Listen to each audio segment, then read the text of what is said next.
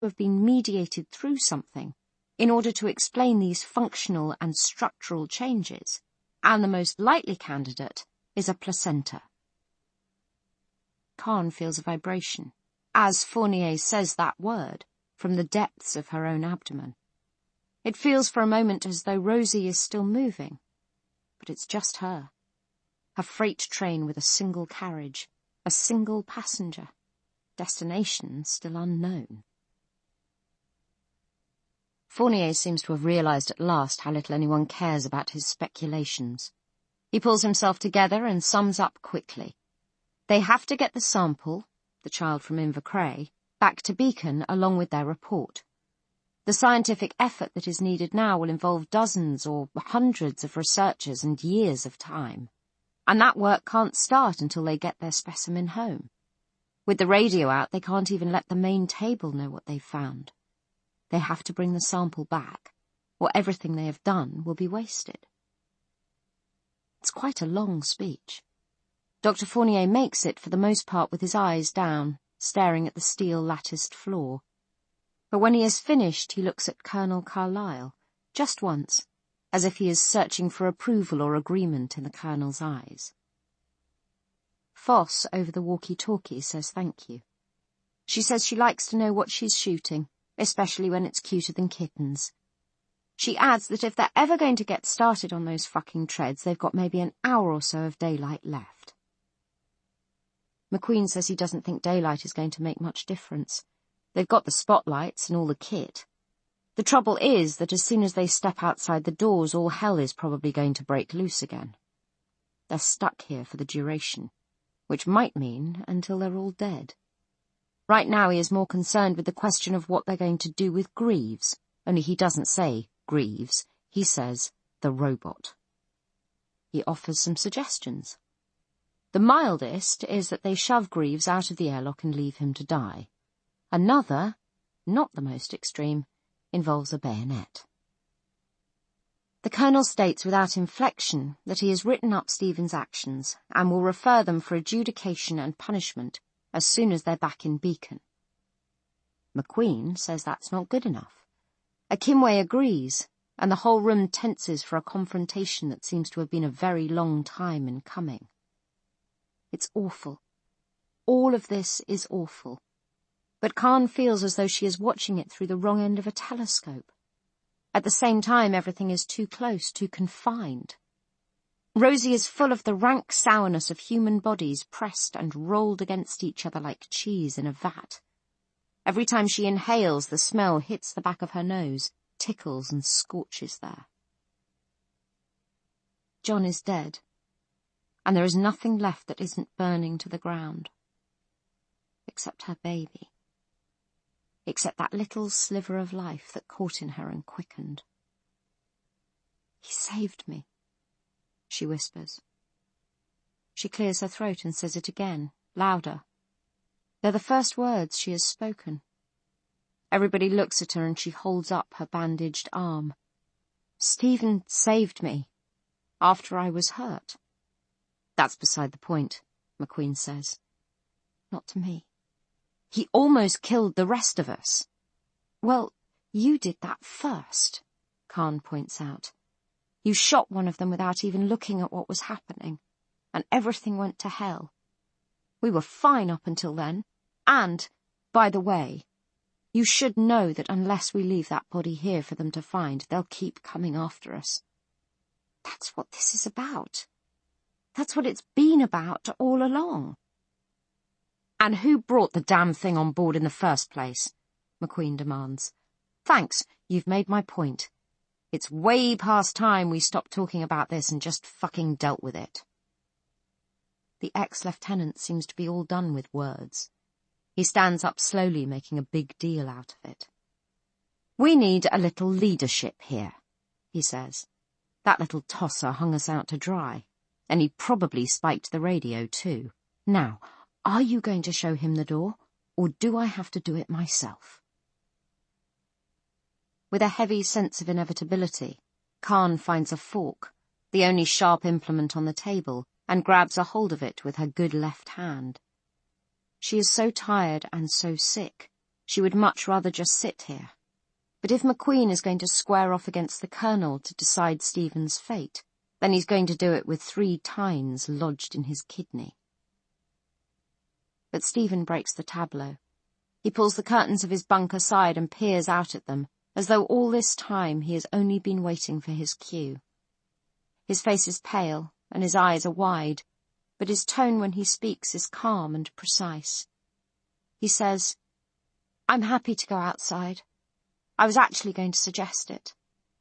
And then, although Khan thinks she must have misheard this part, "I'll need to put my suit on." Chapter 43. Private Sixsmith is not a good teacher, Greaves thinks. She locates and assembles the hydraulic track puller and drills him in its use, but she omits several pieces of information that he considers crucial. 1. She doesn't tell him that the Rosalind Franklin has live, rather than dead, track, held under tension by the rubber brushings in each track block, so there is less risk of a throw as it passes over the return rollers. If he didn't know this already, he would expect the treads on the upper span to be under lower tension than those on the ground span. 2. She tells him to set the puller to deliver 1,800 mechanical horsepower, the maximum it will output. This is only appropriate if the brake is in the middle of a span and must be adjusted depending on the distance from the return rollers. 3. She omits to mention that Greaves will need to replace the existing connectors on the intact blocks adjacent to the damaged ones.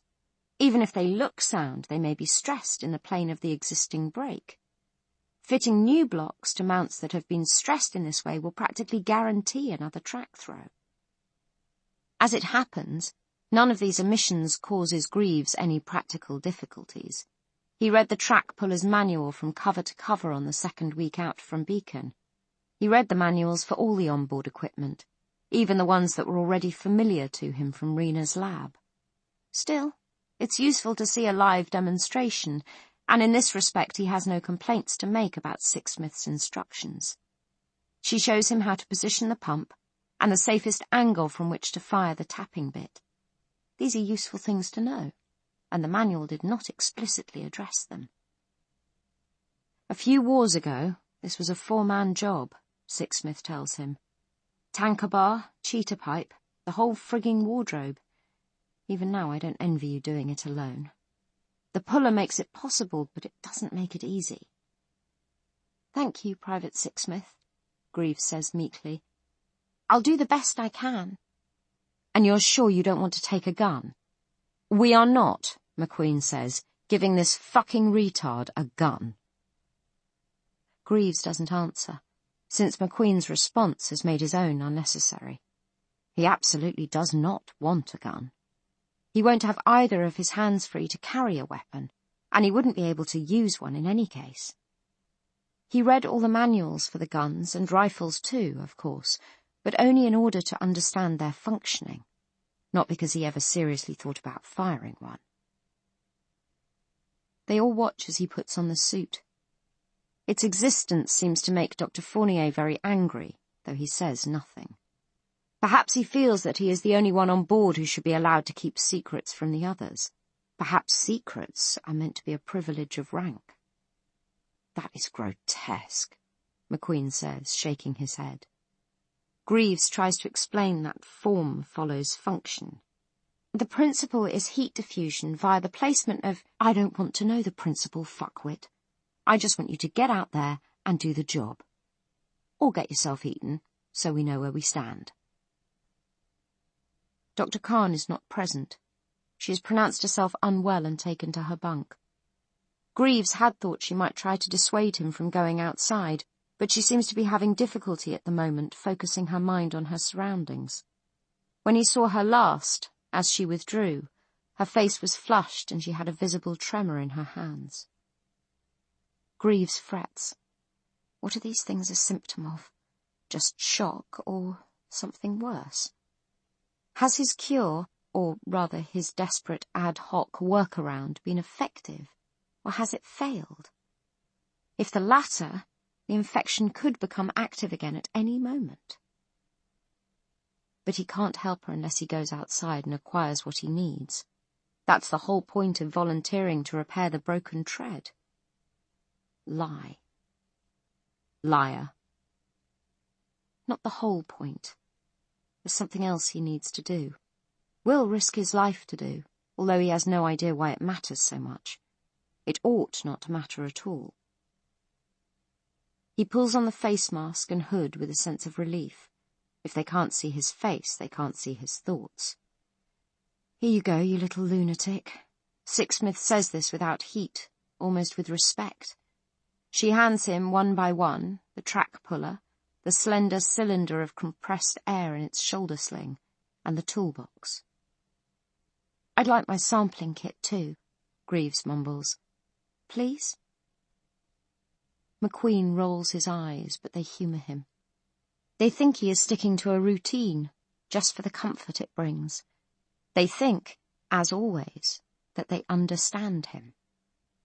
Acting Lieutenant Foss brings the kit, and Greaves clips it to his belt, which he has deliberately worn on top of the heat dispersal suit. Then Foss opens up the inside door of the airlock for him, and he steps in. Greaves is used to missing the signals other people send with their faces, and making up the lost information in other ways. But he sees the moment when Dr. Akimwe looks away. Dr. Akimwe blames him for the death of Private Phillips, whom he loved.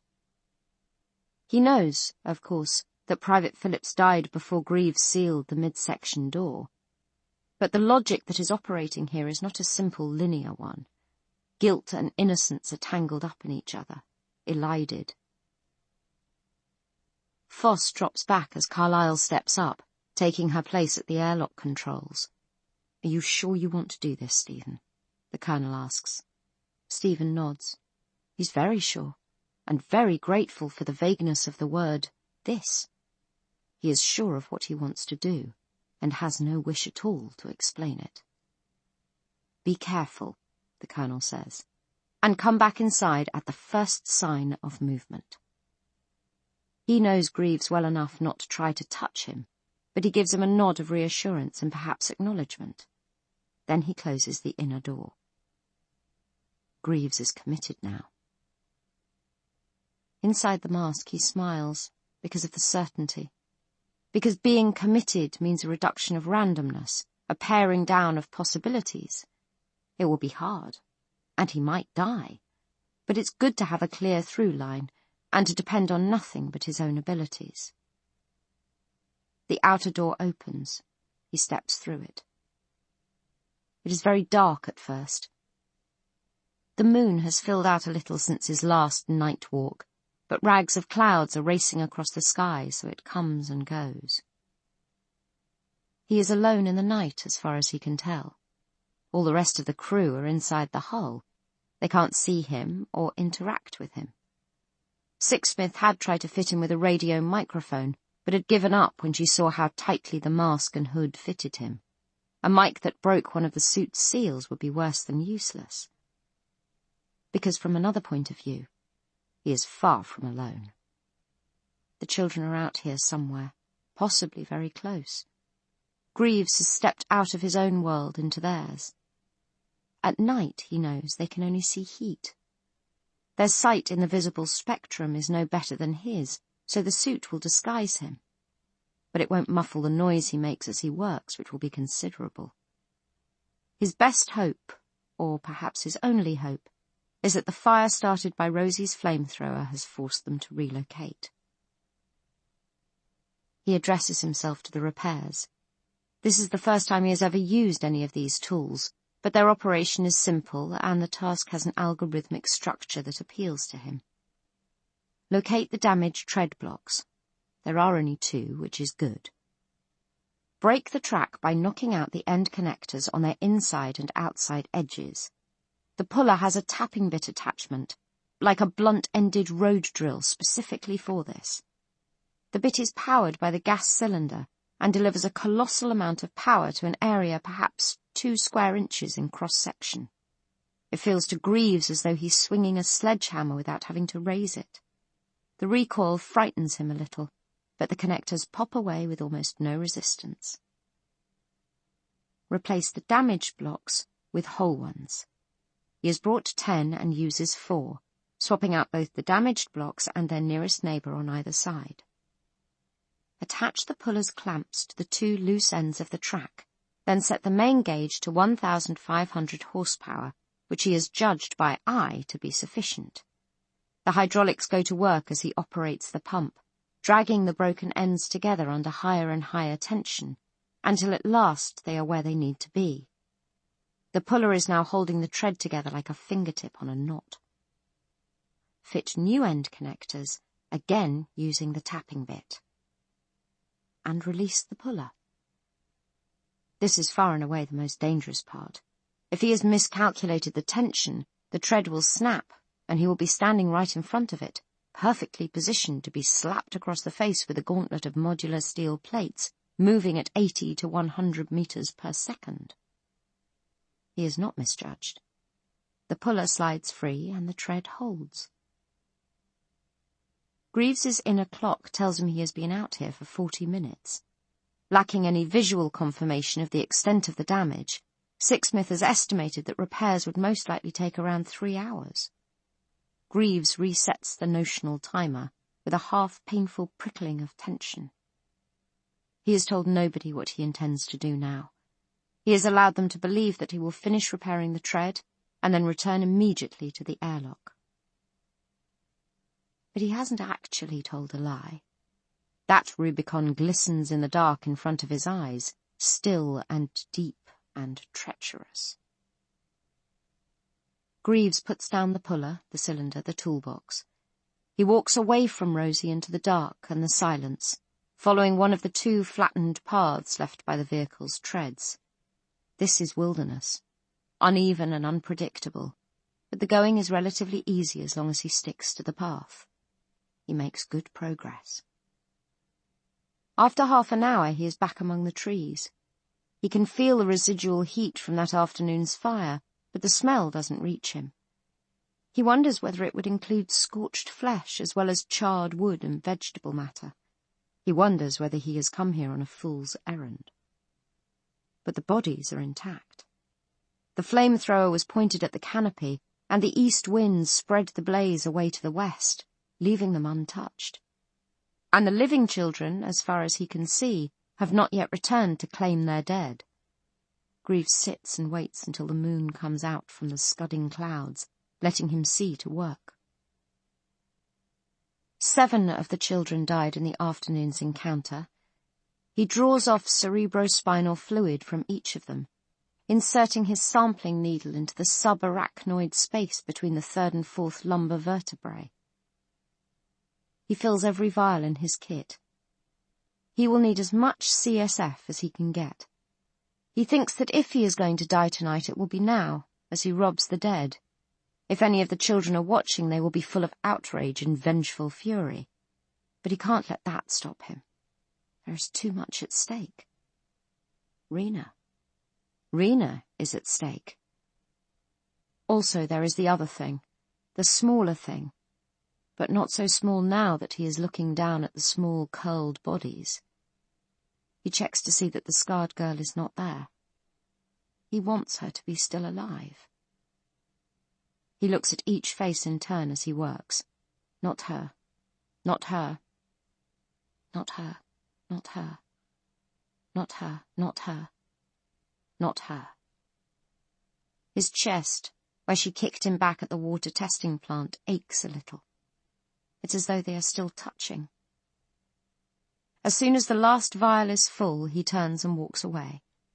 He imagines the children watching him go, in the branches, sitting in long lines with the smallest way up high so the bigger ones further down can keep them safe if anything fierce climbs up from the forest floor.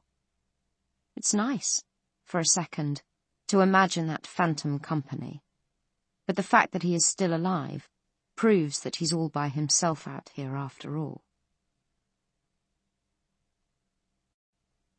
Part 3. Birth. Chapter 44. With the treads repaired and Greaves back on board, he did the job inside the 3 hours that Sixsmith predicted, with 5 minutes to spare. they continue south. Acting on the Colonel's orders, Sixsmith is aiming to pick up the main road again at Pitlochry. Once she is on tarmac, she will floor the accelerator. In the meantime, she coaxes Rosie with fretful patience over the rugged ground, giving the new tracks plenty of time to bed in. Outdistancing their pursuers will have to go on the to-do list for tomorrow. That's the bad news. The worst news is that the feral kids are still out there. Nobody sees them through the day, and everyone on board is starting to get their hopes up.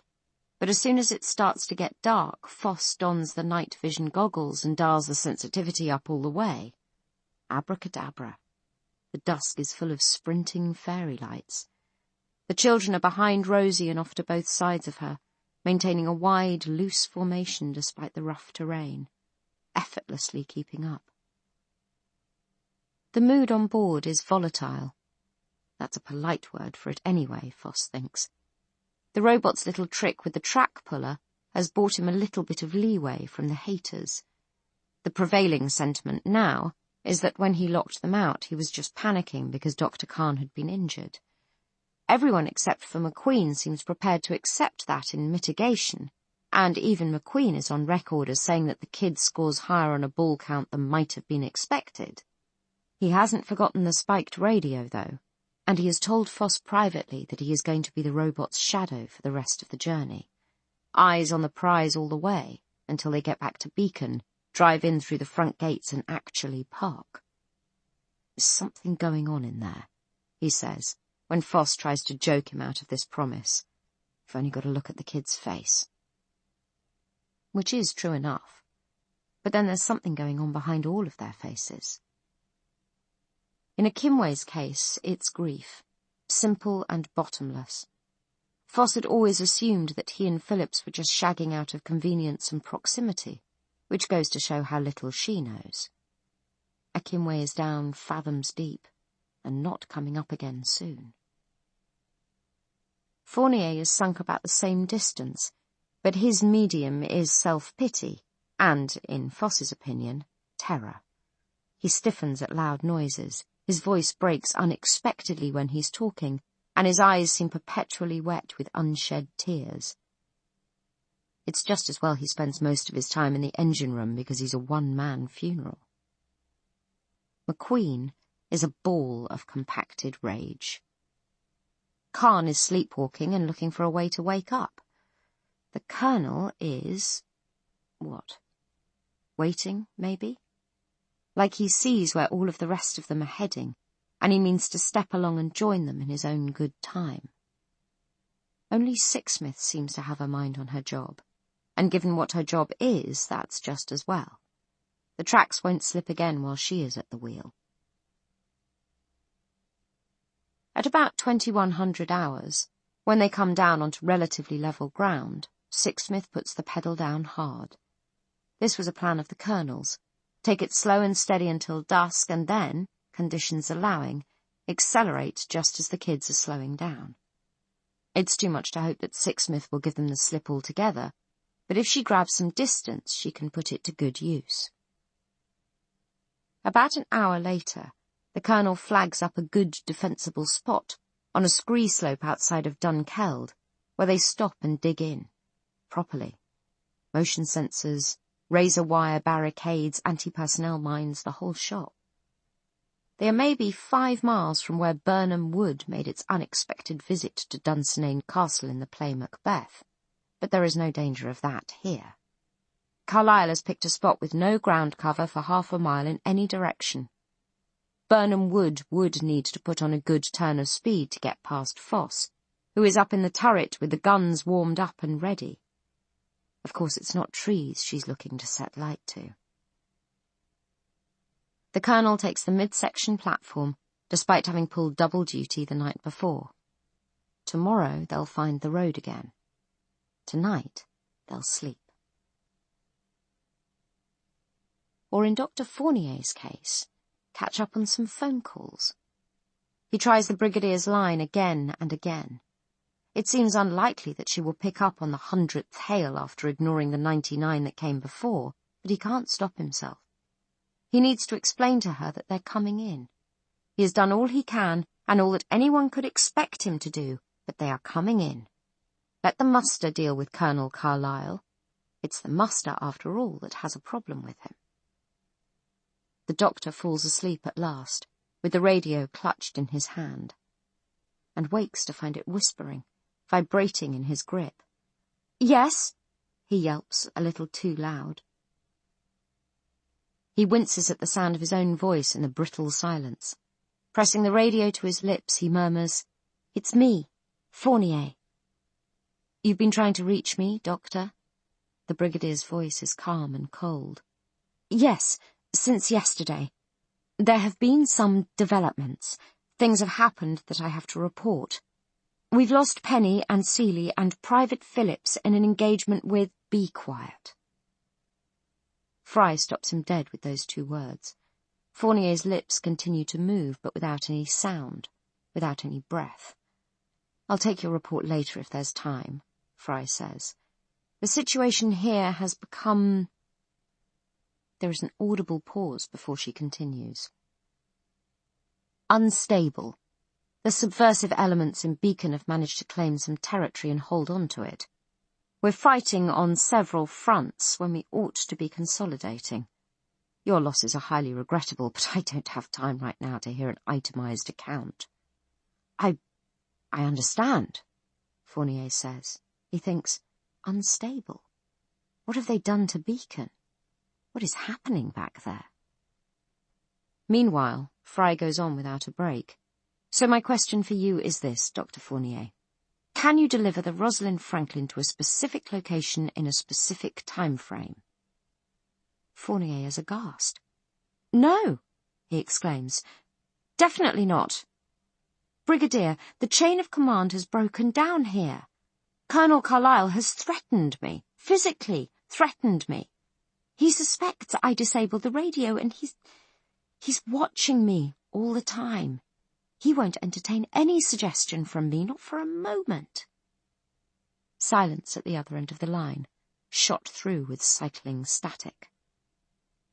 "All right," Fry says at last, with grim resignation. "Explain." Fournier tries, but does poorly. The events of the previous day sprawl across his mind like debris from a landslide. He struggles to find a through line, and clearly he doesn't succeed. Fry seems confused about the children, and absolutely uninterested in Colonel Carlyle's threatening to murder him. She does take the point that they have encountered a new form of Hungary and obtained an intact specimen. She congratulates him, perfunctorily, on that achievement, but she doesn't seem to appreciate what it might mean. When he tries to explain, the Brigadier returns to something he told her during their last conversation. "You said there was some kind of personal friction between Carlyle and McQueen. Is that still true?" Fournier is nonplussed. "Well, yes," he says. "They came close to fighting yesterday. The Colonel broke McQueen back down to the ranks after all. McQueen hasn't forgiven that." "Then let me talk to McQueen." Fournier thinks he must have misheard, so he ignores the order and goes back to his main theme. "The specimen is a child. It may have been born to an infected mother, and its brain tissue—" "Later," Fry interrupts. "Your salient point is that you have new and pertinent data to bring home. That's excellent news, and you'll be rewarded in due course. But it's for others to examine and interpret. Right now I need you to bring McQueen into the engine room and let me speak to him." So he did hear correctly. But after all these months of complete secrecy, he finds this shift in operating parameters hard to process. "But then, if McQueen finds out I've been reporting to you—" "As ordered," the Brigadier reminds him. "You've done nothing wrong. This is about Beacon's survival, and there is only one right side in that struggle. Bring him, Dr. Fournier, please." I assume he's still awake. "I think they're all awake. I can hear them talking. They're in the crew quarters, most likely playing poker." "Then go and fetch him." It's not as easy as it sounds. For once, the Colonel is in the midsection rather than in the cockpit, keeping watch along with Foss, so Fournier has to walk past him on his way to the crew quarters, eyes on the ground, unable to meet his gaze, and will have to walk past him again on his way back. He needs a plausible cover for a private conversation with the former lieutenant, and he can't think of anything that would not look suspicious. McQueen is not under his direct command. There just isn't any reason why he would need to talk to the man about anything that wouldn't normally route through Carlisle, and they're all so intent on their endless poker game that McQueen probably won't even listen to him. Inspiration strikes in the moment when he walks in on them. A diminished game, with just McQueen, Sixsmith and a Kimway at the table, and a Kimway there in body only, like a propped-up dummy. They don't look up. Until Fournier gathers the cards up from the table and holds out his hand for the ones they're holding. "What the fuck?" Sixsmith demands, bemused. "I'm confiscating this deck of cards," Fournier says. "It's bad for morale." And since they're still keeping tight hold of the cards in their hands, he turns and walks away with the bulk of the deck as his prize. "Good night, Colonel," he mutters as he walks through the midsection. "I hope we see no activity out there." He moves on quickly. If there is a reply, he doesn't hear it. He shuts himself in the engine room again and waits there in an agony of anticipation. Has he misjudged? He thought he knew McQueen well enough to be sure he wouldn't sit still for such a high-handed intervention, but they were all so beaten down in the wake of the attack that for once it might pass without comment. There is a knock on the door. A single peremptory thud. Then it opens and McQueen is standing in the gap. "I'm going to need those cards," he says. His tone is grim, his face set in a warning scowl. "Of course," Fournier says quickly, "but come in and close the door." McQueen has come prepared to argue. He is not expecting instant surrender, and he doesn't seem enthused by it. He beckons impatiently for the cards. "Please," Fournier says, "this is a really important matter. Lieutenant." His deliberate pause loads the last word with emphasis, and it does the job. McQueen steps inside, kicking the door shut with his heel. He tries for indifference, but with indifferent success. "What?" he says truculently. Fournier holds up the radio. "Brigadier Fry," he says, omitting what would have to be a lengthy and complicated explanation. "She's calling from Beacon. She wants to talk to you." Surprise makes McQueen's normally forbidding face, for a moment or two, a perfect blank. He takes the radio, but stares at it as though he is not certain what to do with it. When he puts it to his ear, he does so warily with visible mistrust. "McQueen," he says. "Over." He listens in silence for a long time. Fournier listens too, but though he strains to hear, he gets no hint of what Brigadier Fry is saying. He is physically trembling with frustration and impatience when McQueen finally turns to him, covering the tiny radio with his big hand, as though it's the mouthpiece of a phone. "She says to tell you this is private," he says, shrugging with his eyebrows as if to convey a shared exasperation with the vagaries of high-ranking officers. "Sorry, you'll have to step out." Chapter 45. Stephen Greaves dreams about the scarred girl. In the dream she can talk, and she tells him about the life she lives with the other children. "It's really nice," she says. "We don't remember our mums and dads at all, ever, and we don't need them. We've got each other." This sounds good to Greaves, but he is disconcerted to be having the conversation in the kitchen of the old house, where he lived with his mother and father until the day the Hungries came. It reminds him of what he has lost, when the girl is denying the reality of loss. Conflicting symbolism, some part of his mind comments. You want to believe, but you're telling yourself not to. Greaves leaves the thought parked in a storage bay somewhere behind or below the level of the dream. He thinks, behind, and then below. He needs to be clear about spatial relationships even in dreams, where space is purely abstract and notional. The kitchen is very fully realised, not abstract at all. His schoolbag stands on the table with Captain Power guarding it. His mother's last ever things-to-do list is pinned to the fridge with Magnet Homer and Magnet Marge. It says, "Evacuation, 12 noon, library." "I think you're all second generation," Greaves tells the scarred girl. "Children of the infected. So your mother had the pathogen in her system before you were born. You would never have known her as a human being." "A human being is a very hard thing to be," the girl says gravely. Greaves agrees. "But seriously," she tells him, "come and live with us. Bring Dr. Khan." "I can't do that." Greaves is sad to have to say it, but he knows it's true. "I can't be like you, and neither can Rena. I'm absolutely sure you need to be exposed to the infection in utero in order to form the symbiotic attachment to the cordyceps fungus that you and the other children have." "You're very clever, Stephen," the scarred girl says admiringly. "Thank you. But then what's going to happen to Dr. Khan?" As she says it, she points, behind him. Greaves is meant to turn and see what she is pointing at. That's the way the dream is meant to work. When he resists it, when he refuses to move his head, something clamps down on his shoulder. A hand. Rena's hand. She is there, at his back, already changed, already gone from herself forever, sequestrated or erased by the infection. "I don't want to see," he pleads. The girl nods. She understands. She gives him dispensation. "You don't have to look if you don't want to, but you have to decide. You have to know what you're going to do." Rena's grip tightens on his shoulder. She can't think anymore, but clearly she agrees just the same. And then it comes to him that it's not Rena's hand that's gripping him. It's Rena's teeth. In an access of pure panic, he tries to pull away.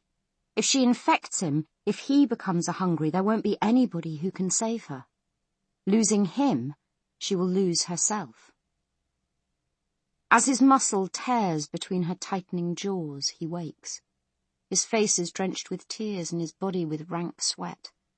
He is noxious and appalling to himself. If he went outside now, hungries would flock to him like bees to a flower, like crows to the newly dead. He sits up. The crew quarters are absolutely silent. Without even opening his curtain, Greaves slides out and down. His bare feet touch the metal of the floor and he almost gasps at the shocking cold. He hates that he doesn't have any shoes on, but he is not prepared to take the risk of opening his locker. The less noise he makes, the less chance there is that he will be challenged and pressed with questions that he can't answer. By the light that filters in from the midsection platform, he retrieves the sampling kit from his bag. Then he moves on tiptoe to the door, clutching the plastic vials protectively against his chest.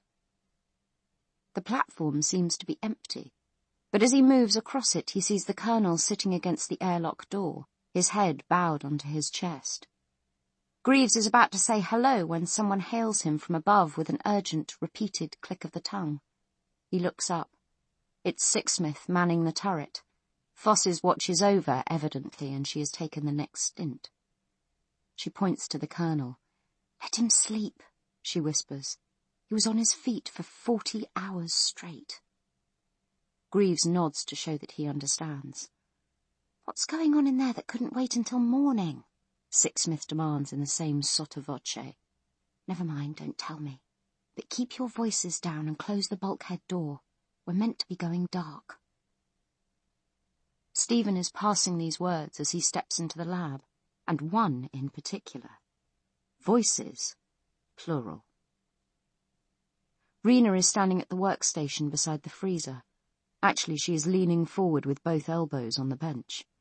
Her face is close up against the eyepiece of the TCM400 inverted phase microscope, but her eyes, Greaves can see, are closed. They come open slowly as he pulls the bulkhead door across, and she turns to face him. She seems to have expected him, or at least she shows no surprise at his arrival. On Stephen's side, the surprise is absolute. He has come here to be alone, to do work that nobody else must see. And for a moment he mistakes the vials and jars on the bench in front of Rena for his own samples. But they're not. They're the last batch of legacy cultures from the Charles Darwin, the ones that Private McQueen and Private Phillips brought down from Ben McDewey the day before, back when Private Phillips was still alive, along with Dr. Seeley and Dr. Penny. So long ago. Rena comes away from the bench with a wince of pain or effort and crosses to where Greaves is standing. In this constricted space it only takes 4 steps. She stares into his eyes.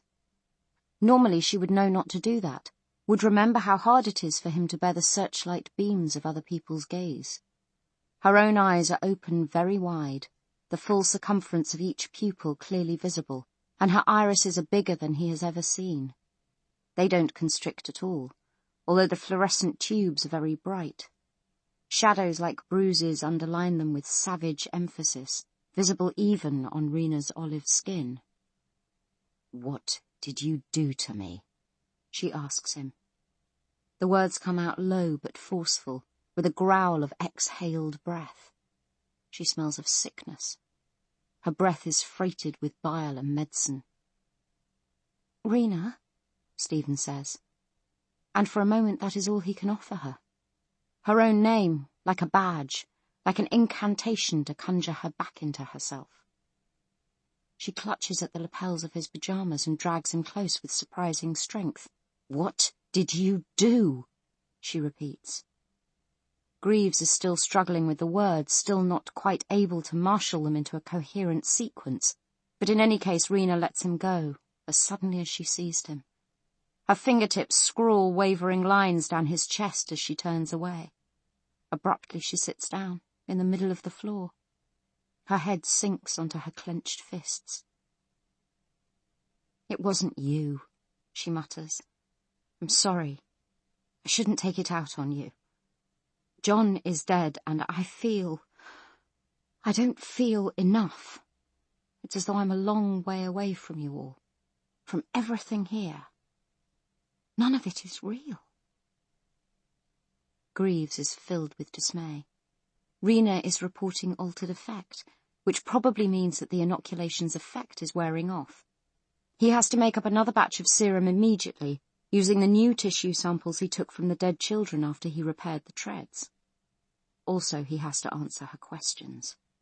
Holding back the truth, although he has done so recently with terrible effect, is for him like stopping a truck from rolling down a steep slope just with his hands. He dumps the sampling kit down on the workbench and starts to remove the individual containers from their receptacles. "It was," he says, quickly, running across a minefield made of words. "It was me, Rena. One of the children bit you and I had to stop you from changing. I gave you medicine I made out of the dead boy's cerebrospinal fluid. I came in here now to make some more." He holds up 2 of the sampling tubes, 1 in each hand, to show her.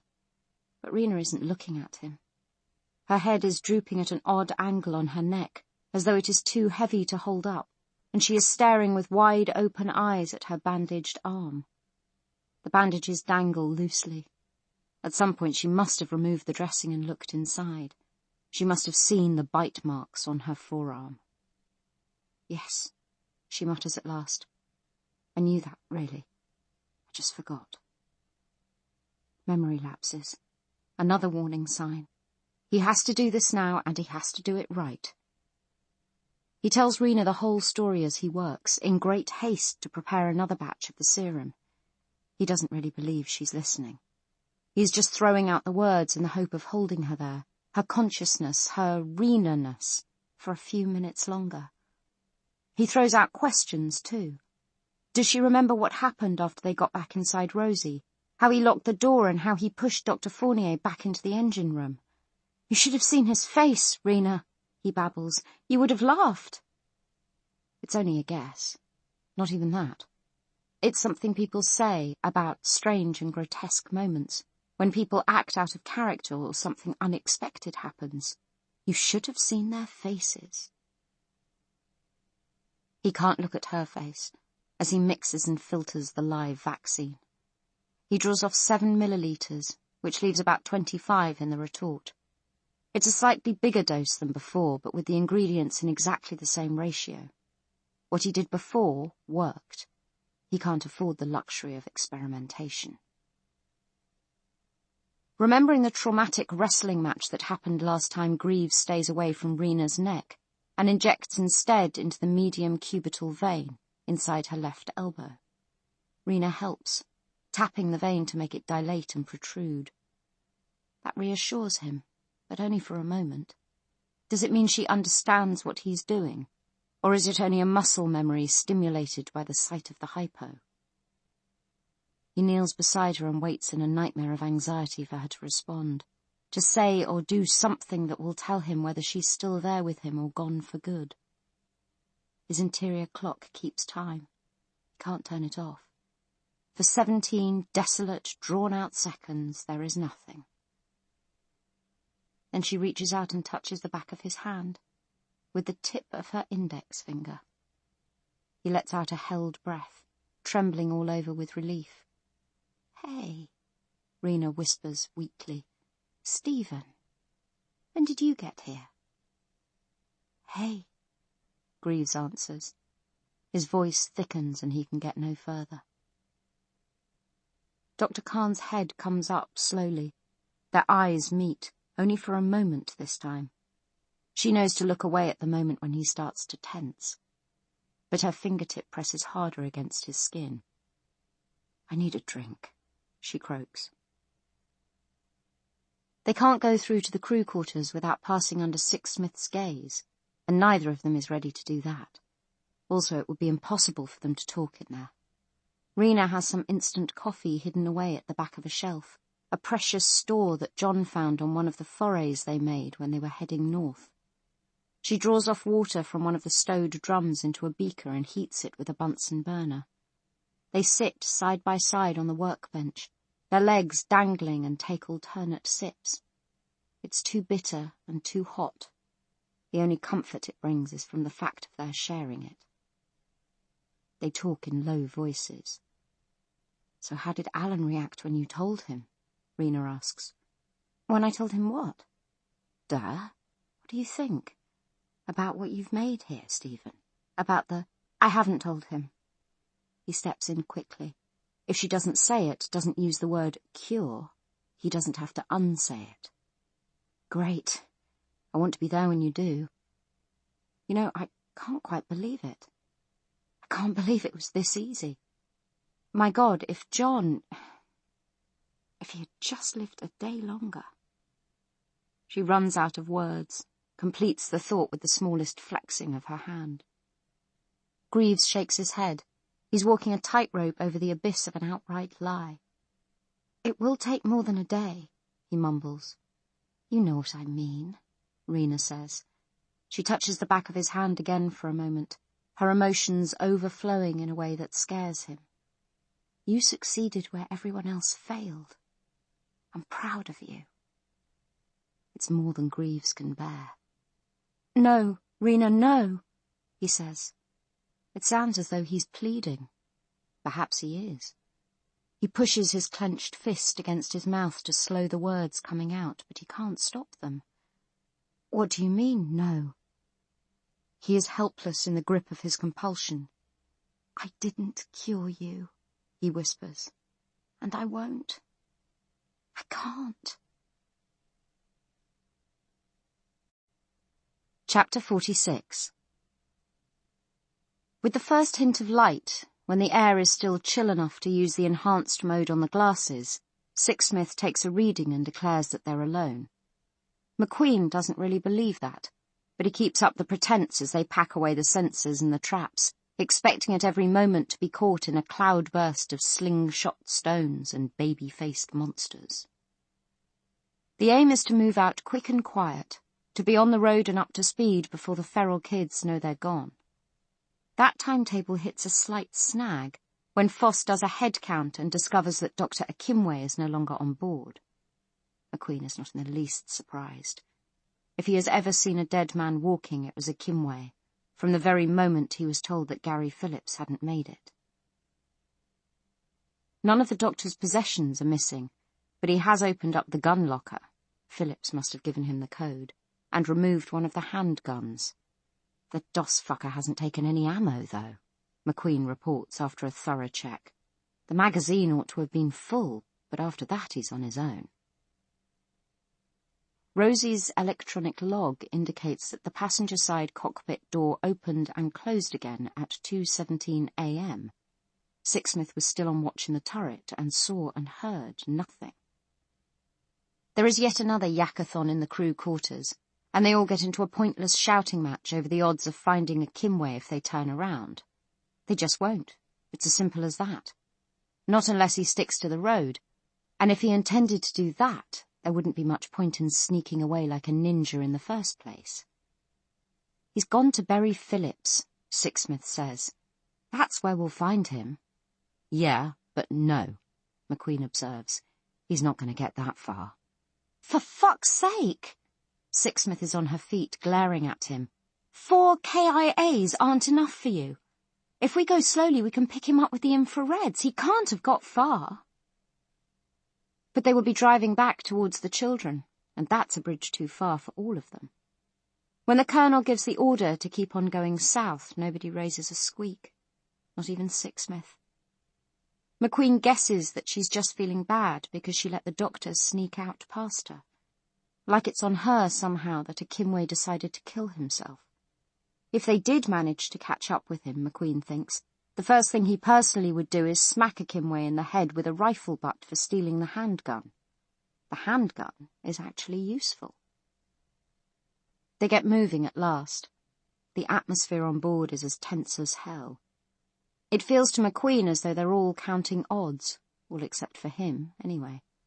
What he is doing is brooding over an imaginary Venn diagram entitled, My Enemy's Enemy is My Friend.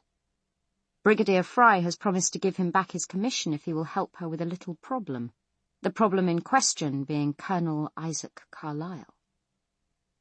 There is absolutely no downside to dropping the colonel in a bathtub full of broken glass. But conspiracies, cabals, other people's agendas, it all sticks in McQueen's throat a little and makes him want to balk. He'd rather just go round and round with the colonel on a little patch of grass somewhere. Hand him a split lip, a few broken ribs, maybe the odd tooth. Shepherd him to a few conclusions about human dignity. But that's not going to happen. And if Beacon is going all to pieces, with the brigadier doing the carving, he will need to find a place to stand. Might as well pick the one that comes with the fringe benefit of the colonel getting his ticket punched. They're all as bad as each other, in his opinion, but the colonel is the only one McQueen ever had some respect for, and therefore the only one who has ever disappointed him. He has this coming. He goes to Carlyle in the cockpit and asks for permission to speak in private, with a pointed sideways glance at Sixsmith in the driving seat. They go astern, all the way to the lab. Nobody is working there. The colonel closes the door and waits for McQueen to speak. McQueen puts Fournier's little radio down on the workbench. Carlyle stares at it, a slow frown descending over his face. Whose? He says. He knows what he's looking at, and probably he has guessed right away what it means. Fournier's. It's a 1-to-1, permanently welded to a single freak. In case you're wondering who's on the other end, it's Brigadier Fry. Carlyle nods, accepting the explanation without question, because why not? It makes so much sense. And how did you come by it? He asks McQueen. Heard him talking, walked in on him. He spilled it all without me even asking. Fry wanted someone to keep an eye on us out here, playing the political game, some such fuckery. I suppose she picked Fournier because she knew he'd roll over when he was told to. He wasn't ever going to say no. Carlyle picks the radio up at last. It's still functional? McQueen nods. I didn't talk to Fry, but I could hear an adjutant repeating a call sign for a couple of minutes after I took it away from Fournier. This is looking good. The old sod is buying the whole prospectus. It's not as though he has a lot of choice at this point. The radio is a big deal no matter how you look at it. A lifeline. They were lost, and now they're found. Carlyle can't do anything but take it and use it. McQueen waits. The Colonel says nothing. Might have bruised the doctor a little in passing, McQueen offers. I hope I'm not on a charge or anything. He really didn't want to let go. Carlyle looks at him hard, really searches his face. McQueen endures the scrutiny, deadpan to a fault. Yeah, you're very welcome, he says at last, to break the heavy silence. Carlyle doesn't even say dismissed. He just pockets the radio and walks back to the cockpit, turns his back on McQueen like McQueen isn't even there. Oh shit. Does he have this coming? On his way through the crew quarters, Carlyle has time to notice how quiet things are. Not a good quiet, an enervated one. Foss is lying in her bunk with an arm thrown across her eyes, too exhausted even to sleep. Stephen Greaves sits at the table with his arms in his lap, staring at nothing. Samrina Khan is in the galley area, gripping the countertop on either side of the sink, head down as though she's about to throw up, or else just has. The Colonel is perturbed about the radio, and even more so about McQueen. He has always been reasonably skilled in the assessment of character, but there is something in McQueen that is opaque to him.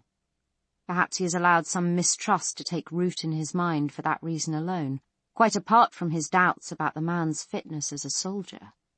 But finding the radio was a good thing, and handing it over was a better one. The radio. It's a godsend, but Carlyle strongly dislikes what it implies. When he takes his seat next to Sixsmith, when he sets the small device down on the cockpit's console, he feels as though he has picked up a great weight, rather than shedding an insignificant one. Sixsmith is staring at the radio in wonder. Where the bloody hell did that come from? She demands. A contribution from Dr. Fournier, the Colonel observes, keeping his tone carefully neutral. There is no point in letting his anger show, no point in feeling it, although that ship has already sailed. There has never been trust between himself and the Brigadier. When he tried to resign his commission, the most passive of protests, she read it as open rebellion and argued him out of it. She has been afraid ever since that he will attack her again from a different direction. And he has felt close, recently, to doing it. That was why Fry sent him away. But clearly sending him away wasn't enough. Dr. Fournier, Sixsmith repeats, making the name sound like a swear word. Apparently this was issued to him when we left Beacon, as a fallback in case of emergency. I think our current circumstances qualify. There's no more to be said on that topic. No more, at least, that Carlyle can trust himself to say. I'm going to call Beacon, Private, he tells Sixsmith. If I get through, I may need your help in maintaining the contact. This is a very small and very directional device. If we start to lose signal strength, please slow the vehicle and be prepared to stop if I tell you to. Sixsmith shoots him a look freighted with unspoken questions. Yes, sir. Carlyle switches on the radio and waits. There is almost no static, just a low hum of electronics. After a while, a male voice speaks. Brigadier Fry's field line. This is Colonel Carlyle, the Colonel says. I'd like to speak with the Brigadier if she's available. There is no pause at all, and no surprise in the man's voice. Yes, Colonel, one moment. They were expecting me, Carlyle thinks. Most likely the doctor missed a scheduled call-in and they drew their own conclusions. Isaac. Fry's voice this time. And although she sounds weary and stressed, she makes more of a performance out of being caught unawares. How did you find this frequency? I don't recall giving it to you. I'm calling you on Dr. Fournier's radio, Brigadier. He doesn't offer an explanation, but moves straight to the substance of his report. We're now heading south towards the northern end of the M1 and making good speed. But there have been developments of the utmost significance of which you and the whole of the main table need to be apprised. Go ahead, Fry says. He doesn't waste words. First he details Greaves's find, because that's the nub of the matter. They are carrying a specimen that is absolutely unique, and whose scientific importance cannot be overstated. A child who seems to have a partial immunity to the hungry pathogen, a child whose remains might hold the key to a cure. Only after that does he fill in the details about the botched search party and the deaths. He states, formally and for the record, that he is taking full responsibility for these things. Finally, he makes it clear that Rosie is running for home, non-negotiably, and that she might not be alone when she arrives. When he has finished speaking, there is a long silence. To his right, and at the periphery of his vision, Private Sixsmith's hands grip the wheel more tightly than is strictly necessary. "So, after 7 months of nothing to report," Brigadier Fry says at last, "you're now saying that you may have made a definitive breakthrough?" Her tone is clinical, with no trace of enthusiasm or curiosity. "Yes, exactly." "The timing is interesting, Isaac. I might almost be tempted to say suspicious." Carlyle is baffled, both by the words and by the coldly accusing way in which they're spoken. "Suspicious," he repeats. "I don't understand, Brigadier. What is it that you suspect?" Another silence. "It's not important," Fry says at last. "I'll consider what needs to be done. Keep the radio open on this frequency." This last instruction is meaningless, since the little radio lacks a tuner.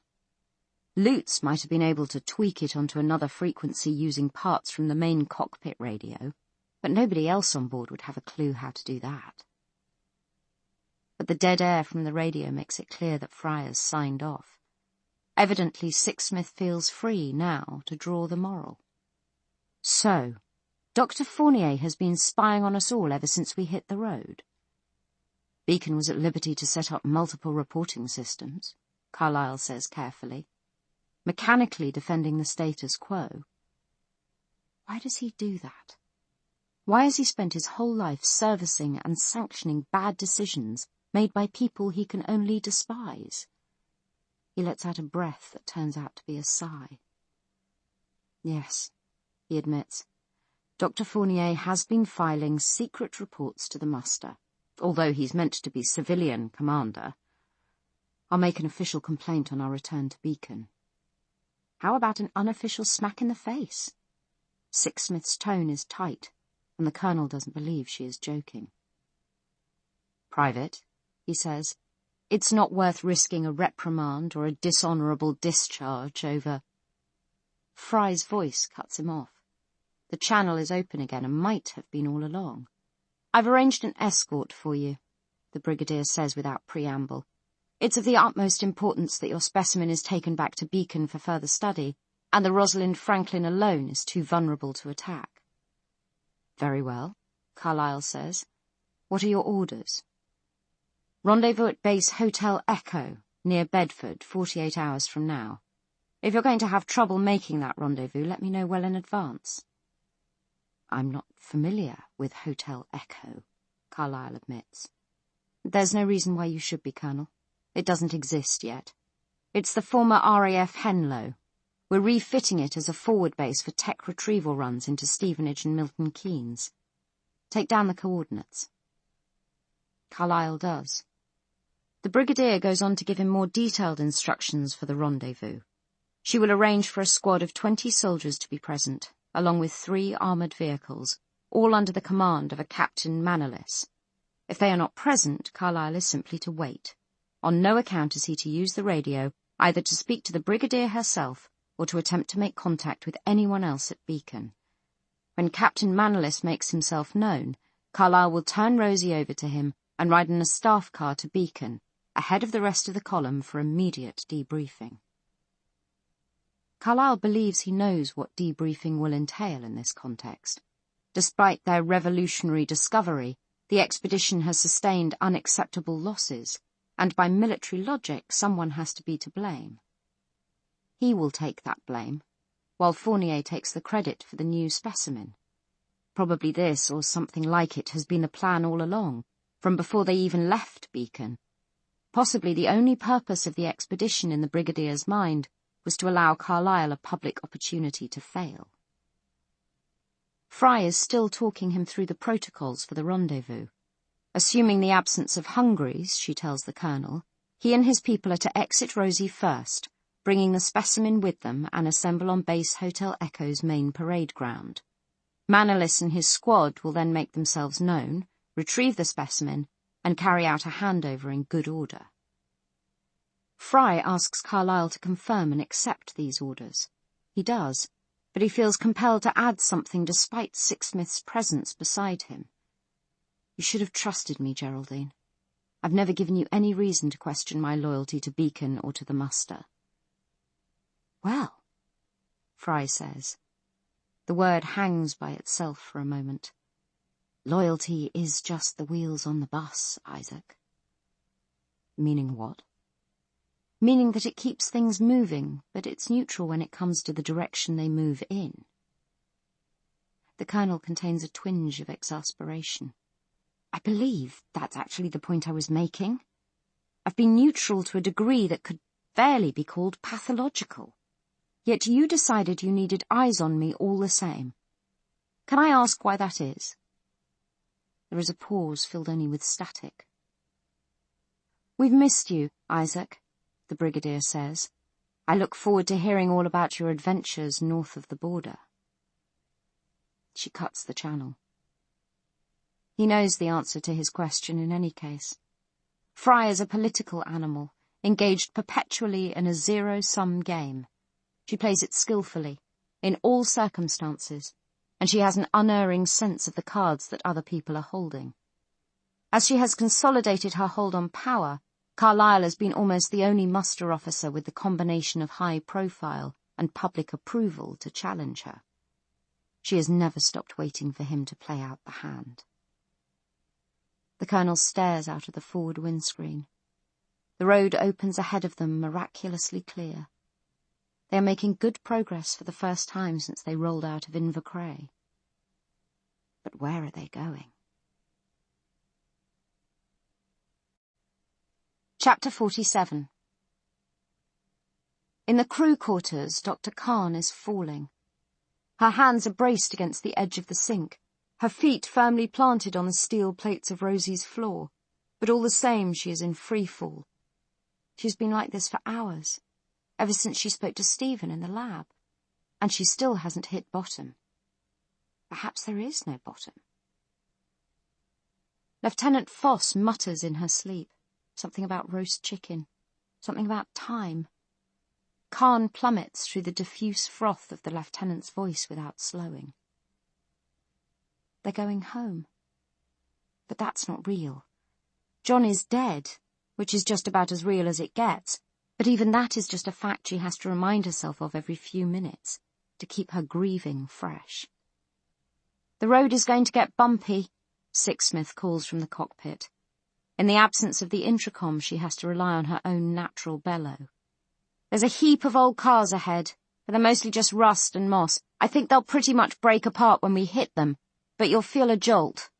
Hold on tight. Khan holds on tight. It makes no difference.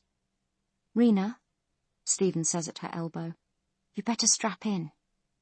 The baby. The baby, yes. All right. She slows herself, opens her eyes on a present moment where she desperately wants not to be. A fierceness rises in her, ballasts her. She pulls herself together, brings herself, by the application of her will, to a dead halt, although Rosie rumbles on. The baby needs her to make rational decisions about her own safety, since her safety ensures its own. She crosses to a chair, hands cradling her swollen belly, sits down, straps in. Stephen takes the seat beside her and checks the straps, making sure that they're not crossed or twisted, and that the inertia reel is running free. Sixsmith's warning has woken Foss, but she just turns over in the bunk and digs in out of sight. Lieutenant Foss, Stephen calls out, we need to... I'll take my chances, Foss grunts. Rosie shudders and rocks. The deck plates creak. They're flung from side to side by sudden shifts, lurches, stops and starts. Khan stares straight ahead, braced tight in her chair. It's not a cure, Stephen had said, in the lab when they spoke before. I know what the cure will look like, but I didn't have the time to make it. All I could do was stabilize you in a sort of brute force way. The feral children secrete their own neurotransmitters that talk back to the fungus, and now your brain has those chemicals too. Cordyceps thinks you're a friend. Cordyceps thinks you're all part of one big fungal colony. But that is a cure, Khan whispered. In her desperation, she had held onto his sleeve, almost touching him, almost invading him. That's the definition of a cure, Stephen. A way to keep the pathogen from changing us. It's what we've been looking for all along. It's enough. Isn't it enough? No. Yes. Maybe, if there was enough medicine. But there won't be. Even for her, he won't keep making it. He'll keep her stabilized until the birth, until the life inside her has undocked. That will use up all the serum he has on hand, and he won't go hunting for fresh ingredients, not given where they would have to come from. Which is to say, the brains and spinal columns of the feral children. He won't commit murder for her. When he told her that, and when she realized that her life as a human being was measurable in days or perhaps in hours, she felt herself fall. She fell away from him and Rosie and her stolid, helpless self, from everything that demanded an answer out of her. Such a luxury. Such a mountain of self-pity.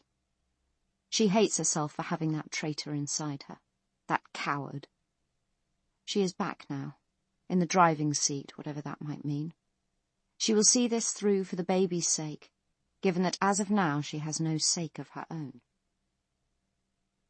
It helps to think of herself as a vessel, like Rosie, carrying a precious cargo over rough terrain, heading for a harbour where most likely, having served her purpose, she will be mothballed and dismantled. There is no shame in that. No stigma in being dead once you've done everything you needed to do. She has this payload to deliver. She needs to keep her armour up until the job is finished. A sudden clenching of her stomach promises that the job will be finished soon. What if she outed him? Shouted out Stephen's secret to the rest of the crew? McQueen would get the recipe out of him at the point of a bayonet, squeeze him like a sponge. The world would be saved. But no, it wouldn't. The treatment seems to require regular top-ups, like the TD toxoid vaccine for tetanus. Khan glimpses a future in which the feral children are caught, brought to maturity, bred in pens the way pigs and sheep used to be before the breakdown, farmed for their nerve tissue. How many lives is my life worth? She wonders, dazed and sickened. She can't do the maths. While the baby is still inside her, she won't even try. But she'll keep her mouth shut as they rush towards separation. What happens after that will depend on who she is when they get there. Chapter 48. Night falls and they keep on moving. Slowly, with circumspection but always pushing forward. It's a calculated risk. The road is wide and flat and they can see a long way out in front of them. This far north the obstacles are few, and since Sixsmith has charted them on their way up, she is unlikely to be surprised. With the first hint of dawn, she accelerates again. Rosie attains her ponderous top speed and eats up the miles. Hungries see them and give chase, not the children, just the regular kind, but mostly they don't get close. When they do, Rosie ploughs them under with a barely perceptible bump. They are still 2 days out of Beacon by anybody's reckoning, but they're not heading for Beacon now. If they keep to this speed, they've got 1 more day, 1 more night. They'll make it to the rendezvous sometime around sun-up tomorrow. There has been talk of helicopter gunships. They will ride home in style, leaving Rosie behind them like a steel rind, a shed skin. That thought causes Lieutenant Foss a twinge of melancholy. but in every other respect the news is good. She has had more than enough of the field. She wants a hot bath, a sweaty fuck. These thoughts are not coming in any kind of logical sequence. And above all, the feeling that if she lets her guard down, nothing will take a bite out of her. This is what she's living for now, and it's close enough that the pleasant fantasies she is indulging feel like promises to herself that she can actually keep. Looking around her, though, she's not seeing the same enthusiasm. OK, the whitecoats are in mourning, she gets that, and she respects it. But the Colonel isn't saying a word to anyone. Sixsmith is sullen, and even McQueen is closed up tighter than a nun's hope chest. She finds him in the midsection making ammunition. It's something she does herself, but she has never seen him take an interest. The RIH cartridges and vintage Lapua magnums that Beacon uses as standard issue seem to suit him well enough, and he hasn't seemed impressed by her highly technical arguments about long-range stopping power versus short-range accuracy. Now he's sitting there on the floor with a non-electric press and a Lee Challenger reloader. She is pretty sure it's hers, cleaning out spent primers with the quiet intensity of a monk flicking through the best bits of his rosary. "You pick your times," Foss says, nudging his shoulder with her knee. "What do you think you're going to be shooting?" "You never know," McQueen says. He doesn't look up from his work. Foss leans back against the turret rail and watches the landscape roll on by. She feels a strong determination to squeeze a companionable moment out of this. "Remember that time on the way up when we got stuck in the mud and had to hammer the front winch into the fucking asphalt because there was nothing else to tie it to?" McQueen tamps another primer down, decants powder into the Challenger's narrow hopper. "What about it?" "Nothing. I'm just looking forward to never doing it again, that's all." No response. "What are you looking forward to?" Foss prompts. He looks up at her now, his eyes cold. "Some peace and quiet," he says. Foss can take a hint. "Fine," she says. "Enjoy." She leaves him to his homemades, which frankly are not up to the standard of hers. He is sloppy with the calipers and uneven with the powder. The crew quarters feel uncomfortably empty, like a jawline with some fresh, raw gaps between the teeth. Khan is lying down, her pale face shiny with sweat. The robot is soaking a towel at the sink, which he carries across to her. She is clutching her big belly and muttering to herself under her breath. Counting, it sounds like. Foss puts 2 and 2 together and gets a total of holy shit. "You're kidding me," she says. "It's coming. It's coming now." "Soon," Greaves says, giving Foss a quick, anguished glance. "The contractions are 15 minutes apart."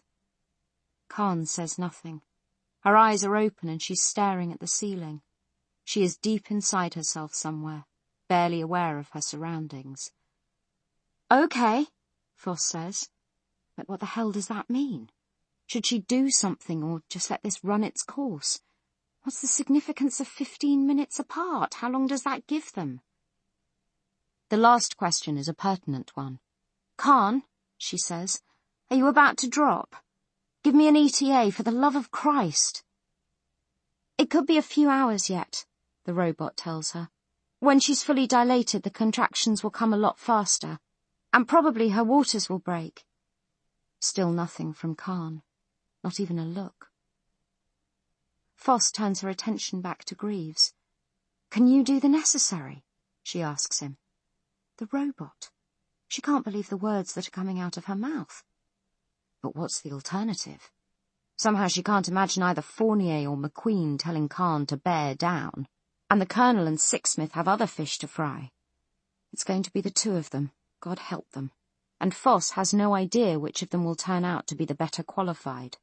She's pretty sure Greaves has never touched a woman in his life, but he sounds like he's got the theory all down. They'll just have to do the best they can. She sticks around in the crew quarters, out of a general sense that 0 hour won't be long in coming. To pass the time, she plays patience.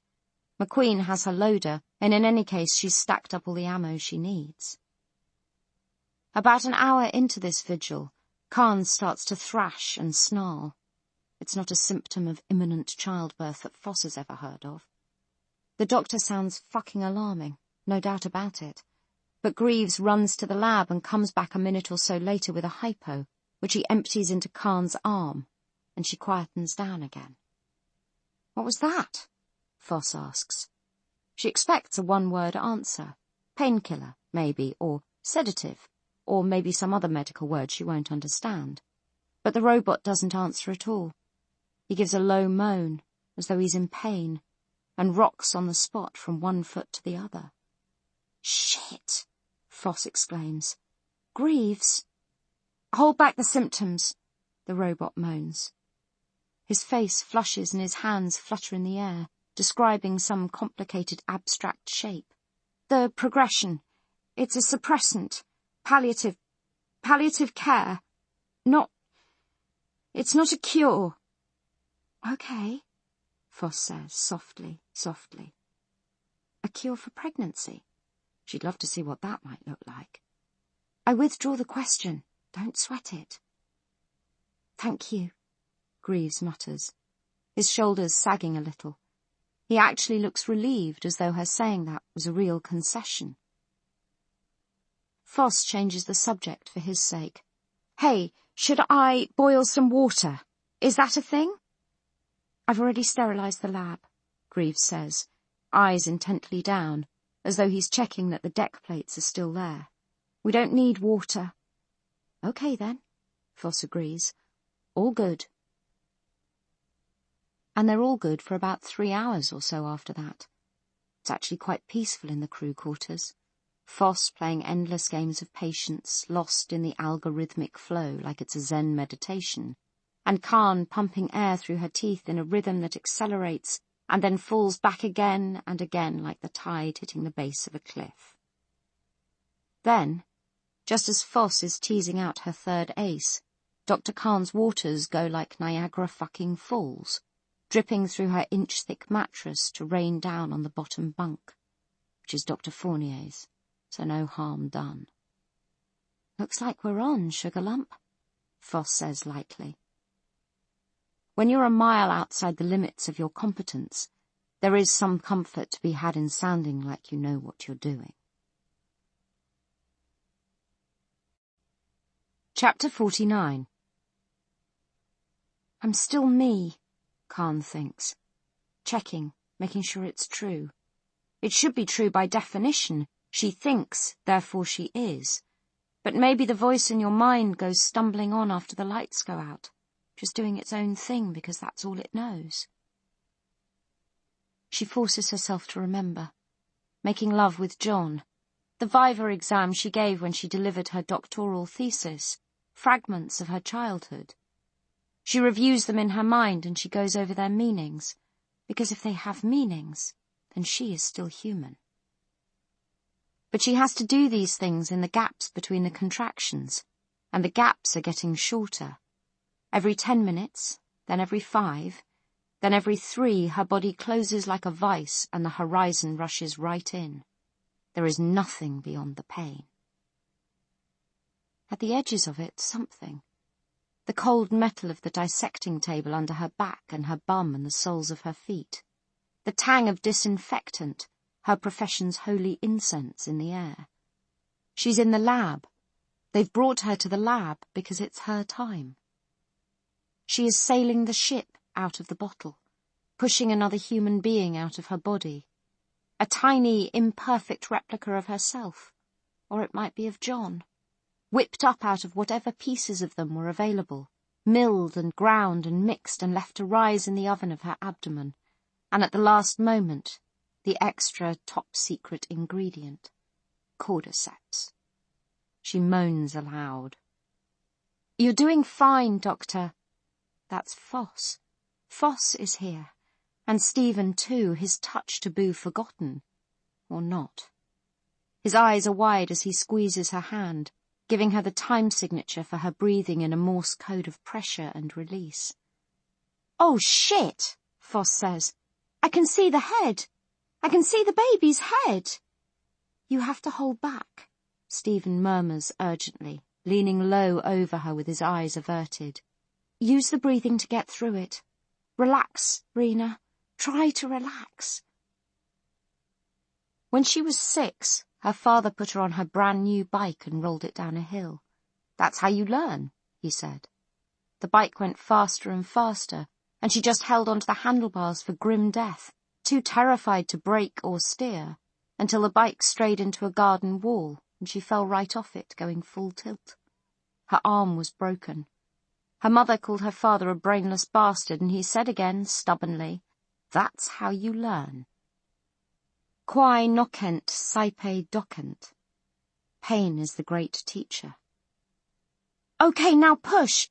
Bear down, Dr. Khan! Bear down, Rena!" Pain has no agenda at all. It teaches us nothing except what hurts. And if you can't avoid the things that hurt, then what use is the lesson? Pain clenches in her, moves through her in drenching waves, until finally it finds an outlet. Her baby cries. "Holy fuck!" Lieutenant Foss shouts jubilantly. And then again, "Holy fuck, the eagle has landed!" There is concerted movement in the space between Khan's tented legs. Something parts from her. A fullness becomes a yawning absence. Cold air strums her sweat-soaked thighs. "It's a boy! And he looks healthy! Nice work, Dr. Khan." Then, in a different tone, "He's covered in this gunk. Is that normal?" "Yes," Greaves says. "It's normal. Let her hold him." The baby is placed in her arms. He smells of blood and of her, of sweetness and the slaughterhouse. He has fought his furious way into the world, and now he lies exhausted on her breast. Red-brown smears mark where his tiny fist slides against her skin. "John," she whispers. "No," Greaves says. "It's me. It's Stephen." She's naming the baby, dickhead, after its dad. But she's not. Nor is she forgetting that John is dead. She just wants to invoke him now, to have him be here for this in some way. She aches to have him touch her and say her name. More than that, she aches to have him see what they have made between the two of them. The miraculous solidity and presence of it. This is the other side of the equation. Thesis, John died. Antithesis, the baby is alive. He finds her nipple but does nothing with it. Just breathes, lips parted around the swollen teat. Chapter 50. On the A1M, a little way north of Leeds, they hit a roadblock that they can't get around or roll over. Sheets of corrugated tin shored up with stacks of tyres, into which concrete has been poured. Someone's idea of a border control, maybe. Keep the Hungries way down south with the city bankers and the landed gentry, or alternatively push them up north with the chavs and the oiks. The occasional scatter of wind-bleached bones suggest that the barricade may not have been fit for purpose either way. Hungries are stateless, their allegiance only to the next square meal. The soldiers have to get out and clear a path, the whitecoats too, except for Dr. Khan, who has a baby to look after, which everyone has to admit is a pretty solid excuse. Fournier pitches in with the rest of them, Sixsmith observes with grim approval. She would have dragged the treacherous little bastard out of the engine room by the back of his neck if he had tried to hide in there. "How did we miss this mess coming up?" McQueen complains. He is massively hungover after a late-night session with a bottle of single malt he found in Dr. Akimwe's personal effects. "We made a side trip into Wakefield," Sixsmith grunts, rolling a concrete-filled tyre off the road. "We didn't come up this stretch at all." Her arms and back are aching, and she's got to get back into the driving seat after they're finished here. She's in a foul mood, and it's not getting better. Colonel Carlyle suggests tersely that they save the conversation for later. It's a cold, clear day, and the sound will carry. Better for all of them if it doesn't carry too far. But Foss doesn't seem to have got the memo. She's looking back up the road, first of all shading her eyes and then sighting through the scope of her gun. "We've got incoming," she shouts. "Guys, you've got to see this." Everyone turns to look. The cluster of moving dots more than a mile back along the road could be anything. Sheep, stray dogs, or hungries, always the odds-on favourite. They're moving in a kind of loose formation, strung out across the road, and their pace is a steady, indefatigable jog, rather than a hungry's swallow-dive sprint. "No bloody way," Sixsmith says, lodging a protest with reality. "Oh my God," Dr. Fournier whispers. It's the feral kids still on the trail, and still keeping pace with them after more than 150 miles. The Colonel raps out orders, but it's only the blindingly obvious. Get the last few bits and pieces off the road, get back into Rosie, stat, and get moving. Everybody jumps to it, except for McQueen, who stands out in the road with his M407 in his hands and a contemplative look on his face. A mile is a long trip even for a gun like that, but the word is going around that McQueen has decided to roll his own ammunition for once. He's got to be tempted to try out his bespoke rounds on these obligingly available targets. Slowly he raises the rifle to the ready position. "Mr. McQueen," the Colonel calls, "we need you here." McQueen gooses the scope, reads off distance and wind speed. His finger touches the trigger, starts to pull back with soft, even pressure. But then he turns, the rifle still in position. He's pointing it right at the old man now, his hand rock steady, the trigger still drawn halfway back. "Sorry, sir," he says. "What was that again?" The Colonel looks at McQueen down the barrel of the rifle, absolutely impassive. "We need another pair of hands," he says. "Now. You can display your virtuosity another time when it will actually do some good." Sixsmith braces herself for the big bang. It feels to her as though it has to happen, because how could McQueen make a threat like that and then back down from it? They've all seen this. That alone should force the issue. But McQueen doesn't fire. He just glares at the Colonel over the rifle's sights from which he has finally taken his eye. "You're not nearly as fucking clever as you think you are," he says. There's a bleakness in his voice, as though he is announcing the time of the patient's death. "Carlyle seems to consider this. Are any of us?" he asks at last. "Move those stones and that sheet." And he turns away, as though the menace of the sniper rifle isn't something he needs to worry about or even acknowledge. It could still happen, Sixsmith thinks. She takes a step forward, not knowing what she means to do, but wanting to be close enough that doing it might be an option. But there is no need. McQueen lets out a heavy, dissatisfied breath. Then he slings the M407 and gets to work. They're done in a minute, back inside Rosie in 90 seconds, battened down with the midsection sealed. "Go," the Colonel tells Sixsmith. She bolts for the cockpit, fires up, and goes. The wild things eat their exhaust. For the next 50 miles or so, she is marvelling at two things, alternating so they both get a fair share of her attention. The kids are keeping up somehow. This is personal for them. It must be. They don't just want a meal. They want that specimen back. Or more likely, they want blood. And McQueen, in that long drawn-out moment, didn't. What he wanted wasn't clear at all. Chapter 51. Dr. Khan is back in her own bunk. Stephen has changed the sheets and the mattress.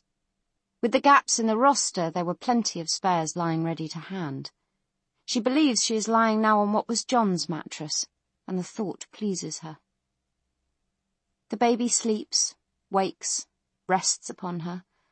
After that first coming into the world cry, he hasn't uttered a sound. He also hasn't fed. From time to time he mumbles and kneads at Khan's breast as though he's picking a fight with it, but he doesn't make any attempt to drink, no matter how much she coaxes. She expresses milk with her fingers, wets the baby's lips with it. He wrinkles up his face in something like frustration. His mouth opens and closes, but he doesn't lick his lips, doesn't swallow. Khan is aware when Rosie stops and when she starts again. The question why does not occur to her. Her mind is engaged with another question, which looms a whole lot bigger. A short while after the motion resumes, a shadow falls across the bunk's closed curtains. "Rena," Stephen whispers. She sits up. "Now?" "I think so. It's better not to cut it too close." He withdraws again. Khan wraps the toweling robe, a Kimway's, opulently thick and fleecy, scavenged by Stephen from the doctor's locker, around herself and climbs awkwardly and gingerly out of the bunk. The baby is asleep again, and she considers leaving him behind, well tucked in and bracketed by pillows so he can't fall out of the bunk. But it's too soon for them to be away from each other, her and this little separated part of her. She lifts him up, cradling his head, and posts him through the collar of the robe, holding him in there against the well-stoked furnace of her body, out of the world's cold airs. There is nobody in sight. Presumably Fournier is asleep in his bunk, or in the engine room, and the soldiers are at their stations. Stephen is already walking astern, and she follows him, padding softly on bare feet. The floor vibrates and rocks under her with Rosie's forward movement. She uses one hand to anchor herself, the other to hug the baby to her. If she falls, she will do her best to roll and land on her back, protecting him with her body. Someone is up in the turret, but Khan only sees boots in the gun platform stirrups. Whoever is up there doesn't hear them, or at least doesn't look down. The lab is a dark cave. It stinks of preserving chemicals and a soft undercurrent of the things they have failed to preserve. Stephen doesn't turn on the lights at first. He draws the door across very slowly, avoiding any noise that might be heard over the sounds of the engine, the road, and the wind. Khan waits in the dark until the fluorescents shudder on. Then she waits in the light. Stephen prepares a hypo, taking minute care, measuring, filtering, measuring again. Finally he turns. "Roll up your sleeve," he mutters. But she can't. That would mean using both hands, would mean letting go of the baby. "How long do I have?" she asks instead. Stephen stands rigidly still. The hypo points at the ceiling and both his hands are clasped around its base. He looks like a knight in a pre-Raphaelite painting, pledging his sword to the service of God or some other random cause. "How long?" she says again. "There are 2 more doses after this, about the same size or a little smaller. They might last 6 or 7 hours each, maybe even 8, but that would be pushing it. I don't see them lasting that long." "A day, then? At the outside?" She looks at her watch, finds that it's a little after 3 in the morning. She will still be human when the sun comes up. She should even see it go down again. After that, all bets are off. "Someone has to look after the baby," she says. "That's the most urgent thing. The only urgent thing. Slipping away from herself will be the easiest proposition in the world. It's staying here that's hard. But how can she die and leave her newborn son unprotected? The world is a threshing machine, and she would just be letting him fall into the blades." "I wanted," Stephen mutters, "to run some tests on John, after I've injected you." Khan steps back, both hands enfolding the tiny form. He moves and he makes a sound, a soft, half-vocalized breath, but he doesn't wake. "No," she says. "His name isn't John, and no. Just to see. Stephen insists. To see what? He hesitates, chooses his words, but he chooses very badly. What he is. To make sure. He's human, Khan snaps. As human as I am. Stephen doesn't pick up the warning in her tone. I think being human means something different now. Which is basically what he said already. I didn't cure you, and I won't, because the main ingredient of the cure would be the children, and I can't do that to them. Can you imagine, Rena? 500,000 people in Beacon, 500,000 doses of vaccine just to start with. If I bring this home, if I tell them, we'll scour the whole country from one end to the other. Probably we'll have to send some raiding parties across the channel, too. And then when that isn't enough, not nearly enough, we'll start a breeding program. Capture female hungries alive and impregnate them. Take the babies and mulch them down. Liquidize and synthesize and mass produce. Build massive battery farms full of insentient brood mares. Fill them and empty them again and again. Perhaps if it were just hungries they were talking about, it would be bearable. But Khan remembers the potlatch in the forest, the scarred girl accepting the plastic voice box, then taking the keychain from her belt and handing it to Stephen. She looks down at his waist, sees that it's still there, the little plastic man saluting her with his expression of arch amusement. Mario, something like that. A child's toy, manufactured by the billions in an age when everything, life, food, comfort, safety, came without effort. The children are human in every way that counts. Growing up in the wild with no adult role models except the hungries, figuring it out for themselves. It's a miracle they have come so far so fast. That they have formed a family instead of beating each other's skulls in and eating the best parts. Clubs and knives and slings and stones notwithstanding, Lutz and John and Phillips and Penny notwithstanding, they're nobody's monsters. What would be monstrous would be pulping their brains and spines to make medicine. Khan understands why Stephen can't bring himself to do that, even for her. I never thought I'd be sorry you had too much empathy, she says. She tries to smile, to take the sting out of her words. If the smile looks from the outside as bad as it feels on her face, then it must be a pretty awful counterfeit. Pretend I didn't say that, she says. I get it. You're not into genocide. I wish... She runs out of words and finishes the sentence with a shrug. When her hand falls back onto the counter, Stephen rolls up her sleeve and injects her. For a moment, she thinks about stopping him. If her life is over, why shouldn't it be over now? But this grubby miracle gives her a few more hours with her newborn son, a few hours to get to know him and, if there's a way, if there's any way at all, to save him. I want to run some tests, Stephen says again. Khan bends her head to touch the baby's forehead with her lips and nose. He gurgles breathily, stretches out his tiny hands to touch her cheeks. Forget it, Khan mutters. Rena, we have to know. Why?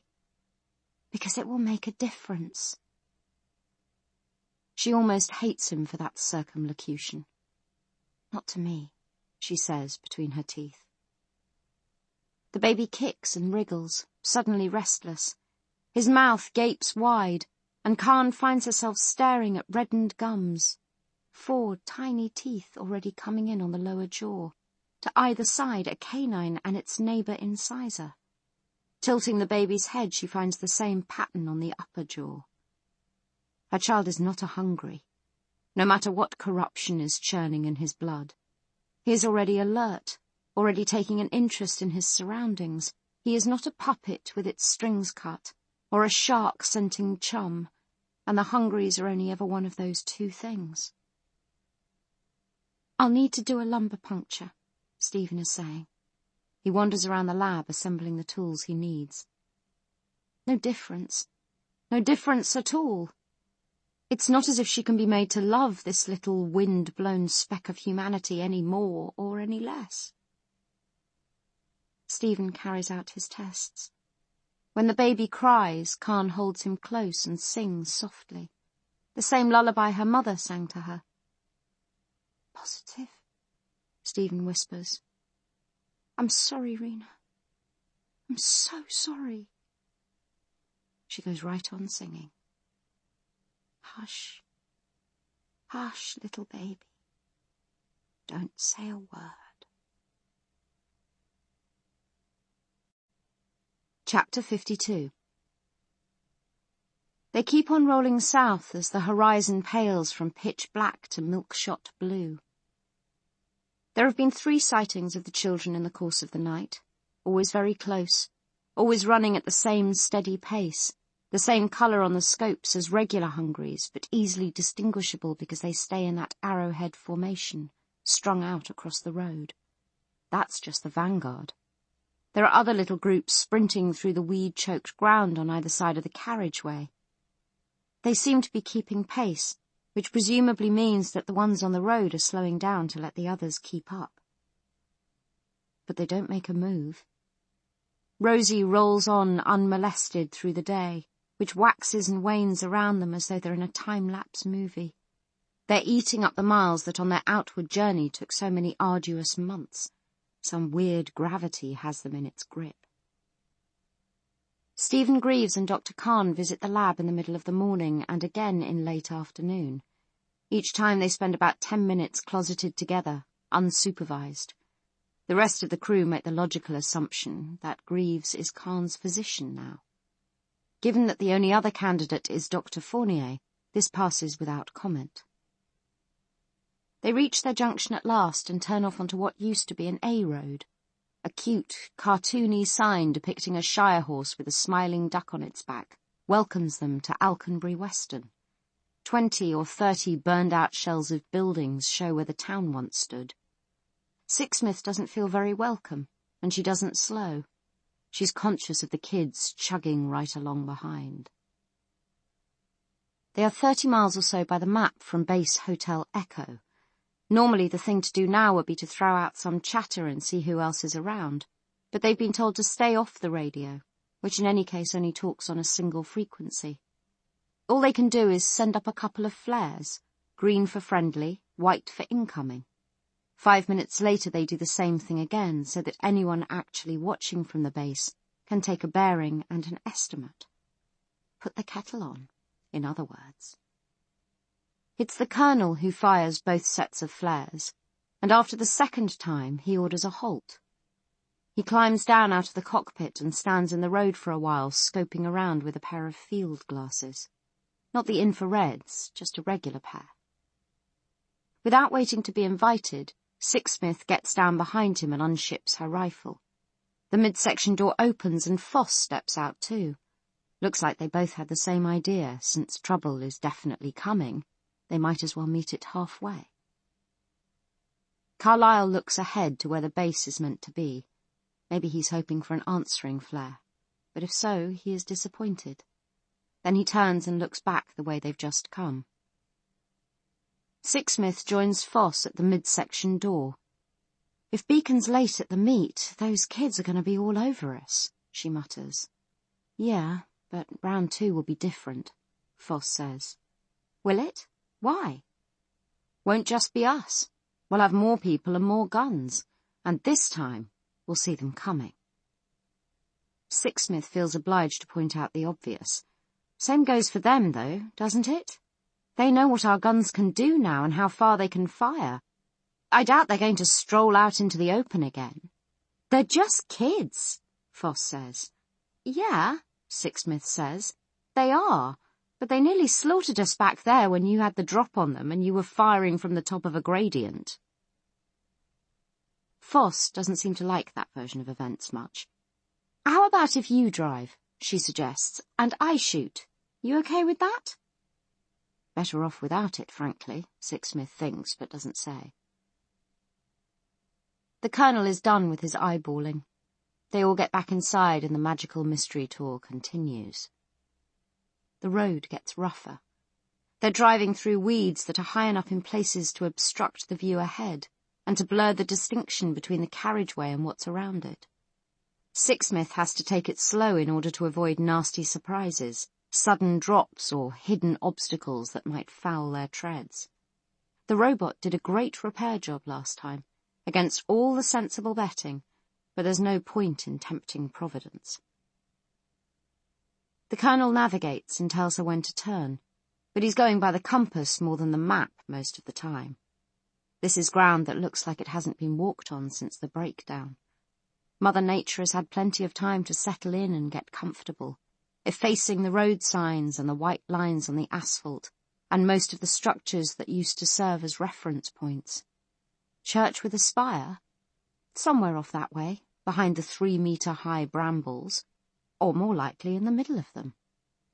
The day goes by in these tomfooleries. Then a long, straight stretch reveals the children dead-centred in the rear view, surprisingly close, jogging tirelessly behind them. "Sir," Sixsmith says. "I see them," the Colonel acknowledges. "Can we go any faster?"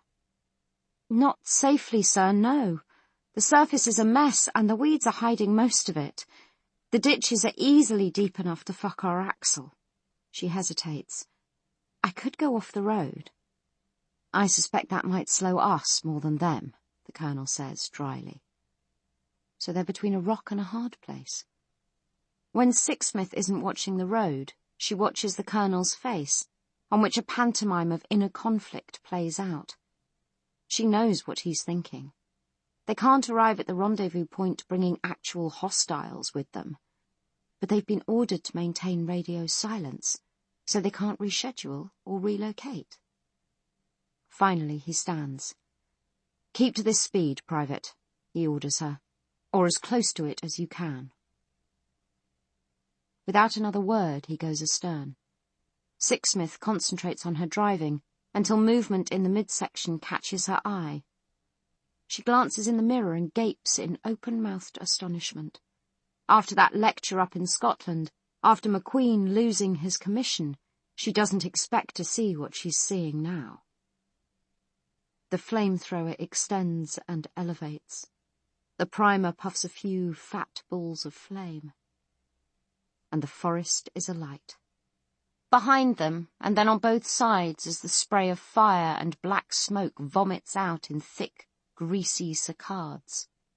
The turret turns, and the flamethrower weaves an oxbow river of fire. It spreads away from them, quickly becoming a sea. Sixsmith's first thought is, "He's gone mad. We're bloody well going to burn." Her second, but so clever. The Colonel's craziness belongs to the fox or some related species. The children can't run through the fire, and it's going to be a long trip around the edge of it. When they find the road again, Rosie will be long gone.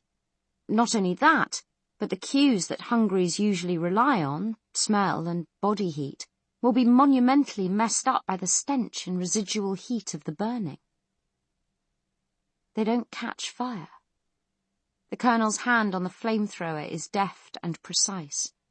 He keeps it pointing backwards, rotating the turret within 60 degrees of arc.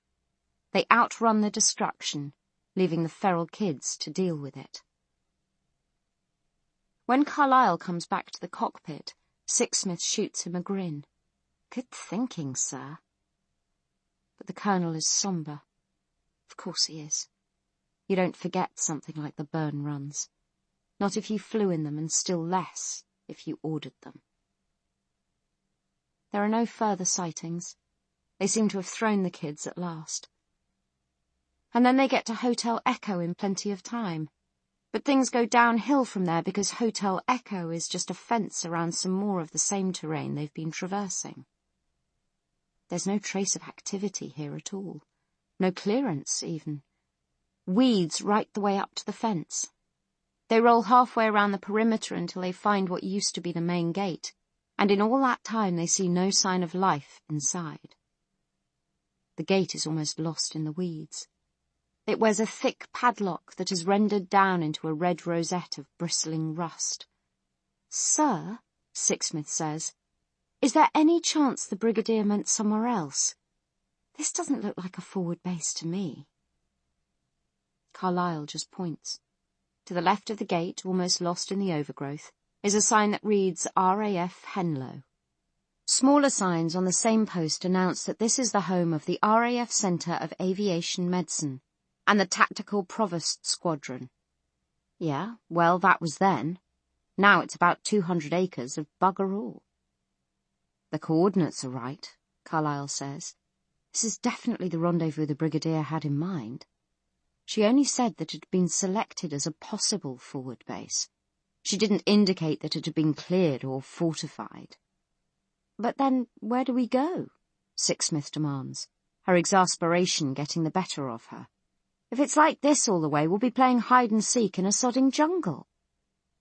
"The rendezvous point is the main parade ground. That, at least, ought to be partially clear, even if no work has been done on it. Proceed as ordered, Private." Sixsmith proceeds as ordered. She goes out with the bolt cutters and takes the padlock off, the skin on the back of her neck prickling the whole time like a bad sunburn. There is no way of getting the gates open by hand. The mass of vegetable growth is too high and too deep. Back in the cockpit, she nudges Rosie through, the forward ram clearing the way for them. Then she reverses into the gates to close them again. One excursion outside Rosie's hull feels like plenty just now. They find a road, or something that used to be a road, and follow it around the inside of the perimeter. Some sort of major ordnance must have been stored here once, because the concrete bunkers they're driving past look like they were built to withstand the smackdowns of biblical proportions. Brambles pour out of their blind windows like barbed wire tears. They find the remains of a runway and turn onto it. It takes them west, towards the setting sun, and finally they reach a parade ground. There is nobody waiting for them. There is nothing moving on the face of the whole ruined earth apart from Rosie, and when the engine stops, the silence swallows them whole. "Orders, sir?" Sixsmith inquires glumly. The colonel folds the map and sets it down on top of the console. "We wait," he says, "until they come." Sixsmith doesn't ask which they he means. Chapter 53. Dr. Fournier is sensitive to moods, and the mood inside Rosie has soured to the point where he can no longer bear it. He is hiding from the crew, from the colonel, and from his duties. Of course, this isn't entirely a new thing. Hiding has been an important part of his repertoire ever since they left Beacon. That was why he colonized the engine room in the first place, and it has served him well. Now, though, he has added some layers to his concealment. He is hiding from new and unfamiliar things. From McQueen, for example, who has taken his radio and seems by doing so to have taken his place as Brigadier Fry's agent on board the Rosalind Franklin. More significantly, he is hiding from the hateful revelation that he has placed himself on the wrong side of a crucial argument. The Brigadier's coup in Beacon was reckless and badly thought out. It has led to civil war, which is something the rump of humanity can ill afford. Whether she wins or loses, Fry will have done terrible damage and dragged the whole population of the embattled enclave to the ragged and crumbling edge. If she loses, that's the story that will be told. Fournier's name will be in it, among the misguided and the contemptible. Not prominent, not up in the headlines, a grubby, derided footnote. Other people are coming back from this expedition with something of honour and something of success. He is coming back as an addendum. He has tried to blunt the awareness of this in the time-honoured fashion, which is to say with strong spirits. But he has discovered again what he should have remembered, that whiskey even in moderate amounts doesn't agree with his constitution. Swigged from the bottle, it unmans and dismantles him. Now he sits in the engine room with his shoulders against the engine cowling, his head tilted back so the crown of it rests directly on the cold metal.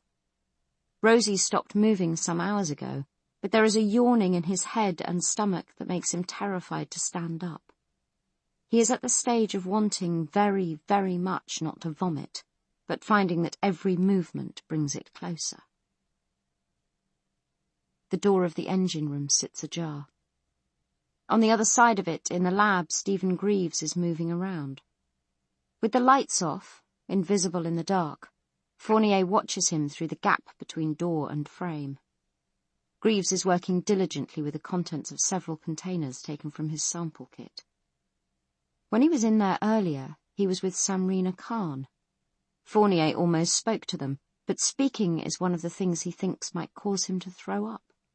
So he only sat and watched as Greaves mixed up some kind of homemade medicine and injected Khan with it. They talked about the feral children, and about Dr. Khan's baby. They talked about a cure.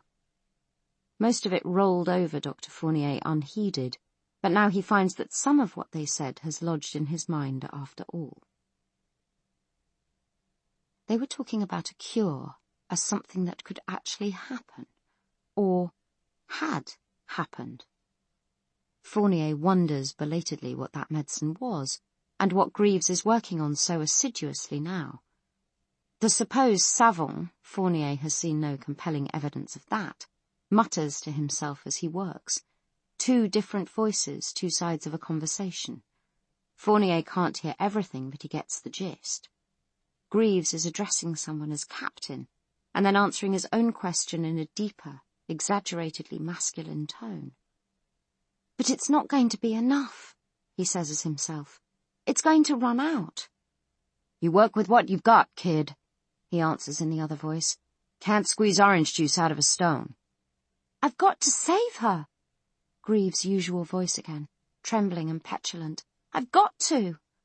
Fine, but you better count the cost before you get into paying it. There are lives at stake here. Not just hers, but the children's too. How far are you prepared to go? But I've still got some spinal fluid here. That might be enough to make something that works. Not a suppressant. Something that works properly.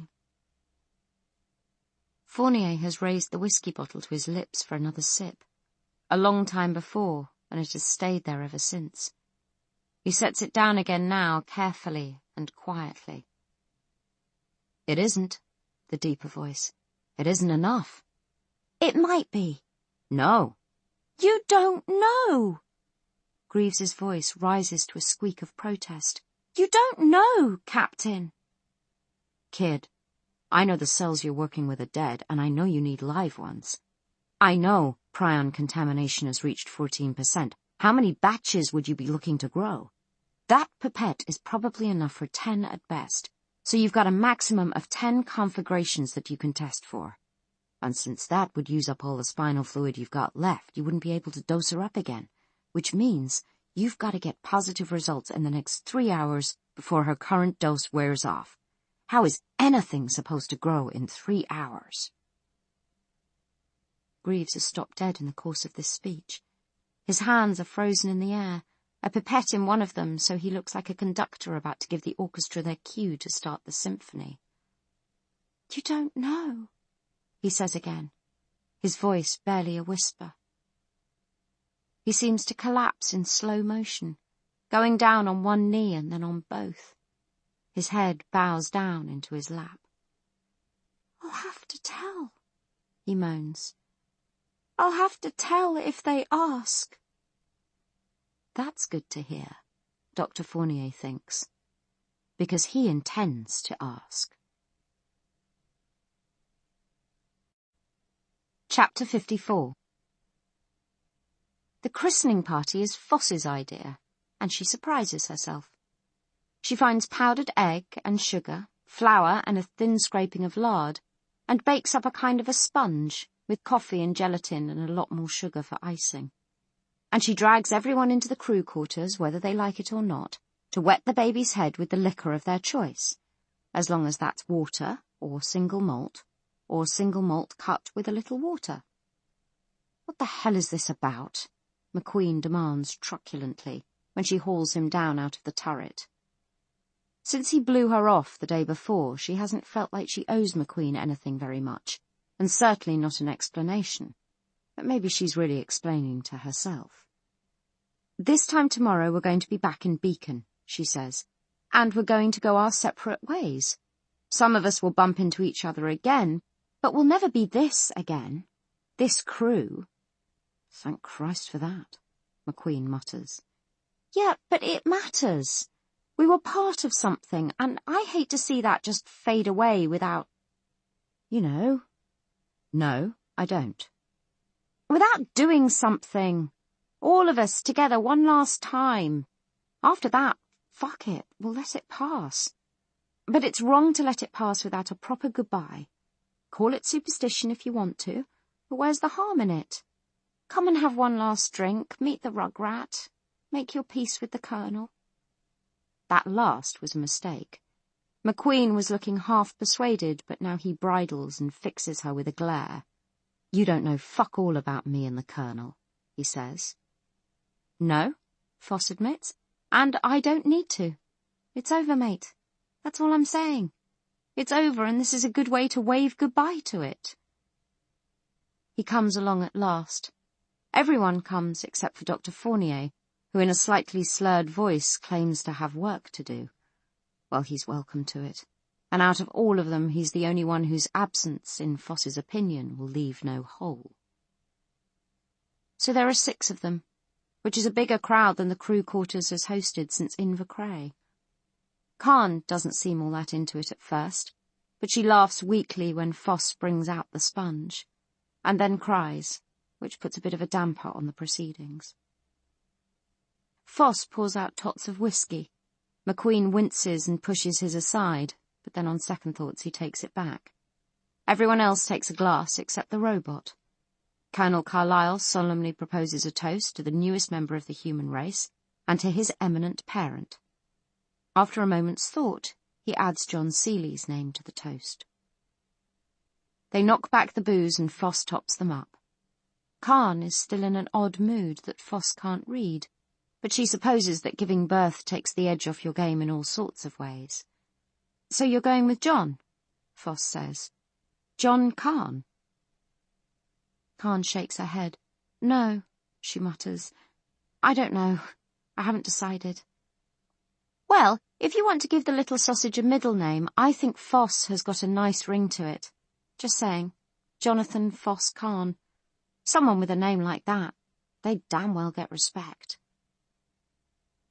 It takes a little persuasion, but Khan lets them all hold the baby. Or everyone who wants to, which, with hard passes from Sixsmith and McQueen, is Foss and then the Colonel. And then Foss again. She is just full of surprises today. She hasn't ever given a moment's thought to having kids of her own, but this unnaturally quiet little bundle of joy puts her into an odd and not unpleasant reverie. It's sort of a reassurance, she thinks, and sort of a promise. Things don't end after all, they only change, and you keep changing with them. Impulsively she holds the baby out to McQueen. Go ahead, she says. Meet the one member of the crew who's got a smaller vocabulary than you do. McQueen shakes his head. I'm good, he says. Coward. It's just a baby. Everyone's just a baby sometime, Foss. That's how it starts. Foss gives it up. Let's have another toast then, she says. To the Rosalind Franklin and all who sailed in her. Fuck the brass and fuck the main table. We're the ones who make it happen. There's an emphatic yes from Sixsmith, a rueful snort of laughter from McQueen. He swirls his whiskey in its plastic cup for a long while before he drinks. Well, we did it, people, Foss says. She's still not sure why she's going to so much effort, but for some reason she really wants to make them feel this. Feel something, at least, even if she has to hammer together an atmosphere out of wood and shingle. We came and we saw and we friggin' well conquered. Lutz and Phillips and the others didn't die for nothing. They died to get us here. One more for the 5 of them, yeah? To the memory of... McQueen puts his empty cup down, shoving it away from him across the table. Stop it, for fuck's sake, he says. We're no use to anyone if we're pissed. He walks back out to the midsection. To Lutz, Penny, Seeley, Phillips, and a Kimway, the Colonel says quietly. He takes the bottle, pours himself a glass, and empties it. Foss follows suit, but the mood has gone all to hell. Khan is crying again. No, not crying. It's a different sound, a sort of hacking exhalation, as though she's trying to spit something up. The baby is back in her lap, but she's not holding it. Her fists are tightly clenched, the knuckles white. Samrina, the Colonel says, are you all right? Greaves is on his feet. It's complications, he says too quickly, too urgently. Complications from... His hands make shapes in the air. She needs medicine. Come on, Rena. He tugs on her shoulder.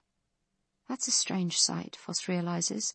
The robot touching someone, instead of backing away in all directions at once into his own rigid little space. And those are some pretty complicated complications.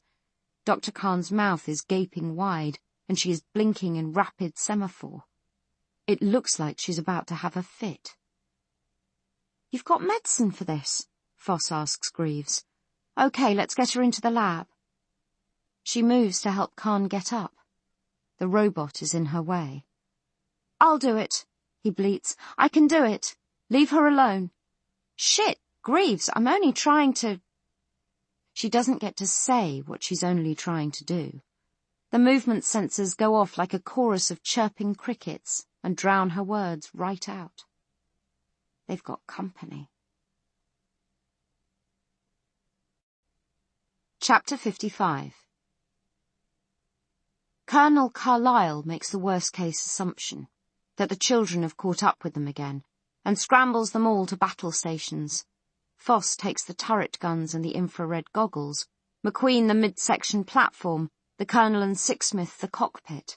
Each grabs a walkie-talkie as they go.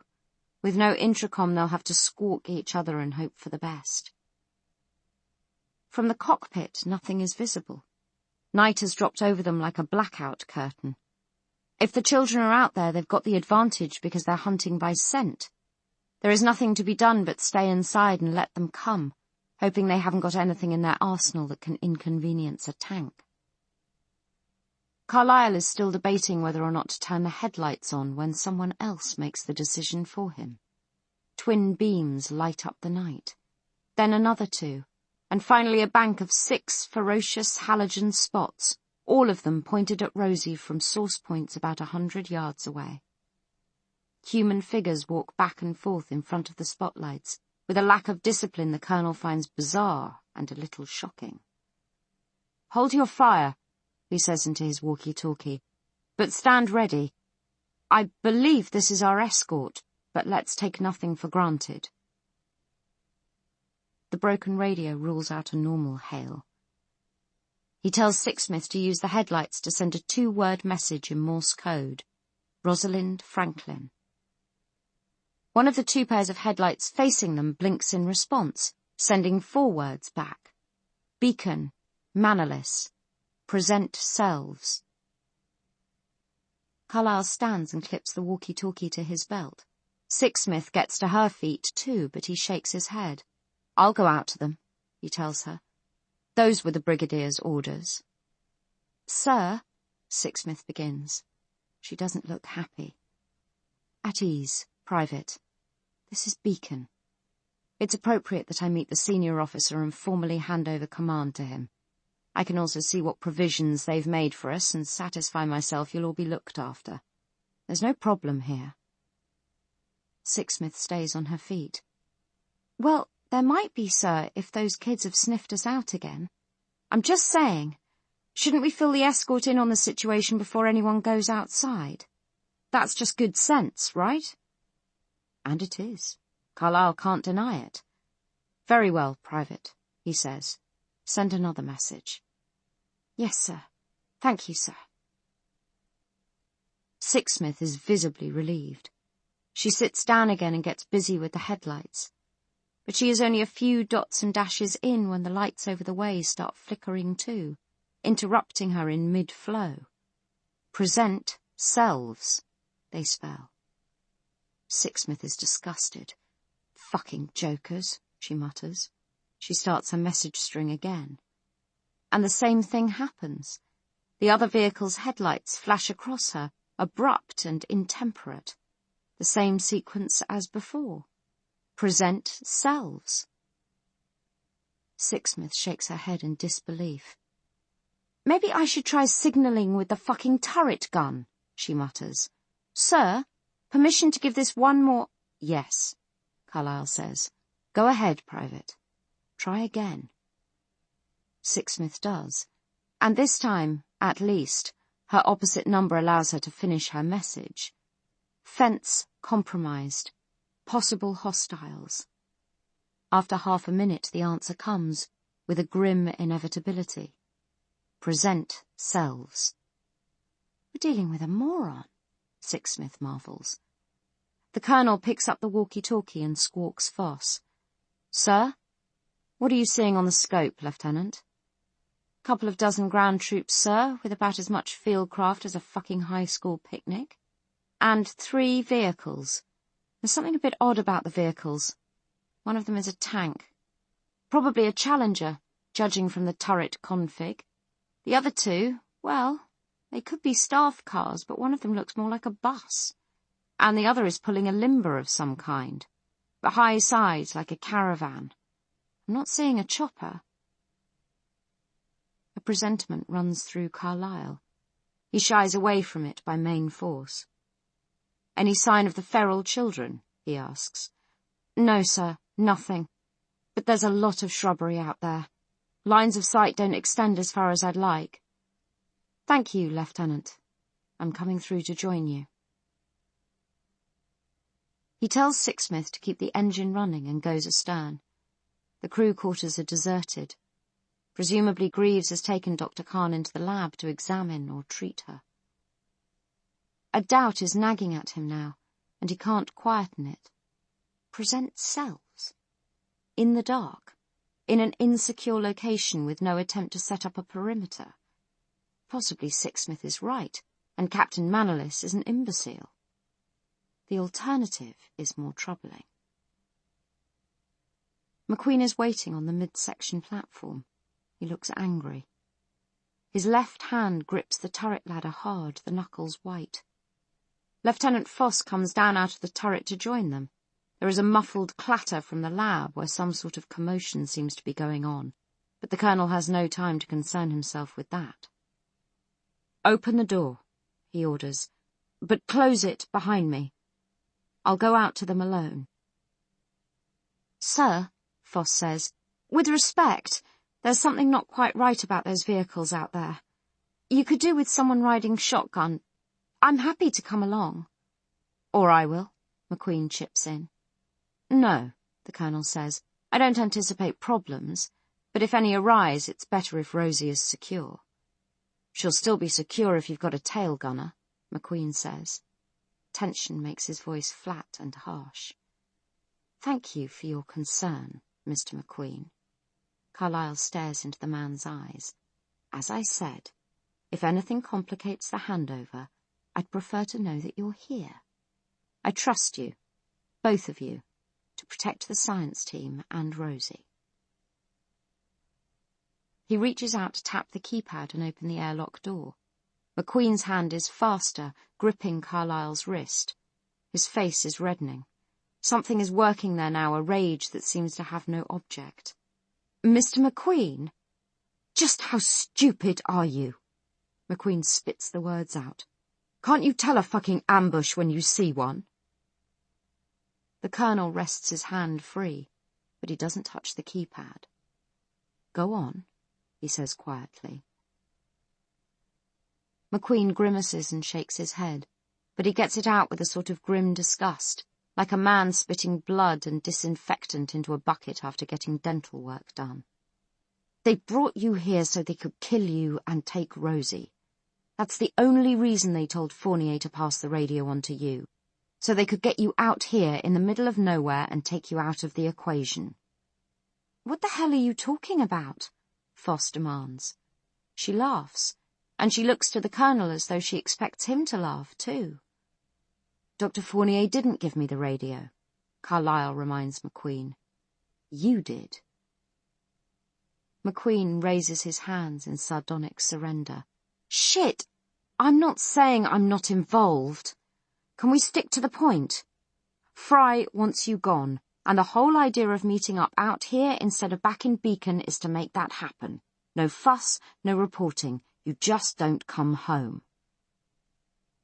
Carlyle feels a dull certainty settling on him, but he fights against it. Why should it matter if I come home or not? I have no authority in Beacon. I'm no threat to the Brigadier. Yeah, well, you might be now. While we were away, she decided to take over the main table, but they're fighting back. She had bad losses, so she had to reach out and make a deal. With the Junkers. Those are Junker battle trucks out there.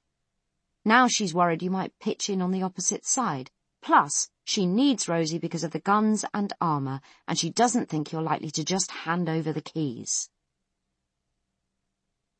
Foss hasn't said another word all this time. She's just been looking at McQueen. Now she slings her rifle to free her hands, moving briskly but carefully, and punches him in the mouth. It's a solid punch. It rocks McQueen on his heels a little. He takes it in silence, just wipes the blood off his lip and probes the damage with the tip of his thumb. You stupid, stupid bastard! Foss yells. Okay, McQueen mutters. Fine. Junkers! A deal with the Junkers? What, with their recreational rape and their fucking cannibalism and shit! Shit! Get it all off your chest, McQueen says bleakly, rolling his eyes. What did you think was going to happen to the rest of us after they killed the Colonel? You really expect them to fly us out of here in a gunship? Cocktails and fluffy pillows? He didn't walk into an ambush, you did. We're toast when we go out there, you utter fucking moron. She raises clenched fists. Another punch seems imminent. McQueen looks away from her overflowing anger, out into the opaque night. Lieutenant, Carlyle says. His mild tone works. Foss gets a grip, though she is still trembling with suppressed fury. Carlyle has seen her copy McQueen's mannerisms in the field, the swagger in his walk, the way he uses the heel of his hand to take the safety off the Scar H when he's obliged to use one. Her disillusionment is a free-fall plunge. Set aside your differences, he says to both of them. Now, please. I'm inclined to agree with Foss's assessment. If killing me is the main agenda, it's hard to imagine that the killing will end there, especially if we're witness to an illegal alliance with Beacon's enemies. We need to keep Rosie from falling into unauthorized hands, and we need to protect the science team. In addition, and this is more important than anything, we need to make sure that the news of what we've discovered gets back to Beacon. We can't do any of those things unless we're all fighting on the same side. It's not eloquent, but it's the best he can do. The measured words sound pusillanimous even to him, but the alternative is to stand here trading punches while Fry surrounds them. So what's it to be, numbnuts? Foss snarls the words into McQueen's face. There is a long, strained pause. At last McQueen shrugs. I don't care whether you live or die, he tells Carlyle.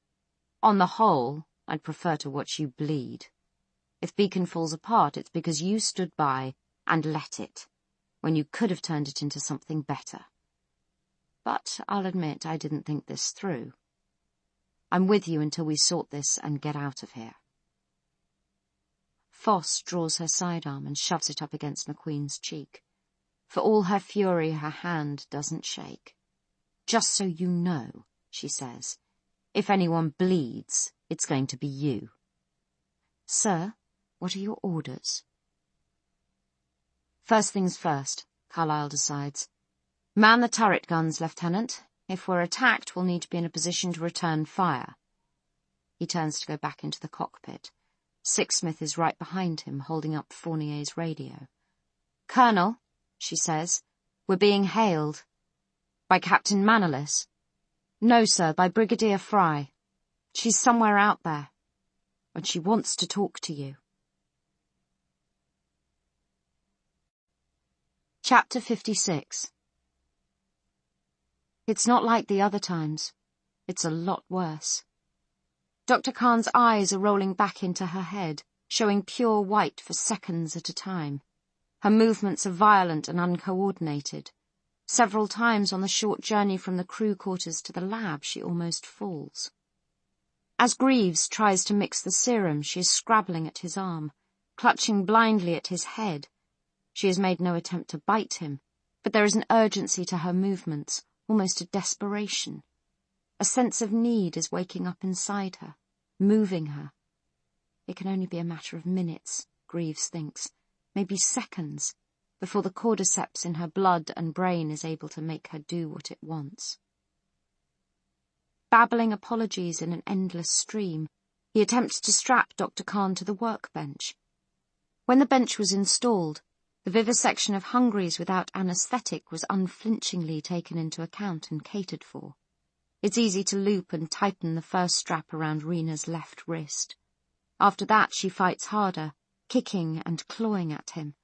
Her jaws are starting to work, opening and closing with a grating click of cartilage. In the end he has to leave her with just the one arm restrained.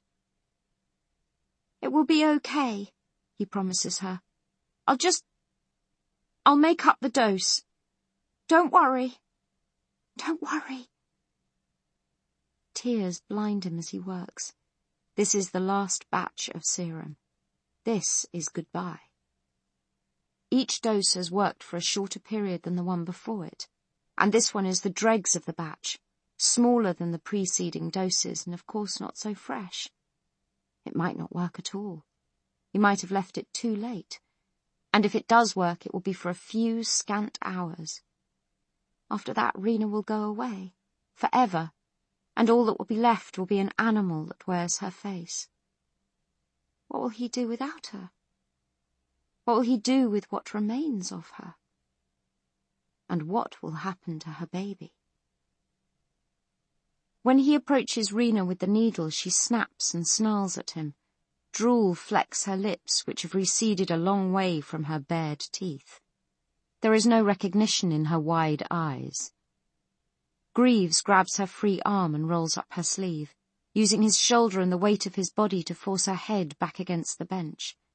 He can feel Rena's jaws opening and closing against his upper arm, but there are several thicknesses of fabric there, and he doesn't think she will have time to chew her way through.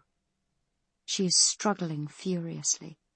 He stabs the needle into her arm, but misses the cubital vein by a fraction of an inch. The second time, he's not even close. The third time, with Rena's teeth grinding against his shoulder, he gets a bullseye and sinks the plunger in. Cloth tears as he pulls himself free from her. A tiny shred of fabric stays between her clenched teeth, like the seat of a burglar's trousers in the dog's jaws in an ancient comic book he saw once at the orphanage. She spits it out, and strains to get to him, to try for another bite. He is forced to retreat around the bench out of her reach. He waits to see if she will recognize him. He's crying again, wrenching sobs that shake and hurt him as they're expelled. Every few seconds he says her name aloud in the hope that she will answer. She doesn't, but her breathing calms and gradually she closes her mouth.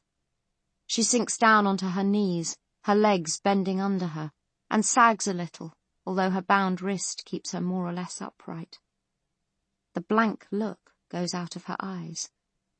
Now she just looks exhausted and confused, her brows furrowed with thought as she stares around the lab.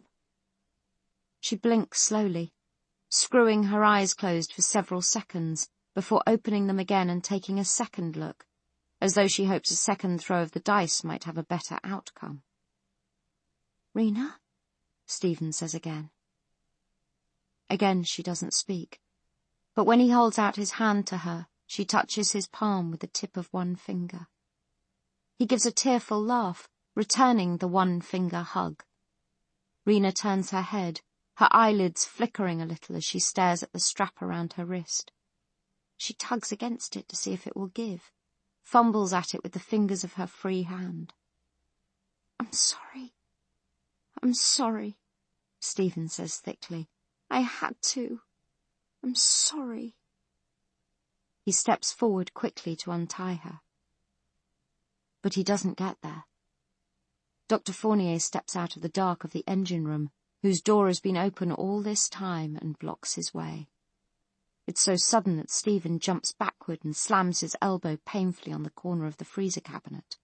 He yelps and folds his arms around the pane. "Don't touch her," Dr. Fournier snaps. And then, "What did you do, Greaves? Tell me what you did." My God, she's infected. She's infected, and you found a way to control it. You found a cure. "No," Stephen says. It's completely involuntary. Presented with the false statement, he has no choice but to correct it. "I know what I saw. Tell me how you did this." "I can't," Stephen yelps. "Please." In the intensity of his feeling, Dr. Fournier grabs Stephen's shoulders and pushes him back against the freezer cabinet. "Tell me," he roars. The shock of physical contact freezes Stephen on the spot. He doesn't even struggle. Words well up behind his teeth, start to spill out. "It's cerebrospinal fluid of the captured hungry. You take a base mass of between 20 and 50 cc and fix with..." There is a sound like the dull ringing of a gong. Dr. Fournier grunts, stiffens, and falls headlong unconscious before he hits the deck plates. Rena lets the steel clamp stand slide from between her fingers. It hits the doctor again when it falls, leaving a triangular gash on his cheek. Rena's eyes roll wide and wild. She blinks and shakes her head, makes a brrr sound. "That's better," she growls through clenched teeth. "Hear myself think." Chapter 57. "This is Carlyle to Brigadier Fry," the Colonel says. "Carlyle to Fry, or to the beacon muster. Over." He has turned the radio's gain up as far as it will go, and most of the remaining members of Rosie's military escort are crowded into the cockpit with him. Only Foss is missing, manning the turret again to warn him if the other vehicles out on the tarmac make a move. The response is a long time in coming, and the Brigadier sounds very relaxed when she finally answers the Colonel's hail. "Isaac, welcome to Base Hotel Echo. Did you have any trouble finding us?" Carlyle isn't tempted by the invitation to small talk. "Brigadier," he says, "we identify hostiles in the immediate area. I request leave to pursue our original course and rendezvous at Beacon. This place isn't safe." "Request denied," Fry says in the same calm tone. "Those aren't hostiles, they're allies. Now, bearing in mind my explicit instructions to you yesterday, please open your doors and assemble on the tarmac. My troops will take Rosie from here, along with the specimen you mentioned, assuming it actually exists, and you'll be transferred to Beacon." And here they are, at the point where polite pretense has to break down. "Transferred how?" Carlyle says. "We see Junker battle trucks and Junker carders on the ground. I'm not convinced you can guarantee our safety." "I can guarantee your safety if you come out immediately, not if you continue to waste my time." The Brigadier sounds just a little testy now, as though she's trying hard to avoid unpleasantness, but is reluctantly acknowledging that it may become necessary after all. "We'll drive back together, right now. Your orders stand, Isaac. Please come out. At the brink of direct insubordination, Carlyle feels the familiar reluctance to press forward. Instead, he marches in place. Geraldine, you're making common cause with murderers and rapists who oppose everything we believe in. I refuse to endorse that decision. Let me take Rosie back to Beacon and we'll perform the handover there in due course. That's not possible, Fry says bluntly. Isaac, let me explain the situation to you. There is no room here for argument or negotiation. The alliances I've made are absolutely necessary to ensure Beacon's survival. I'm not offering you any kind of an explanation or any apology. I'm your senior officer and you will obey me. I'm requisitioning your vehicle for the Beacon muster, right here, right now. If you fail to surrender it, you, along with all your crew, will be guilty of mutiny and treason, and you will be treated accordingly, as enemies of the muster and the polity. She's bluffing, McQueen says from behind him. She wants Rosie intact, not in pieces. Is that Lieutenant McQueen? Fry asks. If so, please tell him to be quiet and observe the chain of command. And if you share his optimism, Isaac, bear in mind that having Rosie in pieces is preferable to having her, and you, take the field against us. Geraldine, Carlyle says, making one last appeal to reason. I haven't lied to you. We have encountered a new type of hungry, and we have obtained a specimen. It's vitally important that we deliver it to Beacon intact. So you told me, Fry snaps. I have to say that it seems unlikely after 7 months of zero findings. I'm inclined to think that you saw this moment coming and finessed accordingly. But, if you're telling the truth, that's all the more reason for you to give up without a fight and let Beacon have the benefit of your success. Carlyle grimaces. For a second he presses the radio against his chest while he formulates a response. Yes, he admits at last, I can follow the logic of that argument. I'm prepared to hand over the specimen if we can agree a way to do it. But I can't surrender Rosie. I need to think about the safety of my crew. And in that regard, you should know that we also have a baby in here. Samrina Khan gave birth 2 days ago. There is the smallest perceptible pause. Really? Fry says. That's wonderful. Against mission regs, of course, but these things happen. I look forward to wetting the baby's head. No more arguments, Isaac. You, your people, Rosie, the specimen. You will entrust them all to me, and you will do it right now. You have 5 minutes. Use them wisely. I'll be training a scope on your midsection door. The timer doesn't stop until the door opens and I see you step out. Brigadier! But she has broken contact. Sir, Foss on the walkie-talkie, her voice quick and urgent. The odds just got worse. 2 more vehicles are rolling in behind us with their lights out. Definitely Junker ordnance, barbed wire trim welded on bits of shit all over them. There are some more ground troops, too, moving in on our 3 o'clock and our 9. So they can't retreat, and they can't advance. If there is an unexcluded middle, he's not seeing it. They're out of options and almost out of time. Foss, he says, stay where you are and prime the field pounder, but don't rotate the turret. That may prompt them to start firing. He turns to Sixsmith. Bring the remaining members of the science team to the crew quarters, Private, he tells her. Sixsmith rips off a salute and goes astern to the lab. Carlyle goes to the crew quarters himself to await their arrival. He glances towards the bunks with a poignant ache of nostalgia. He is wearied to death, and it seems unlikely he will sleep again on this side of the grave. Sixsmith brings Dr. Khan and Stephen Greaves. McQueen follows them in. Khan is very much the worse for wear, leaning against Sixsmith until she is able to sink down into a chair. What about Dr. Fournier? Carlyle demands. Sir, he was unconscious.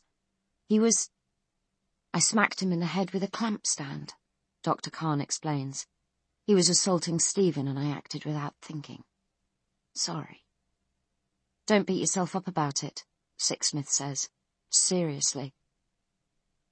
Carlyle has no time to tease out the story and very little interest. He sums up what's happening in as few words as he can manage and explains his own decision. Brigadier Fry has offered to take all of you back to Beacon, he tells them, as long as I hand Rosie over to her within the next few minutes. If I believed that offer was sincere, I would already have surrendered.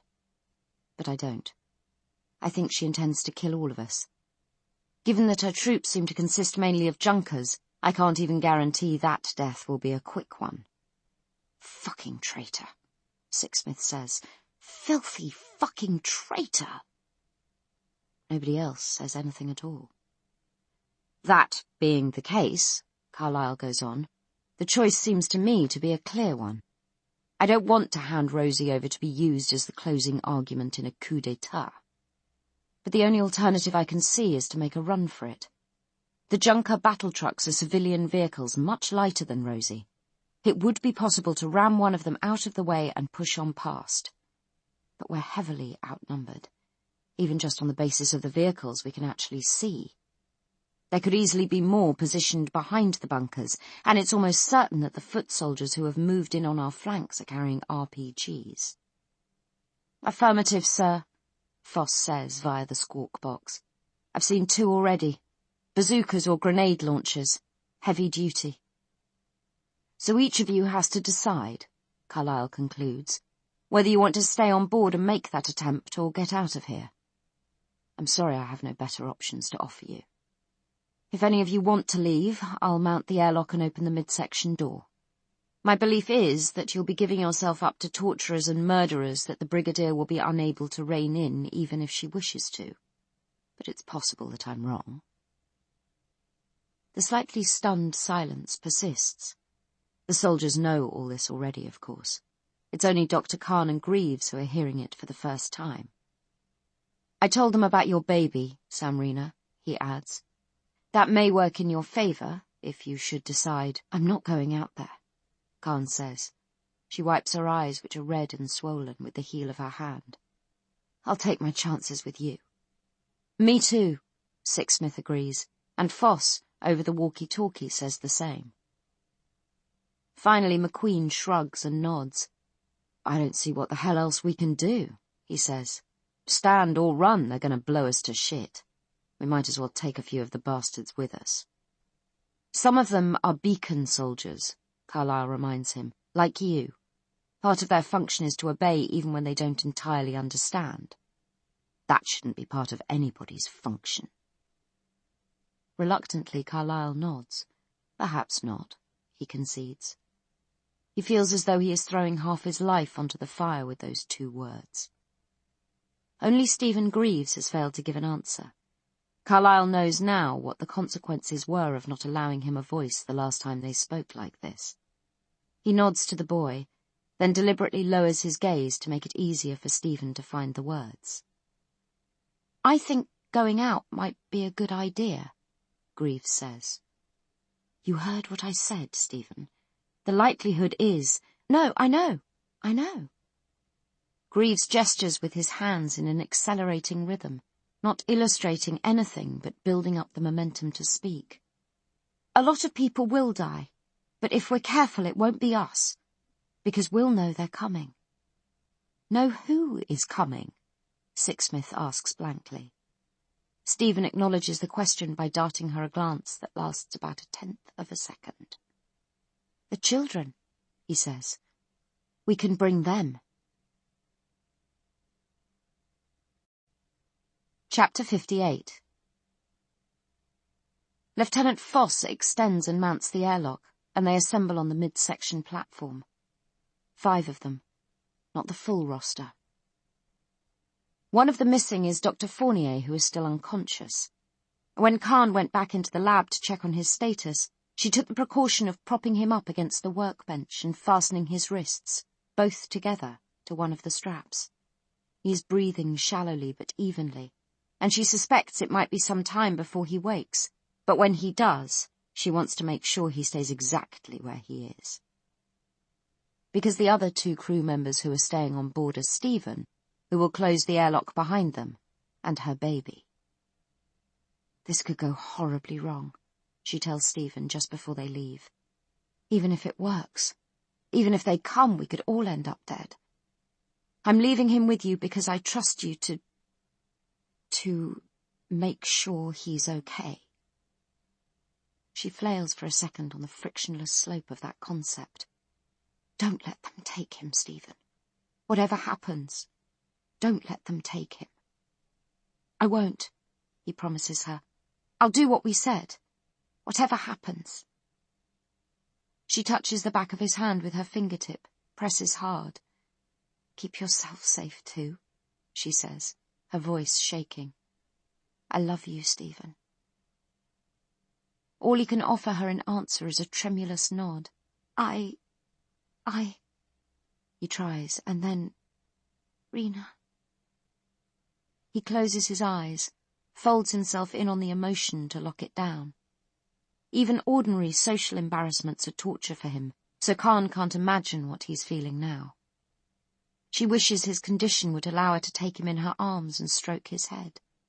She feels as though she's leaving both her children behind, her whole family. But they can't embrace. They can only say goodbye, and drawing it out will hurt him more. So she leaves, without any more words and without breaching the cordon sanitaire around his frail body. She is full to the brim with pain, and the fact that she will soon be empty is the most painful thing of all. The soldiers are all in the airlock when they get there. Foss is talking to McQueen about bullets. You might get to try out those homemades after all. Just wait until I'm somewhere else, okay? Top-notch, these are, McQueen says. You'll be begging me for the recipe. Oh, I know the recipe. That's what bloody worries me. For all their talk of weaponry, their rifles remain strapped across their backs. Their hands are empty.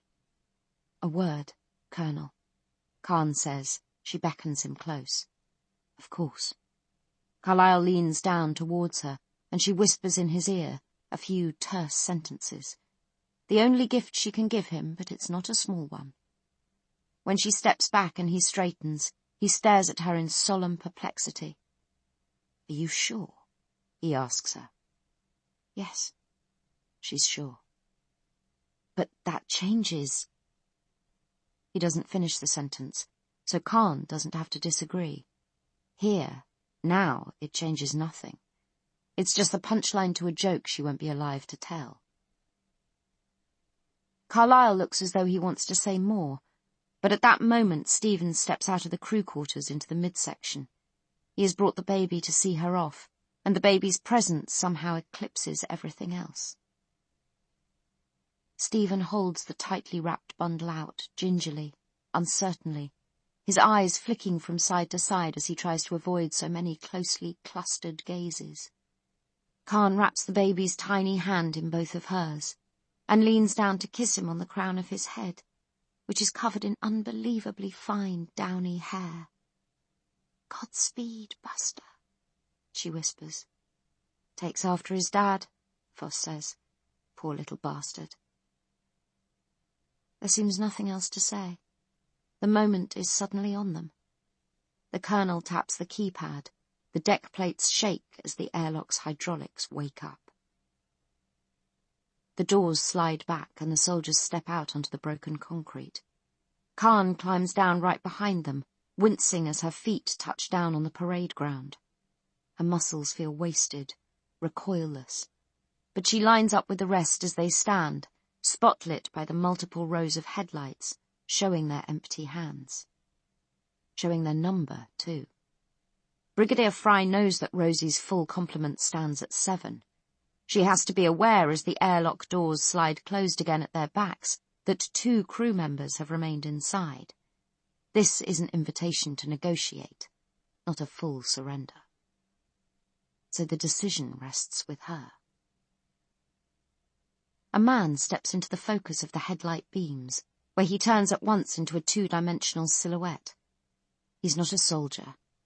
He wears an ancient T-shirt with an indecipherable slogan, torn and mud-spattered jeans and orange snow boots. He waves to them to advance. Khan takes one last glance back at Rosie, her home through the long months of the mission and the last one she will ever know. No, almost the last. Her body is a house too, for something subtle and ineffable that answers to its name. She carries her last home with her, walks it forward across weeds and concrete into a light that is alive with drifting dust motes. Everything, she thinks. Everything is alive. I wish I'd noticed that before. They walk 100 yards. Another 100. Far enough, says a voice, a woman's voice, Brigadier Fry's. Khan has only met the Brigadier once, on the day of their departure, when she told them in front of a crowd of 70 or 80,000 that the future of Beacon rode with them. The doctor barely recognises the short, trim figure who steps forward now, in urban camo designed for a bigger frame, in black boots on which hardly any black shows through the accreted dust and mud. The Brigadier looks tired. There is a droop to her mouth that reminds Khan of a line from the play Macbeth. I have supped full with horrors. But who hasn't these days? Fry gestures. Men and women deploy behind them, cutting them off from Rosie. More move in to either side of the Brigadier, rifles raised and aimed. Around 3 dozen, Khan guesses, possibly more. A third of them are in military fatigues and hefting Beacon-issue rifles. The remainder wear anything, carry anything.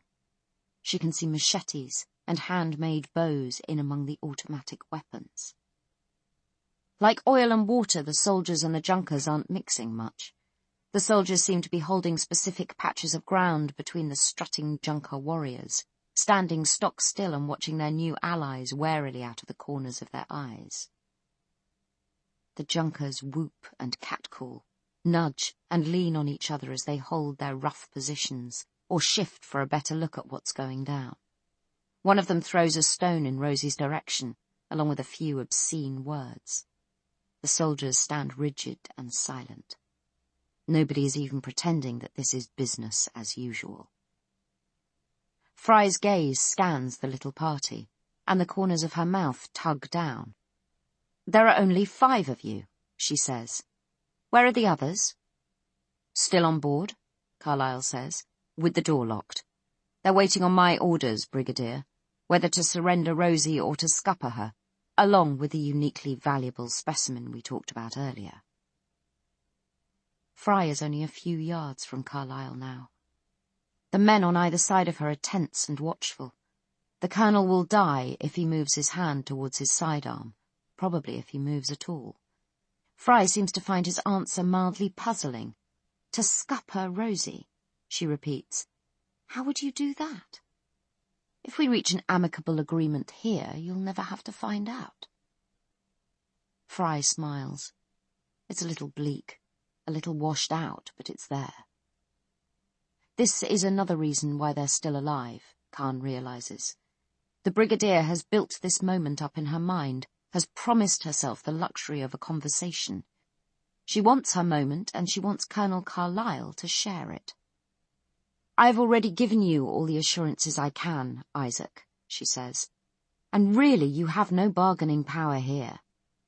You mentioned a baby, yet now I'm expected to believe that you, and the mother, have come up with a plan in which the baby remains behind in Rosie to be blown up, or burned to death if we fail to see eye to eye.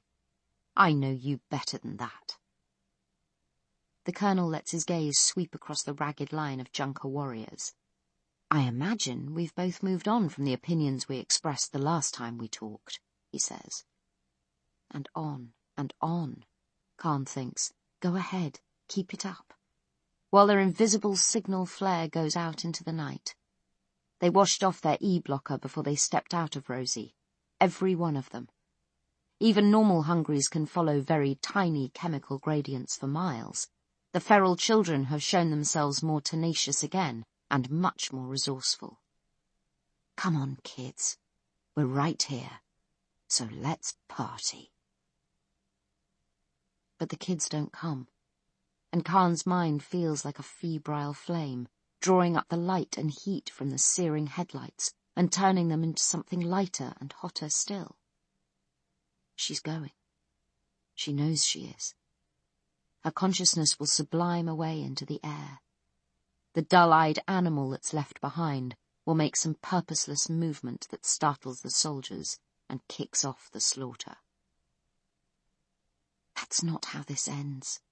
It can't be. If they die, Fry will take Rosie. Stephen will spill everything he knows about the cure. He won't be able to stop himself. And her baby will be picked apart on an autopsy slab while he's still alive. He will be the first of a great multitude. What? Fry says to the Colonel. You've finally realised there's a downside to democracy. I find that hard to believe. She turns to the officer at her side. Captain Manolis, lead a detail across to the Rosalind Franklin. 6 men, including 2 engineers. Dismantle her treads so she is unable to move. The officer salutes and vanishes into the dark. I strongly advise you not to do that, the Colonel says. My men on board will interpret it as a hostile act. Fry all but smirks. Your men on board? I believe you're talking about the autistic boy, Stephen Greaves, and Dr. Fournier, who answers to me and, in any case, is too much of a coward to contemplate killing himself. The Brigadier shakes her head. She has seen through all of Colonel Carlyle's subterfuges, and she is expansive in her victory, but not too expansive. We can still do this without any unnecessary loss of life, she says. Tell them to come out. Do it now. Otherwise I'll have to order the captain to block the air vents. Once they're all dead, we can burn our way in through the airlock, doing no damage to the hull at all. Carlyle takes a deep breath and holds it. He tenses, and the soldiers all around them gather themselves visibly, interpreting his involuntary movement as a sign that he is about to attack the Brigadier. But he doesn't. He only looks back across the distance that separates them from Rosie. It seems immense to Khan, an unbridgeable gulf, before settling his gaze on Fry again. May I remind you of the baby? He says in a tone that is still very close to calm. Certainly, Isaac. May I remind you that I'm giving you the choice? There is a moment's silence. Fry raises her radio, watching Carlyle for a decision. Khan feels another wave of weakness, of fuzzed focus, of absence rush through her. She finds a thought and keeps it in the forefront of her mind. If Fry starts to speak into the radio, she will stop her. Whatever it costs her, that order isn't going to be spoken. Geraldine, Carlyle says, you've made a terrible mistake. Have I? Fry inquires with icy politeness. I don't think so. But yes, Carlyle insists, blatantly playing for time, and not very much of it, seconds at most. All of this entire situation has been of your making.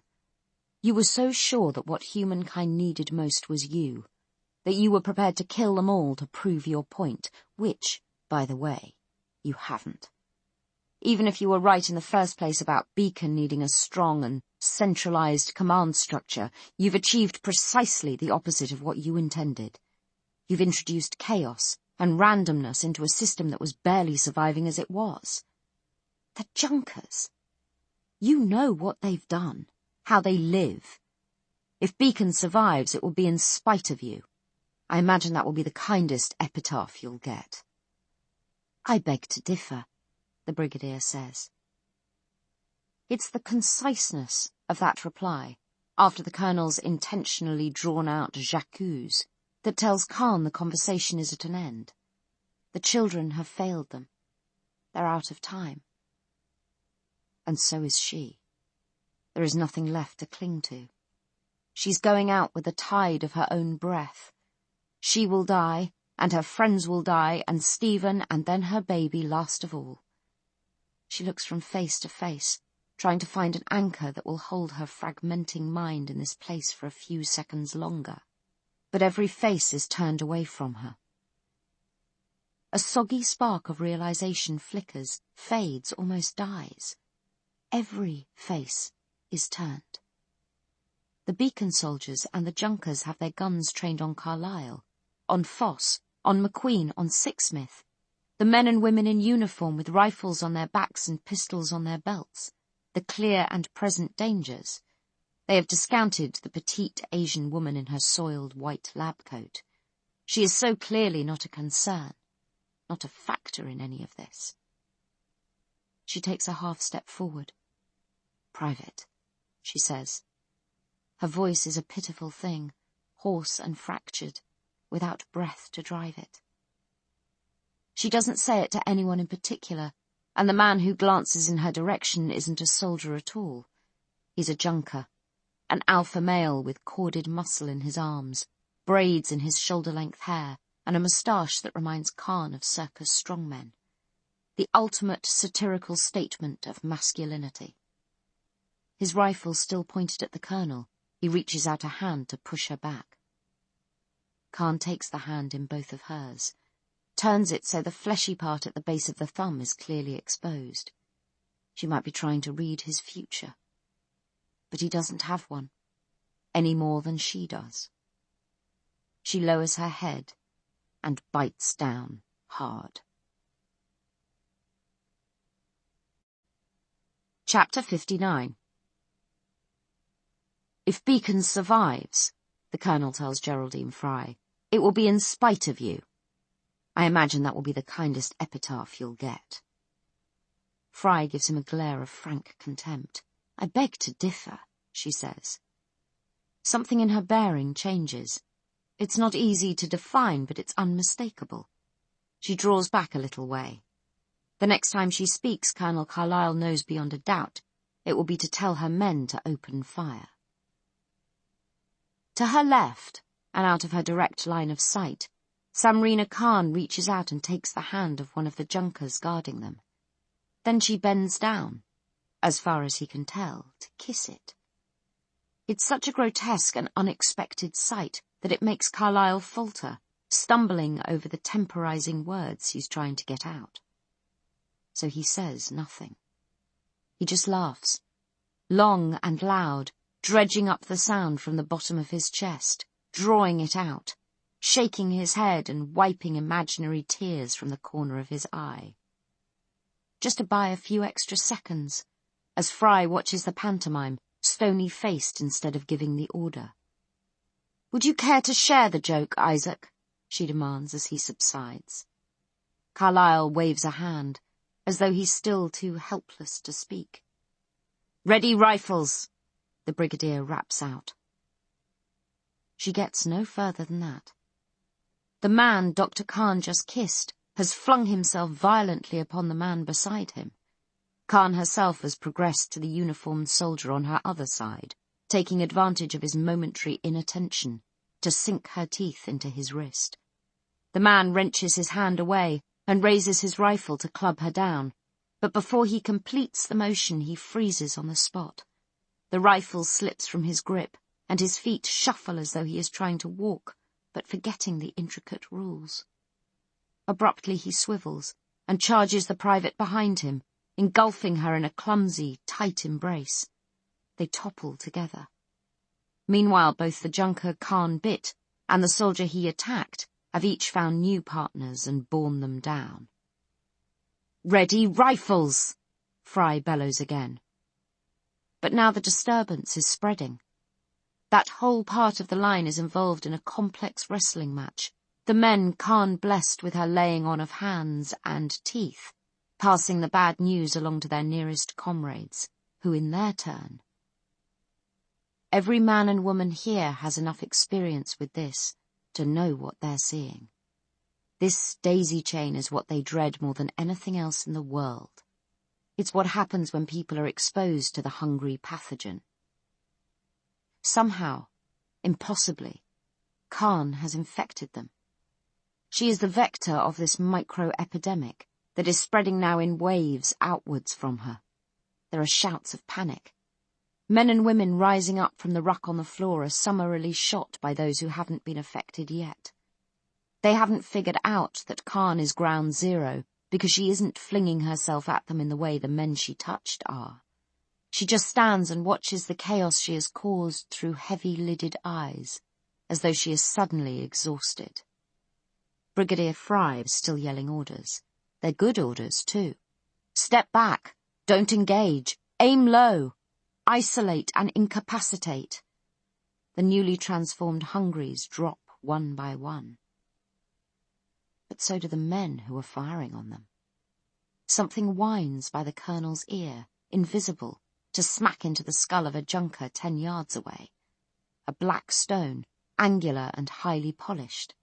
Volcanic glass, perhaps. Northern Scotland, the colonel vaguely remembers, is rich in Mesolithic pitchstone. Whatever it is, it hits with enough force to remain embedded in the man's forehead as he falls. The feral children have arrived at last. Geraldine Fry looks from side to side, bewildered. She doesn't understand, in those first few moments, what this new threat is and where it is located. By the time she realizes, her troops are falling like wheat. She tries to rally them, yells to them to fall back to the vehicles in good order. If they were used to serving in the same command, if they knew what good order was, they might be in with a chance. The junkers break in all directions. The beacon soldiers can't even begin to hold the line that's left.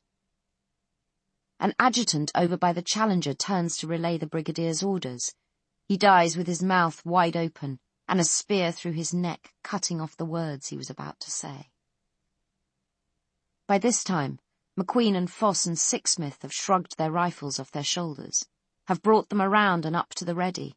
They're taking aim, as far as they need to. At this distance, the Scar H is not a discriminating weapon. Firing at will, they move forward, away from Rosie and from the attacking children, through the ragged line of beacon troops and the milling junkers who are in no formation at all.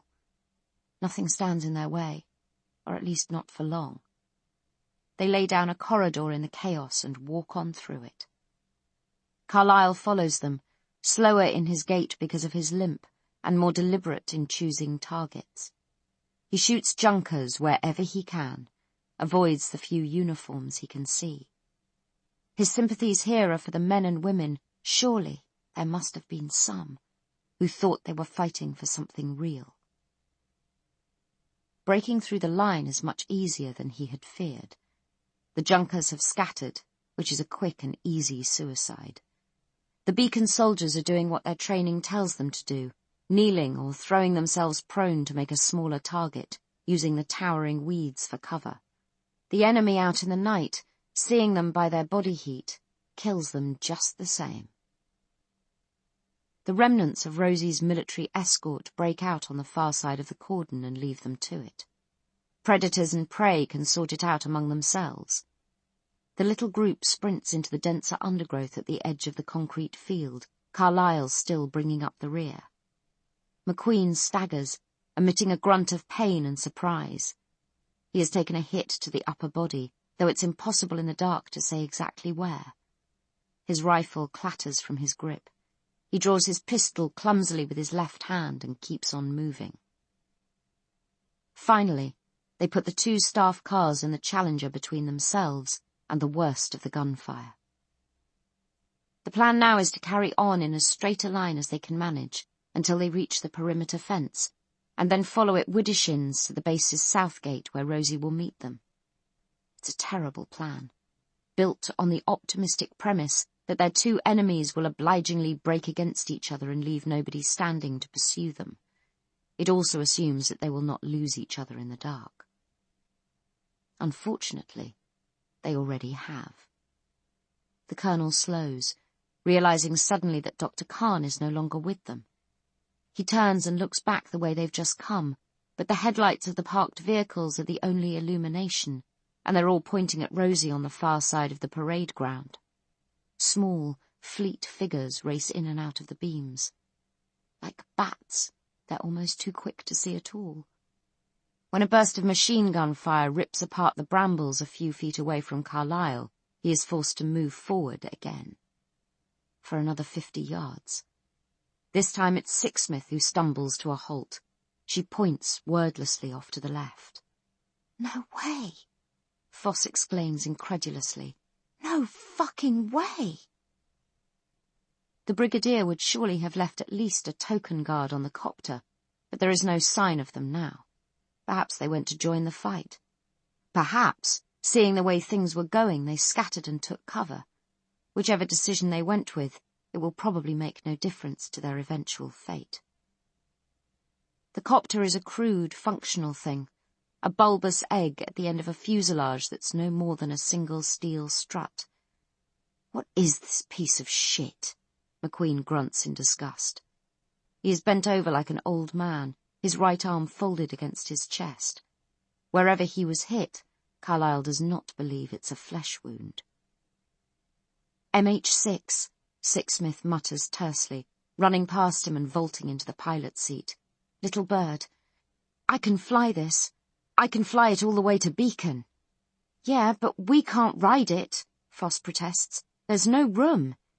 "It will take 4. "There are fucking 8 of us." 4 on the gun platform, I mean, plus pilot and co-pilot. Khan can hold her baby and the civilian commander can fucking walk home." "Works for me," McQueen says. He moves forward, but he doesn't seem able to raise his foot high enough to climb into the copter's rear. Foss has to lift and manhandle him in, which is a struggle. Then she clambers in after him. Carlyle hesitates, looking back once more toward the parade ground, where bursts of gunfire and screams of despair can still be heard, but at lengthening intervals. He leaves it too long, and he lets his guard down, like a fool, thinking that the danger has stayed where it was put. Something cold touches his temple. "You bastard," Fry hisses into his ear. "This was about our future. You've stolen our future." Her fingers feel down his arm, find his pistol and tug it from his hand. He hears the heavy thud as it falls into the weeds. McQueen and Foss are inside the copter's passenger space and haven't realized what's happening. Sixsmith sees, but she has set her rifle down in the co-pilot's seat to get to grips with the copter's controls. She glances across at it now, but there is no way she can get anywhere near it before Fry fires. "You did that, Geraldine," Carlyle says, "when you started this. Nobody forced your hand." "I want Beacon to survive. That's what forced my hand. Tell your people to get out of my copter." "No." "Tell them, Isaac. Now." "No." "Fine." Subconsciously, he expects to hear the click of the safety, but why would the safety be on in the middle of a massacre? What he hears is the ringing, echoing roar of the Brigadier's pistol discharging right beside his ear. The shot goes wide, though the range was point blank. Fry's legs buckle under her, and she folds backwards, her arms windmilling. Samrina Khan's jaws are locked in her throat. They hit the ground together. Carlyle kneels quickly and gropes in the long grass for his pistol. Khan is on her knees too, her upper body leaning over the Brigadier's and mostly hiding it from sight. The sounds, though, signal clearly that what is being hidden is extreme and cannibalistic in nature. Carlyle finds the gun in the same moment that Samrina raises her head. The blood is black in the dim light, smeared across the lower half of the doctor's face like a highwayman's mask. Even her teeth are black, so her gaping mouth is just a tunnel. Sixsmith has grabbed her rifle now. She hugs it to her chest like a comforter. But Foss jumps down from the rear platform with her weapon raised and ready. Then she sees who it is that's crouching on her haunches in the grass. "Oh, shit," she whispers. Carlyle goes down on one knee, his stiff leg protesting at the harsh usage. "Samrina," he says, "you have to get into the copter. Do you understand me?" "Sir," Foss protests. "Now, Samrina. Quickly." "Sir, you can bloody well see she's turned." "Isaac, Khan croaks. The word is barely audible. Yes, Samrina, into the copter, now. Khan raises her hand. The movement is jerky and effortful, stitched together out of a dozen separate acts of new willpower. She touches her extended fingertip to the centre of her forehead. "Don't look back," she says, distinctly. Her eyes lose focus, as though she's peering with difficulty through the disordered drifts of memory into another time and place. Her lips are still moving, but she has run out of words. It doesn't matter. There is no mistaking her meaning. "Colonel, please, get out of my way and give me a clear shot." Khan exhales, a long, breathy sibilance. She gathers herself, her upper body ducking a little as she compacts the muscles of her legs and arms, hands splayed wide, jaws gaping. In the instant before she leaps, Carlyle places his pistol against her forehead, exactly in the spot she indicated, and pulls the trigger. Takes what was left of Samrina Khan, and paints the grass and concrete with it. The aborted attack carries her into his arms. He drops the pistol again to catch her, her insubstantial weight not even making him stagger. He lowers her to the ground with excessive care. He is not crying. He makes no sound. The grief is wedged so deep within him that he can't turn it into breath. Sixsmith is examining the brigadier's body. After a moment of wary circling, she lowers her rifle. Most of Fry's throat and upper chest are gone, so there is nothing to be afraid of there. She turns her attention to Dr. Khan, who is even more indubitably dead. "What a waste," she mutters. She struggles for words, comes up with nothing better. What a fucking waste. "She saved us all from dying back there," Carlyle snaps. "And everyone on Rosie, too. That's not waste. Don't ever call that waste." Lieutenant Foss leans down to help him to his feet, but he stands unaided, though the pain forces a gasp out of him. "Sir, we've got to get out of here," Foss says. The words make sense, and he is about to follow her, but he makes the mistake of looking over his shoulder. He stays where he is, unmoving. "Sir?" "Rosie," the colonel exclaims. It's the best he can manage. "We'll rendezvous with Rosie at the south gate, as per plan," Foss says. But then she follows his gaze and sees what he has seen. Rosie isn't moving, and she is surrounded. Not by Captain Manalis and his detail, or by the Junker warriors. The diminutive figures clustered around her front and her sides can only be the feral children. And the fact that they have come out of hiding presumably means that Fry's people are all dead or in the wind. With an obscene oath, Foss takes aim.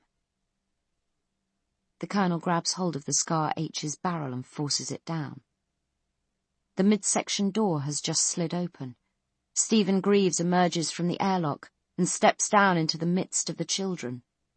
He is holding Samrina Khan's baby in his arms. "Listen to me, Lieutenant," Carlyle snaps. He tells Foss what Khan told him in Rosie's airlock. He doesn't have to explain to her what it means. He tells her to get the survivors back to Beacon and to spread the word to anyone they trust. Then he heads back across the parade ground, picking his way around the dead. Chapter 60. With baby Khan tucked up in Rena's bunk, surrounded by her smell and her residual presence, Greaves watches the battle from up in the turret. He hates it, but he has to watch because he has made a promise to Rena that he means to keep. His window of opportunity, if it comes at all, will be narrow. He can't afford to miss it. More distressingly, he has made a promise to Colonel Carlyle that he will ultimately break. He didn't lie, of course he didn't, but he knows that the colonel took a different meaning from his answer than the one that was in his own mind when he spoke. "If this works, Stephen," the Colonel said, "if the children come, I want you to meet us at the south gate as soon as it's safe to move. You can drive, Rosie, I assume." And yes, Greaves said he could. He had read the manual and memorized it. He was confident that he could drive Rosie at need. While he was saying these things, obvious things, he prepared his answer to the bigger question. "If you make it, Colonel, and if I make it, then I'll meet you at the south gate." He said it fiercely, forcing the words out of his mouth against the rebellion of his breath. The Colonel mistook his intensity for alarm. "You should be fine," he reassured Greaves. "They won't fire on Rosie unless they absolutely have to, and our coming out will mean they don't have to. Or so they'll assume. We'll keep them talking until the children arrive, and after that they should have too much on their plates to worry about us." "Yes," Greaves agreed. "They'll have too much on their plates. Here." The Colonel gave him the tiny handheld radio that used to be Dr. Fournier's.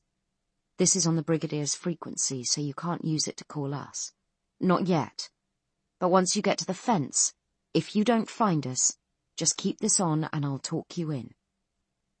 Then the Colonel left. And now he sits in the turret waiting and watching, knowing that he will never see the south gate. He has lied by omission. It sits in his stomach like a stone. A voice from inside the lab, high but hoarse, scatters his thoughts. "Colonel? McQueen? Anyone?" Dr. Fournier has woken up and seems very angry. Perhaps that's not surprising, given that he was rendered unconscious by means of blunt instrument trauma, and now finds himself tied to the workbench. Greaves tries not to listen, even when Dr. Fournier demands shrilly and repeatedly to be let free, even when his shouting wakes the baby who starts to cry.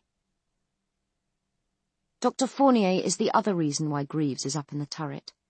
He is afraid of the doctor, and seriously needs to keep a safe distance in case the doctor goes from complaining and demanding to asking questions again. Last time that happened, the only thing that kept Greaves from giving up everything he knew was Rena knocking the doctor out with the heavy steel clamp stand. Rena isn't here now, so he has to be very careful. The fight outside has reached a crescendo.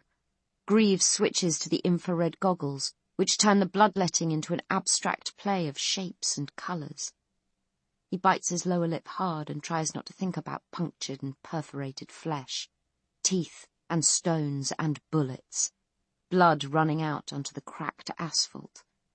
He hopes fervently that Rena and the others were able to get clear before the fighting started, that they're not out there in the middle of this killing field.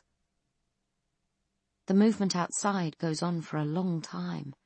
The screams and yells, the pleading and cursing likewise. A very long time.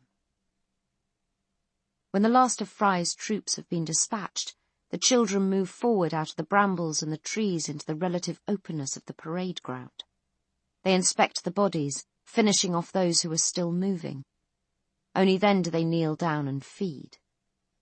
Perhaps it's Greaves's imagination, but he believes he can see the moment when the scarred girl, he has recognized her from her silhouette and from the way she moves, nods her permission. He wonders if she is looking for him among the dead, as he looked for her after the fire. He wonders what the captain's voice box told her that morning, assuming that she pulled the string and listened to the words. She wouldn't have understood them in any case. She doesn't speak the captain's language. These are pointless thoughts. It's time, he decides. He needs to go down. He assumes the children will come in any case, to complete the errand that has brought them all this far, but just in case, he will meet them more than halfway. He descends from the turret. "Greaves!" Dr. Fournier bellows. Stephen flinches. "I can see you there. Untie me. Untie me right now or you'll face a court-martial. We're under military law. I can order you shot." Steeling himself, Greaves enters the lab. He is shaking with terror, but he has a contingency plan. If Dr. Fournier asks him about the cure, or starts any sentence with a question word, then Greaves will sing the theme tune from Captain Power loudly enough to drown out the words. Dr. Fournier sags with relief as he sees Greaves. "Thank you," he snarls with heavy sarcasm. Then he gasps out loud as Stephen walks right on past him. "Greaves, stop what you're doing and loosen these straps. I'm warning you." "He's the hero of the spaceways, the galactic engineer," Greaves tells himself. He doesn't say it aloud, but he's ready to. At a moment's notice. If a single dangerous word comes out of Dr. Fournier's mouth. He keeps his face averted as he fills a canteen with water and loops it strapped over his shoulders. As he opens freezer compartment 10 and removes the dead boy.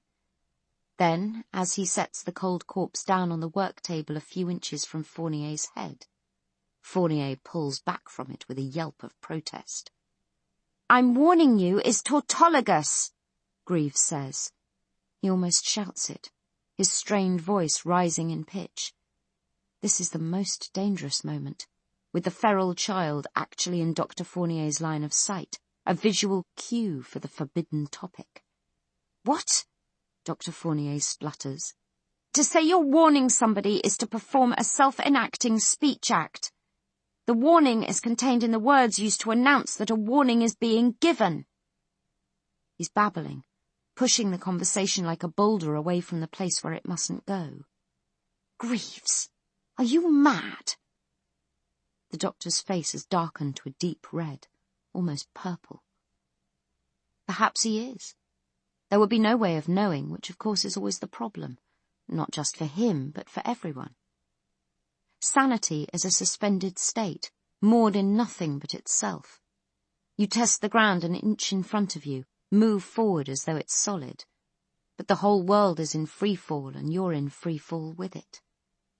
"I don't know," Greaves admits. "I just don't know." He is staring at the small cadaver, guilty and desolate. The life that was here is long gone, but the dead boy's kindred have come a very long way to reclaim the part of him that they can still see. Greaves has disrespected that part. There are incisions and excavations where he took his tissue samples, raw wounds that had never bled, because the blood had already congealed before the flesh was broken.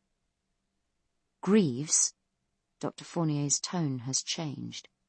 He is staring at Stephen with a new urgency. "Put that specimen back. You hear me? It belongs to the expedition, and your findings, your discovery, all of it.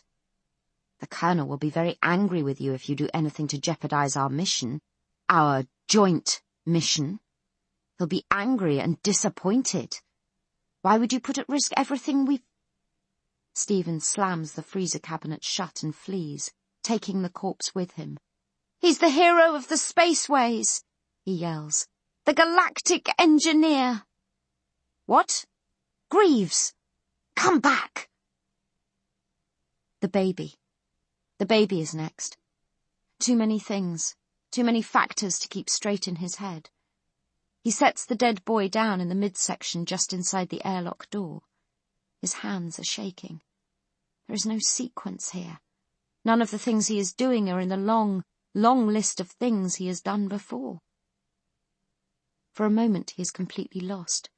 In a panic he almost hits the airlock's controls. No, no, no, not yet. Not yet. Dr. Fournier's cries follow him into the crew quarters. They echo around him as he goes to collect the baby from Rena's bunk. But the shrilling of the crying child is louder, and the pounding of his own blood seems louder still. It's easy now to shut out any meaning in the stream of sound coming from the lab. The baby is lying on his back, screaming, his mouth an O of hysterical misery. He's kicked his blanket away. Greaves picks him up and swaddles him again with ginger care. Miraculously and very suddenly the baby stops crying at this point, as though human contact was all it wanted, as though all its sorrows came down to being alone. Perhaps that's true of everyone. "Soon," Stephen whispers, staring into the baby's solemn, inscrutable eyes. The blanket is green, like all the blankets in Rosie. Army issue. Greaves takes another from his own bunk, tugging it free one-handed with the baby cradled in his other arm. Dr. Fournier continues to yell through all of this, but baby Khan stays quiet. Nonetheless, he gapes his tiny mouth and tastes the air, which is no doubt rich with scents of possible food. Greaves notices that all the baby's teeth are now fully grown in.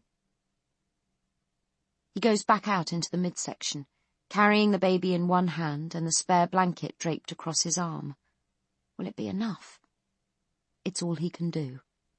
He sets the baby down on the deck plates, making a nest out of the folded blanket to protect him a little against the cold metal. "I won't be long," he whispers. On the other side of the airlock doors, the night is impenetrably black. But through the infrareds, once he slips them on again, he sees a forest of bright blue lozenges converging on Rosie from all sides. Blue indicates a temperature between 10 and 14 degrees Celsius, barely higher than background ambient. The children are coming to meet him. "Greaves, I demand that you untie me. This is your last warning." Stephen hesitates for a long time.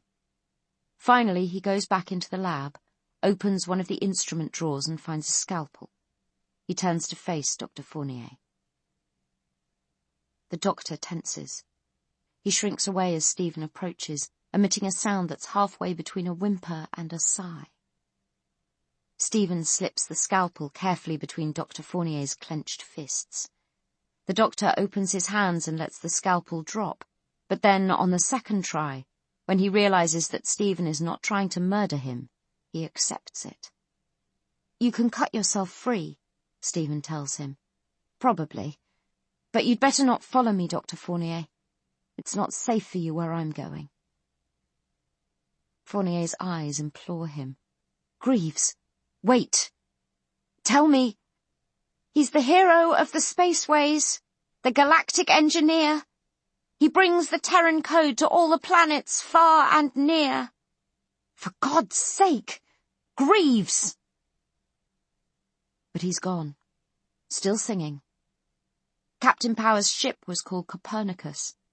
He was a scientist as well as a hero, and knowledge was his greatest weapon. He would have hated Dr. Fournier, who tries to turn knowledge into things he wants. On the midsection platform, Stephen kneels and makes ready.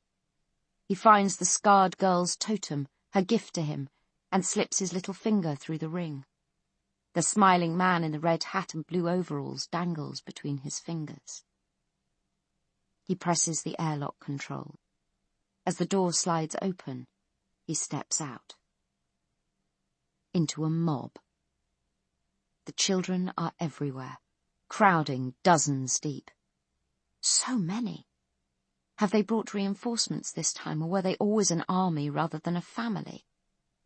But they are a family.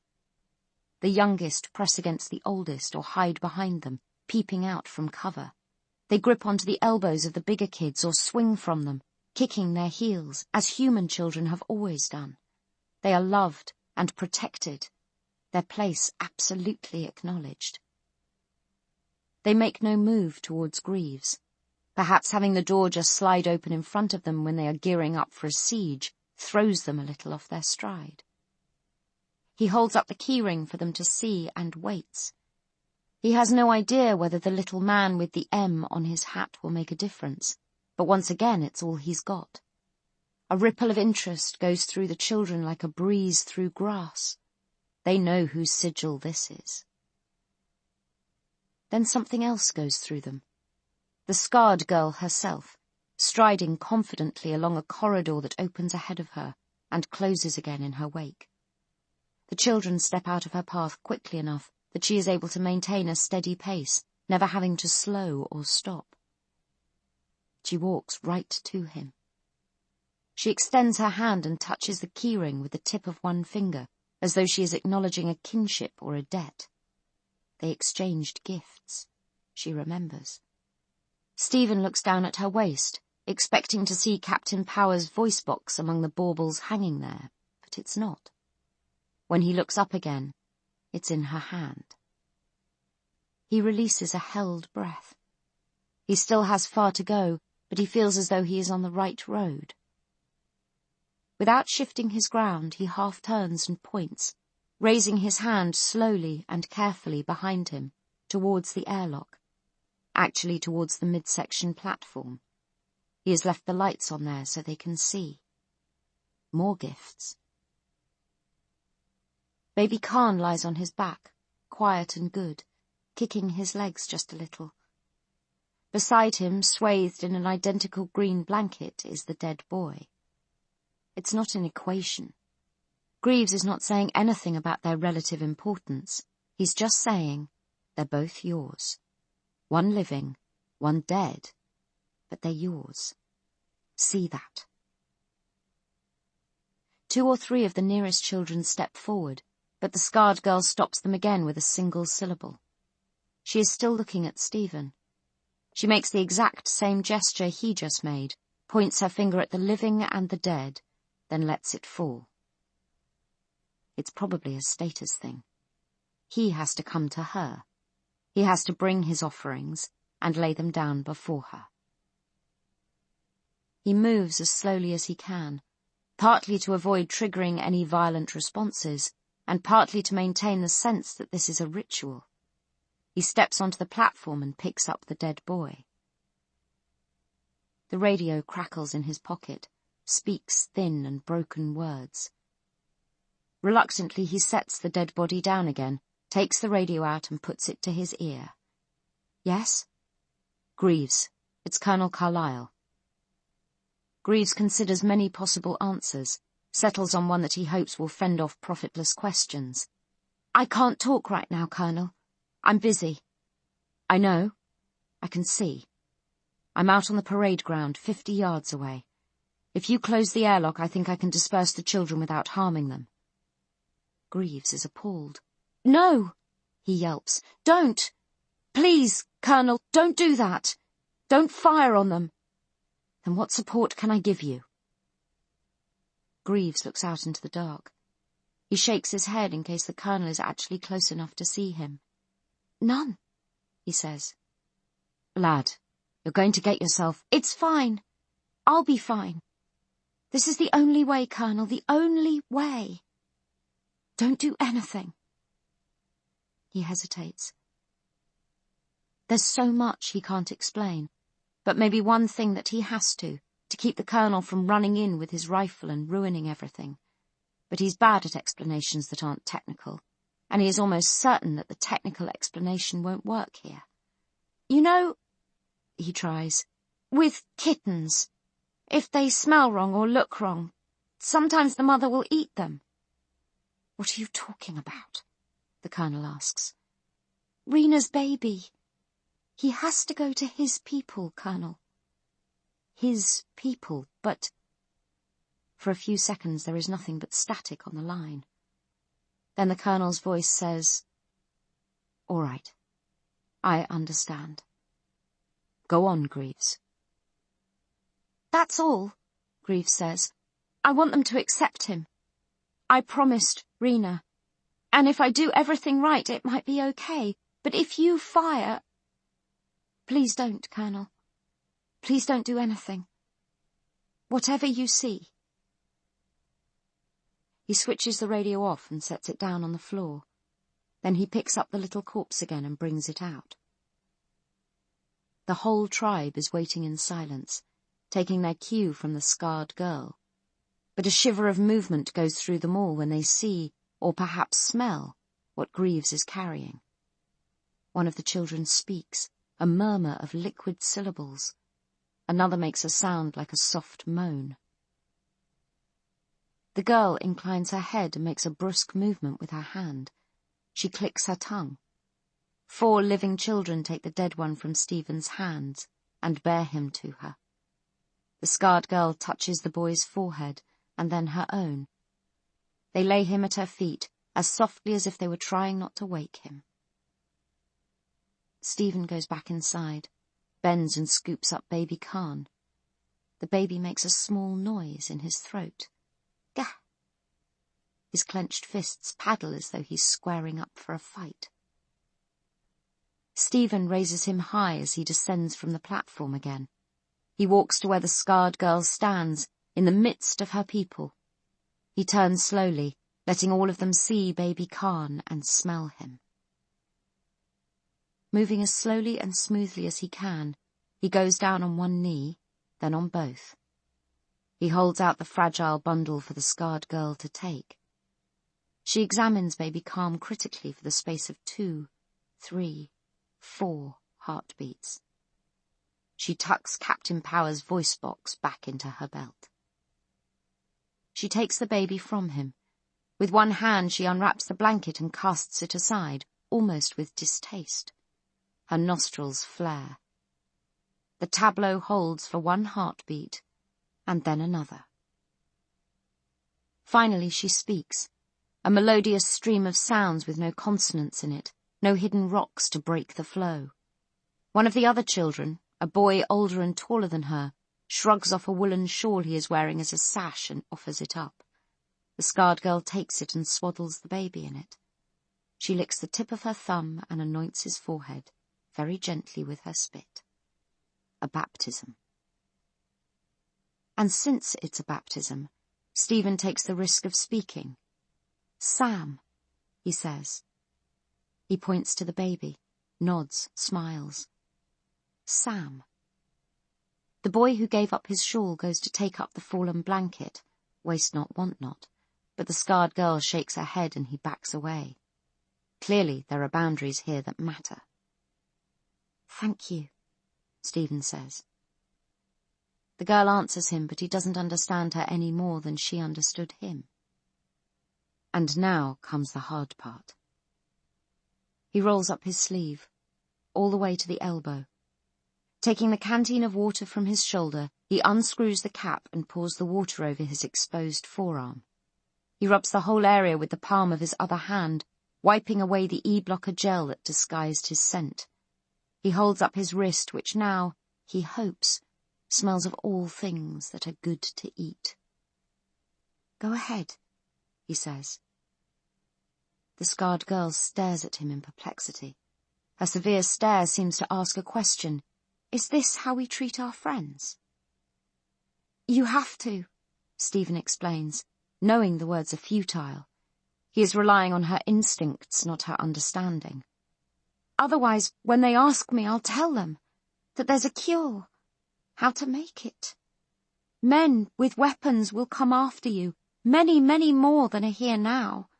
They'll take you and turn you into medicine, kill you all, just so they can have a few more years of life themselves. They won't even feel sorry about it. The scarred girl seems to listen. Her mouth is bent into a trembling gull-wing scowl, but she doesn't move. Greaves wonders how much control that takes, how much strength, and how much authority to make the others hold back, though they tilt their heads to catch the smell of him on the still air. The baby stirs and utters a thin wail of complaint, made suddenly aware of its hunger. Helpless, Stephen plunges on. I can't kill myself. There are ways to do it without hurting, but it's not one of the things I can do. So we have to do this instead. He offers his arm again. The words are just a spur for his own faltering resolve. His dilemma would be almost impossible to explain, even if they spoke the same language. He needs her to wipe the hard drive of his mind, so he can't give her and her people up to the dubious mercy of their predecessors, Humanity 1.0. Part of this is the promise he made to Rena. Keep him safe. It doesn't matter what happens to me so long as you keep him safe. And that means keeping the whole tribe safe, which in turn means not letting out into the world the knowledge that will destroy them. But it goes beyond even that strict imperative. Greaves has been thinking it through ever since he first met the scarred girl and her people. On one of the lowest levels of his mind, in a subroutine set up for this alone, he has been working out the terms of the problem all this time. The solution is here, now. It takes the form of a Venn diagram, 2 circles intersecting. The world of Beacon, dying slowly every year, even before it decided to dismember and eat itself. And the world of these children, which whatever it might be now has at least the potential to be something else. It's a seed. A dead tree can stand for years or decades as it hollows out. A seed has places to be and things to do. Stephen has made up his mind. He's with the seeds, the scarred girls' tribe. He can't be one of them, but he has chosen his allegiance. The children are all that matters. And right now, though he's on their side, he is the plague, the pathogen that could destroy them. The knowledge in his mind has to be safely disposed of. Please, he begs. The scarred girl makes a gesture. Her hand raised towards him, closed, and then open. She knows what he wants her to do. She won't do it. It's a complex problem with a simple, inelegant solution.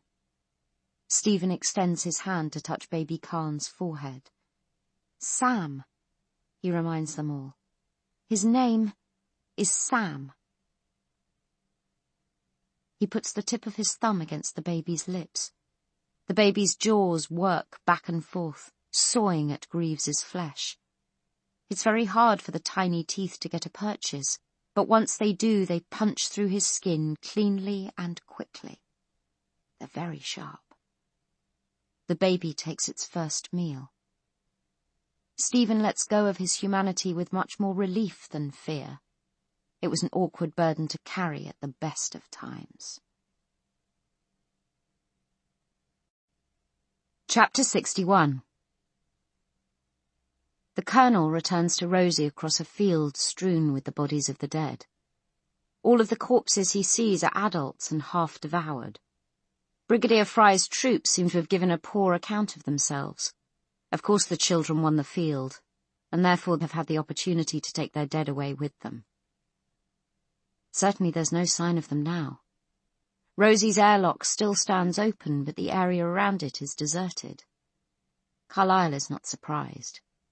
He saw the moment when Stephen Greaves handed over Dr. Khan's baby, and the moment shortly after when, in a different sense, he surrendered himself. If Greaves was still present, Carlyle would shoot him just as he shot Samrina. Whatever the children are or may become, an adult human on exposure to cordyceps dies in that moment, or else becomes an unwilling passenger in a hijacked body. In the second case, the bullet is a mercy. In the first, it's probably an irrelevance, but it feels to the Colonel like a mark of respect akin to covering the faces of the dead. But there is no sign of Greaves. Perhaps when the children melted away into the dark, he trailed along in their wake, moved by some half-remembered impulse. More likely he is out on the parade ground somewhere, feeding. The whoop, whoop, whoop of a helicopter's blades makes Carlyle look up to the sky momentarily. Sixsmith is hovering the little bird about 20 feet up, right above his head. She gestures. A thumbs up. She has her work to do, and he has his. He waves back, wishing her and the others well. He hopes they will make it home. He hopes there will be a home for them to go back to. There is reason to hope. Brigadier Fry wouldn't have been out here in the wilderness making deals with the devil if her coup d'etat had been thriving. The little bird peels away. The last the Colonel sees of it is the red light at the tail end of its fuselage, lifting into the sky like a stray spark from an extinguished bonfire. Carlyle is a practical man, and a soldier first and foremost. He enters Rosie via the cab, not the airlock, so that he can conduct a proper sweep from aft to stern. He finds no soldiers, no junkers, and no children. Nobody at all, in fact, except for Dr. Fournier, who is cowering in the lab with his hands still tied to the workbench. When the Colonel enters, Fournier starts to babble out a stream of complaints, demands, pleas, questions, and explanations, the words falling over each other in his haste to get them out. Carlyle checks the straps. They have been partially cut through, probably with the scalpel that is lying on the floor a little way away. But the doctor had not made much progress before he dropped the scalpel, and it bounced or rolled out of his reach. The straps will hold. When he sees that the Colonel means to leave him there, Dr. Fournier switches tack and starts to threaten. He has friends in Beacon, friends with power and influence. He has been acting as Brigadier Fry's personal agent and representative. If he is harmed, if he is treated badly, the Brigadier will not be happy. Fry is dead, Carlyle tells him. If the doctor has any living friends, he would be curious to know their names. He puts the scalpel back in the instrument drawer where it will do no harm. In its place, he presses a full canteen of water into the doctor's hands. Whatever he eventually decides to do with Fournier, torturing him is not part of the plan. He goes aft to the cockpit. Along the way, he closes the airlock door. Driving Rosie isn't easy for a man with only one functional leg. There are a great many false starts before the Colonel manages to get the vehicle turned around and moving away from the carnage. Then he wastes a great deal more time looking for the gate. Eventually he gives up the search and rams straight through the fence, which offers no resistance at all. He is back on the M1 when dawn comes up, and by noon he is on the outskirts of London. When Hungries chase him, he does his best to outdistance them. Only as a last resort does he plough them under Rosie's wheels. He is looking for a place to stop, but not any particular place. He will not be returning to Beacon, and he has no wish for Rosie to go back there either. He liked her best as an instrument of truth, rather than a weapon of war.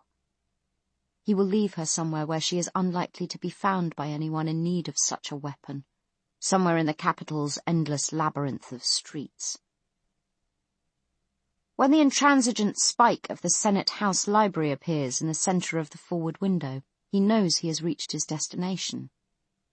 He slows to a halt halfway along Mallet Street, on the exact spot to which the shadow of the library's spire points. He sits a while as the sun sinks down. The shadow swerves away from him, too slowly for him to see the movement, the hour hand of a clock, telling him his time is past. But clocks are not infallible. He goes and fetches Dr. Fournier, freeing him from the workbench but keeping him at the point of a gun. When they are both seated side by side in the cockpit, he explains what he is about to do. He does this as a courtesy. To see death coming and be able to look it in the face is part of what human beings gained when they took the path that led them away from the rest of the living kingdoms. Part of what they lost, too, no doubt. Distressed and terrified, Fournier pleads for his life. But he is indignant, too. He demands to know what he has done to deserve a sentence of death. "You conspired with Brigadier Fry to lead us into an ambush," Carlyle says. It seems best to him to keep this brief and simple. "We were meant to die there. You would have died too, but you didn't know that. You were willing to sacrifice the whole of Rosie's crew to your own purposes." Fournier's face flushes red, with anger rather than shame. "I was co-opted," he says. "Coerced. Nothing I did was by my own choice. Colonel, the Brigadier gave me a direct order, and she outranks you. You of all people have to understand." He falters, lacking the technical vocabulary. "The chain of command?" Carlyle supplies. "I do, Doctor. Very much so. I've always had what might be considered an exaggerated respect for it. But you're not a soldier, and you weren't bound to obey. You had the luxury of choosing for yourself where your duty lay." "No, I didn't." Fournier is shrill. "She told me the only way I would be appointed to the mission was if I agreed to do as she said." "That," the Colonel points out gently, "is what a choice looks like." He nods his head out of the window at the Senate House. "I was a student here," he says. "My degree was in history. I never imagined I'd live to see the end of it." Dr. Fournier starts to plead again. He says that with Beacon split down the middle, he couldn't be said to have committed treason, only to have chosen the wrong side. Carlyle listens for a long while, then holds up a hand to stop the logorrheic flow. "Doctor, please. I was trying to explain, since you seem to feel you're being treated harshly. The point of history, the very essence of it as a field of study, is to find correspondences. You look at the past so that you can understand it, and through it, you come to a better understanding of your own time. If you're lucky, sometimes you can even extrapolate to possible futures." "I'm not a historian," Fournier points out. "No," Carlyle agrees, "but biology is about correspondences too, surely. You study living things to understand yourself." Fournier is looking at him now with wary calculation. "I suppose that's true," he says, with no conviction at all. "There's no need to humour me, Doctor. You're welcome to disagree, but it seems to me, am I wrong, that all living things form a sort of fractal pattern. The same features, the same structures, repeating themselves on different scales and in different configurations. You can't look at those things for long, surely, without finding yourself reflected in them." "I do," Fournier agrees fulsomely. "I find myself all the time." The Colonel sighs. The man isn't listening to him at all. "Well then," he says wearily. "Well then what?" "Well, then you know what you betrayed. Not Beacon. Life. There were two sides, and you didn't choose life. Did you even look at that last set of samples, the ones we brought down from Ben Macdui?" Fournier's face is blank. "No, of course not. When would I have had time?" "Dr. Kahn found the time. I'm not sure whether it was before she gave birth or just after. She was surprised at what she found. None of the cordyceps cultures from Ben Macdui had germinated. Not one. Out of 12. Fournier blinks rapidly, several times. "A mistake, presumably. Inert samples." He is thinking it through even as he speaks. No, they would have been cultured separately, grown in different media. But then, that would mean... "Exactly," Carlyle nods. "An environmental inhibitor for the hungry plague. Something unique about the Cairngorm Plateau, at least at its higher end. Altitude, air pressure, electromagnetic fields. You'd be able to come up with a better guess than me, Doctor, I'm sure. Or perhaps it's nothing. Perhaps, as you suggested, the cultures were dead before they were put into the jars. Contaminated in some way. We've decided, though, to take the chance, to assume that it's not a mistake." "We?" Fournier echoes with just a hint of a sneer. "Your crew is gone, Colonel." "I know," Carlyle says, "but they haven't gone far. They probably arrived at Beacon before we reached London. They'll spread the word as discreetly as they can that there's an alternative now, another choice. Beacon is becoming a terrible place, poisoned by its own isolation. Anyone who wants to leave and try again is welcome to come with us." "To Scotland?" Fournier is incredulous. "To the Cairngorms?" "Yes. You won't last the first winter, assuming you even get there in the first place. Possibly not, but I believe it's worthwhile making the attempt. It gives me hope, and hope is important." Carlyle points out of the window again. When Fournier turns to look, he puts the gun against the side of the doctor's head and pulls the trigger. He is almost certain that Fournier didn't see it coming. As much mercy as he could manage in the circumstances. Certainly a better death than the doctor would find for himself, if he were left to walk home. There is nowhere nearby to bury the body, and Carlyle has no tools that would serve. In any case, it seems to him, Rosie does very well as a coffin, and London does tolerably well as a mausoleum. He inflicts as much damage on the engine as he can bear to. He doesn't want Rosie ever to move again, ever to fight and kill again. But vandalism doesn't come easy to him. He has a very long way to travel. He packs a rucksack with rations for a week or two, E-blocker for a month. If it takes longer than that, then he probably won't make it at all. But he will. He will make it. And Foss and Sixsmith and McQueen will join him there, presently, with anyone from Beacon who has heard their message, that the fireman is waiting for them, high up in the snows and the frigid air, that he will build a new city with their help, or die trying. He exits through the airlock, setting it to seal itself behind him. He sets off walking. It's a beautiful evening, a beautiful place. He pretends as he walks that the old world never fell, that when he turns the corner he will see traffic roaring by, foreign tourists waving selfie sticks like bishops' croziers, office workers walking briskly from their hectic work to their hectic leisure. And street upon street, the city. And city upon city, the world. Uncountable millions of people, as it was before.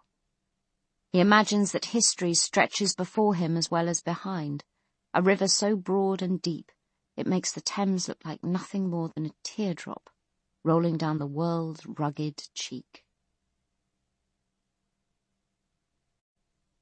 Epilogue. 20 years later. The snow is 8 inches deep, but you wouldn't want to trust to that too much.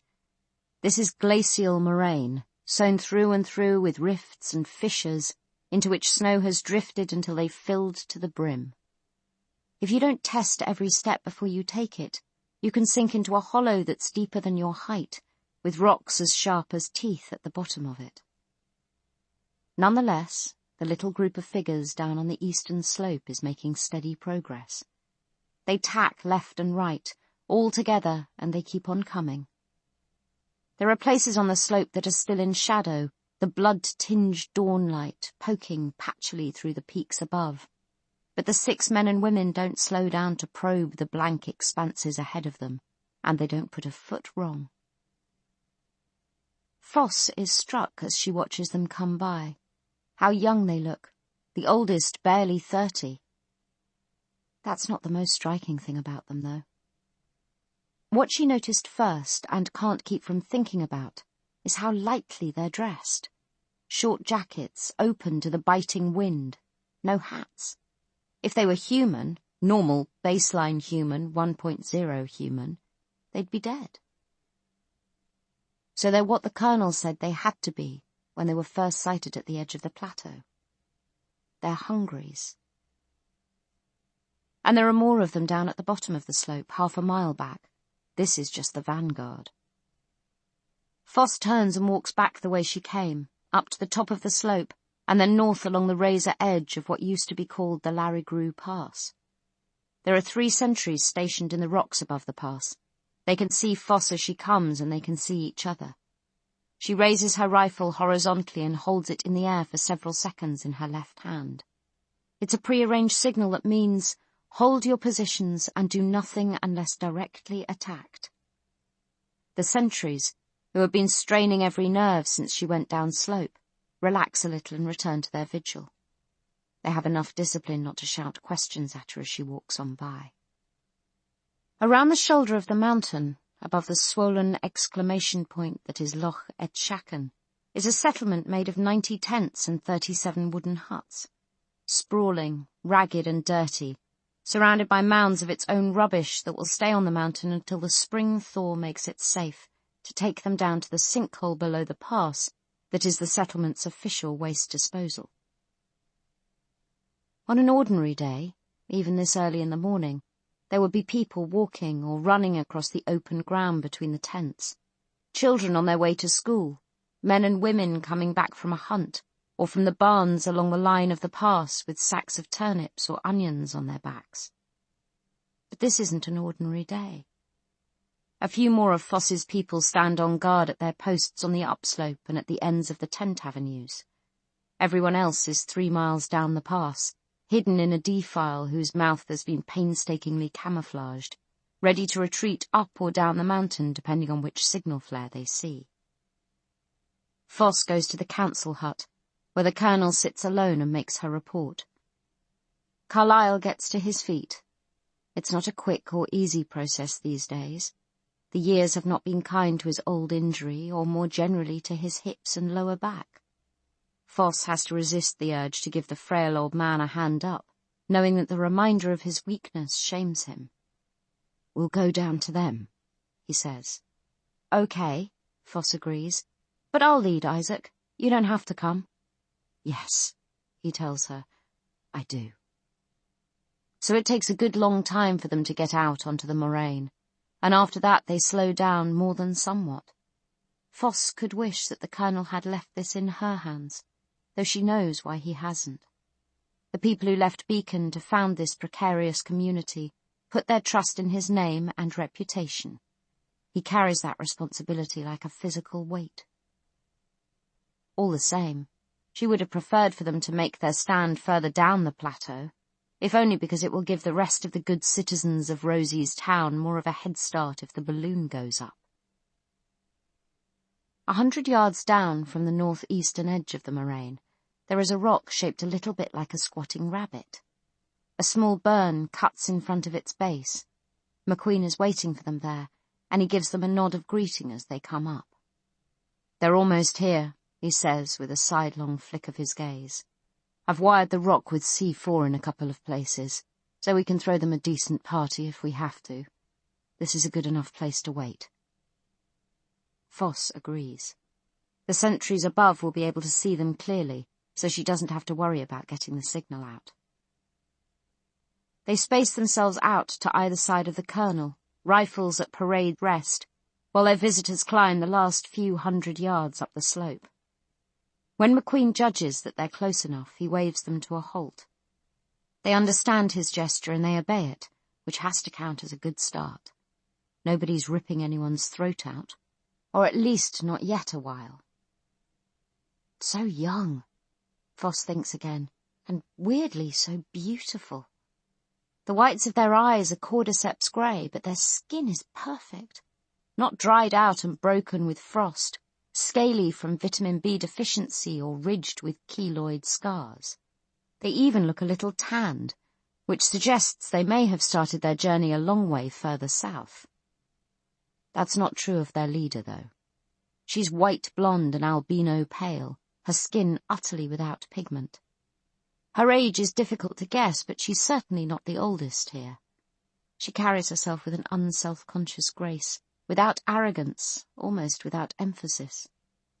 Her short-sleeved shirt, it must be 20 below, is a plain lemon yellow, and her trousers, muddy, threadbare, are tucked into battered, well-worn boots. She wears no badge of office, but when she stands forward, the others drop back, deferential, attentive, completely silent. "I'm Melanie," she says. "Good morning to you all." In polished English, beautifully enunciated. Foss's scalp prickles. What she has expected, up to now, is a sort of pantomime of grimaces and gesticulations. It never occurred to her that the second-gen Hungries would have learned a language, or that if they did, it would be this one. "Isaac Carlyle," the Colonel says. "Colonel Isaac Carlyle," Foss corrects. "And that is Cat Foss, while to my right is Daniel McQueen."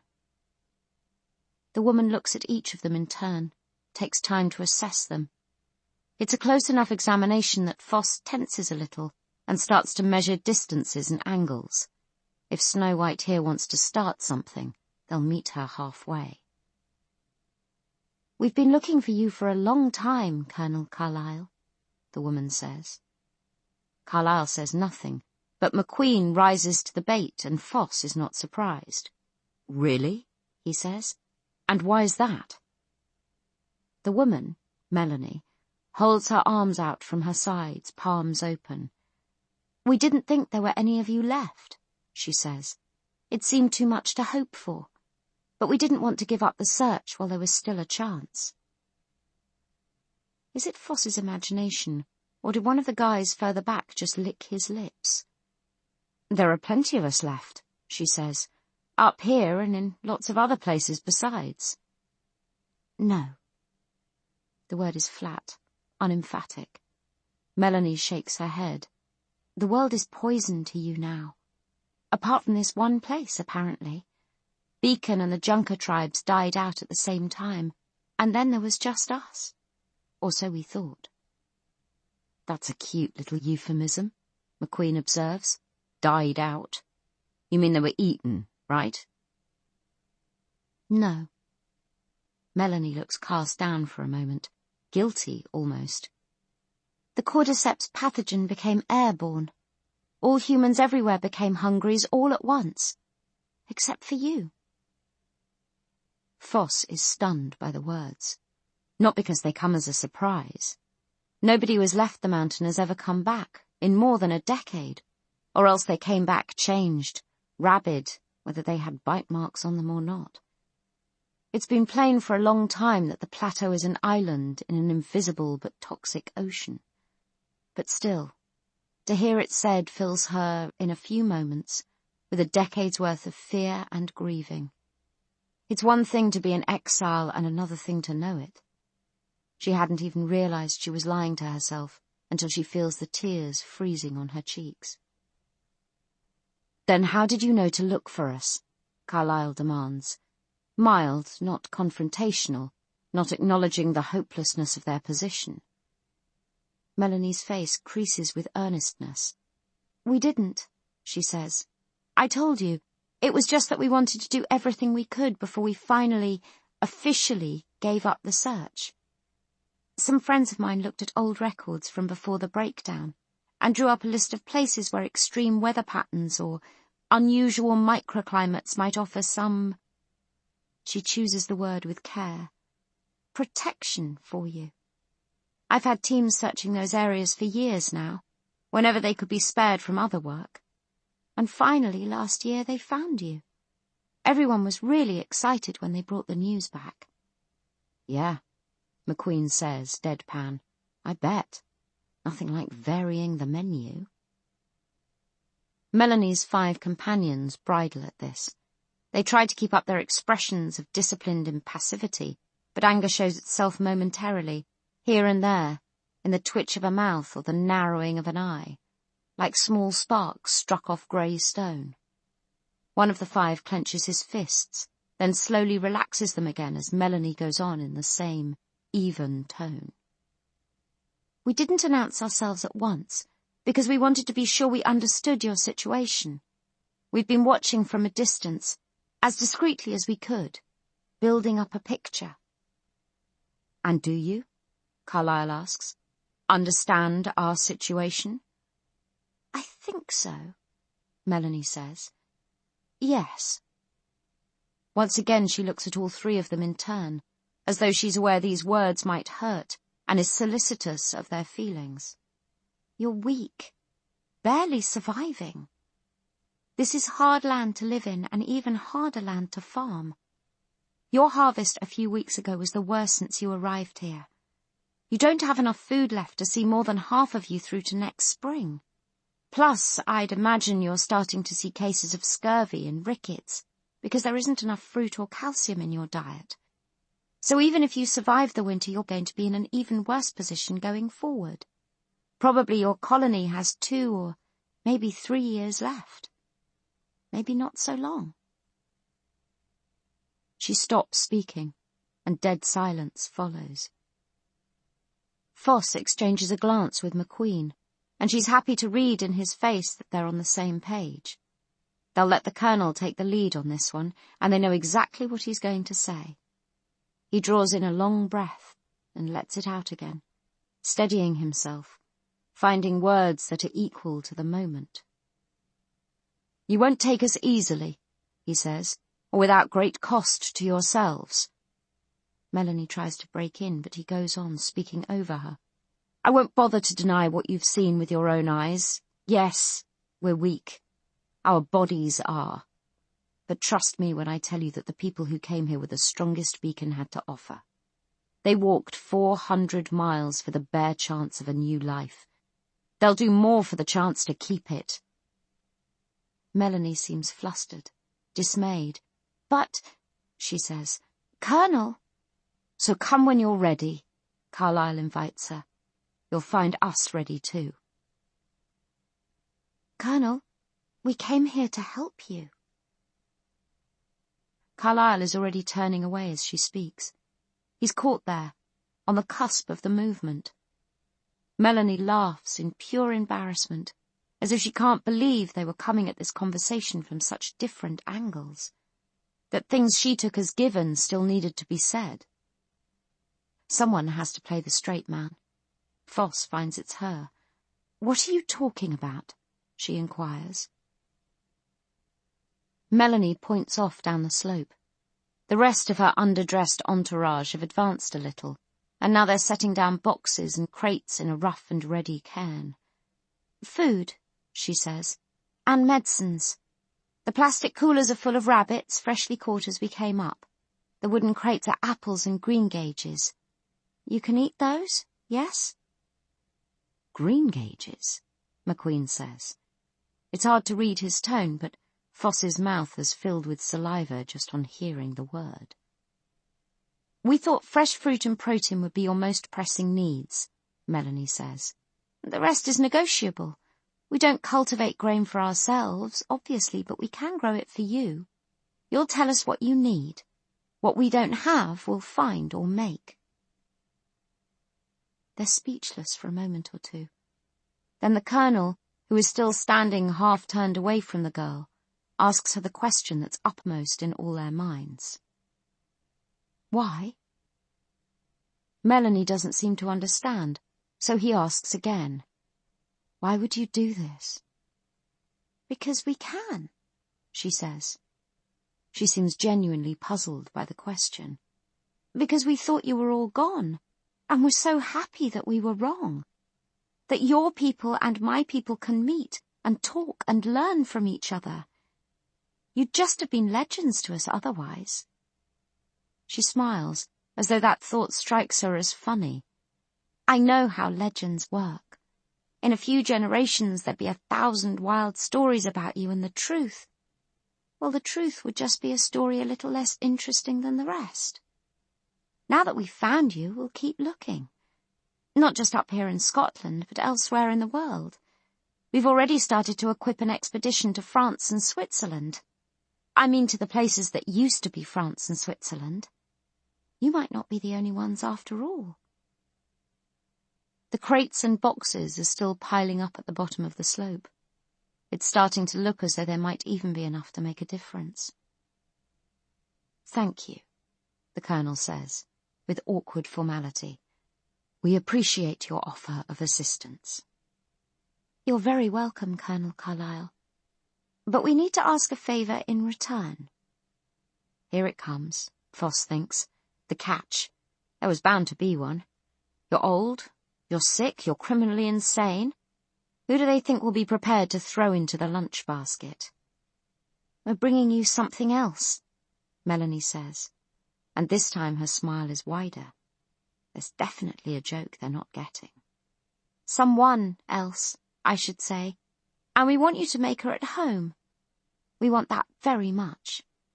She's been on her own for a long time. The sound of an engine reaches them on the thin, clear air. It's coming from the road below the ridge, still hidden from sight by a frozen tide of drifted snow, and it's been 20 years, but Foss would know that basso roar anywhere. Oh, my sweet Jesus, she exclaims. Oh, no fucking way! Rosie crests the ridge like a ship cresting the horizon, with a stranger at the wheel.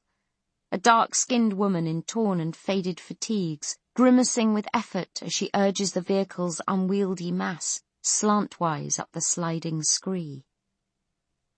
It seems to Foss in the lightness and strangeness of that moment, as though the past has swung open in front of her like a door. She never stopped being a part of that crew. Rosie is coming to collect her for another tour of duty, one last mission in country, and something like relief floods through her at the sight of it, something like joy. She thinks, all journeys are the same journey, whether you know it or not, whether you're moving or not, and the things that look like endings are all just stations on the way.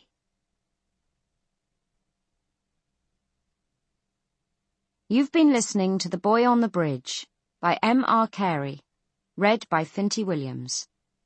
Text copyright M.R. Carey, 2017. Production copyright Hachette Audio, 2017. This has been an Hachette Audio production. Audible hopes you've enjoyed this.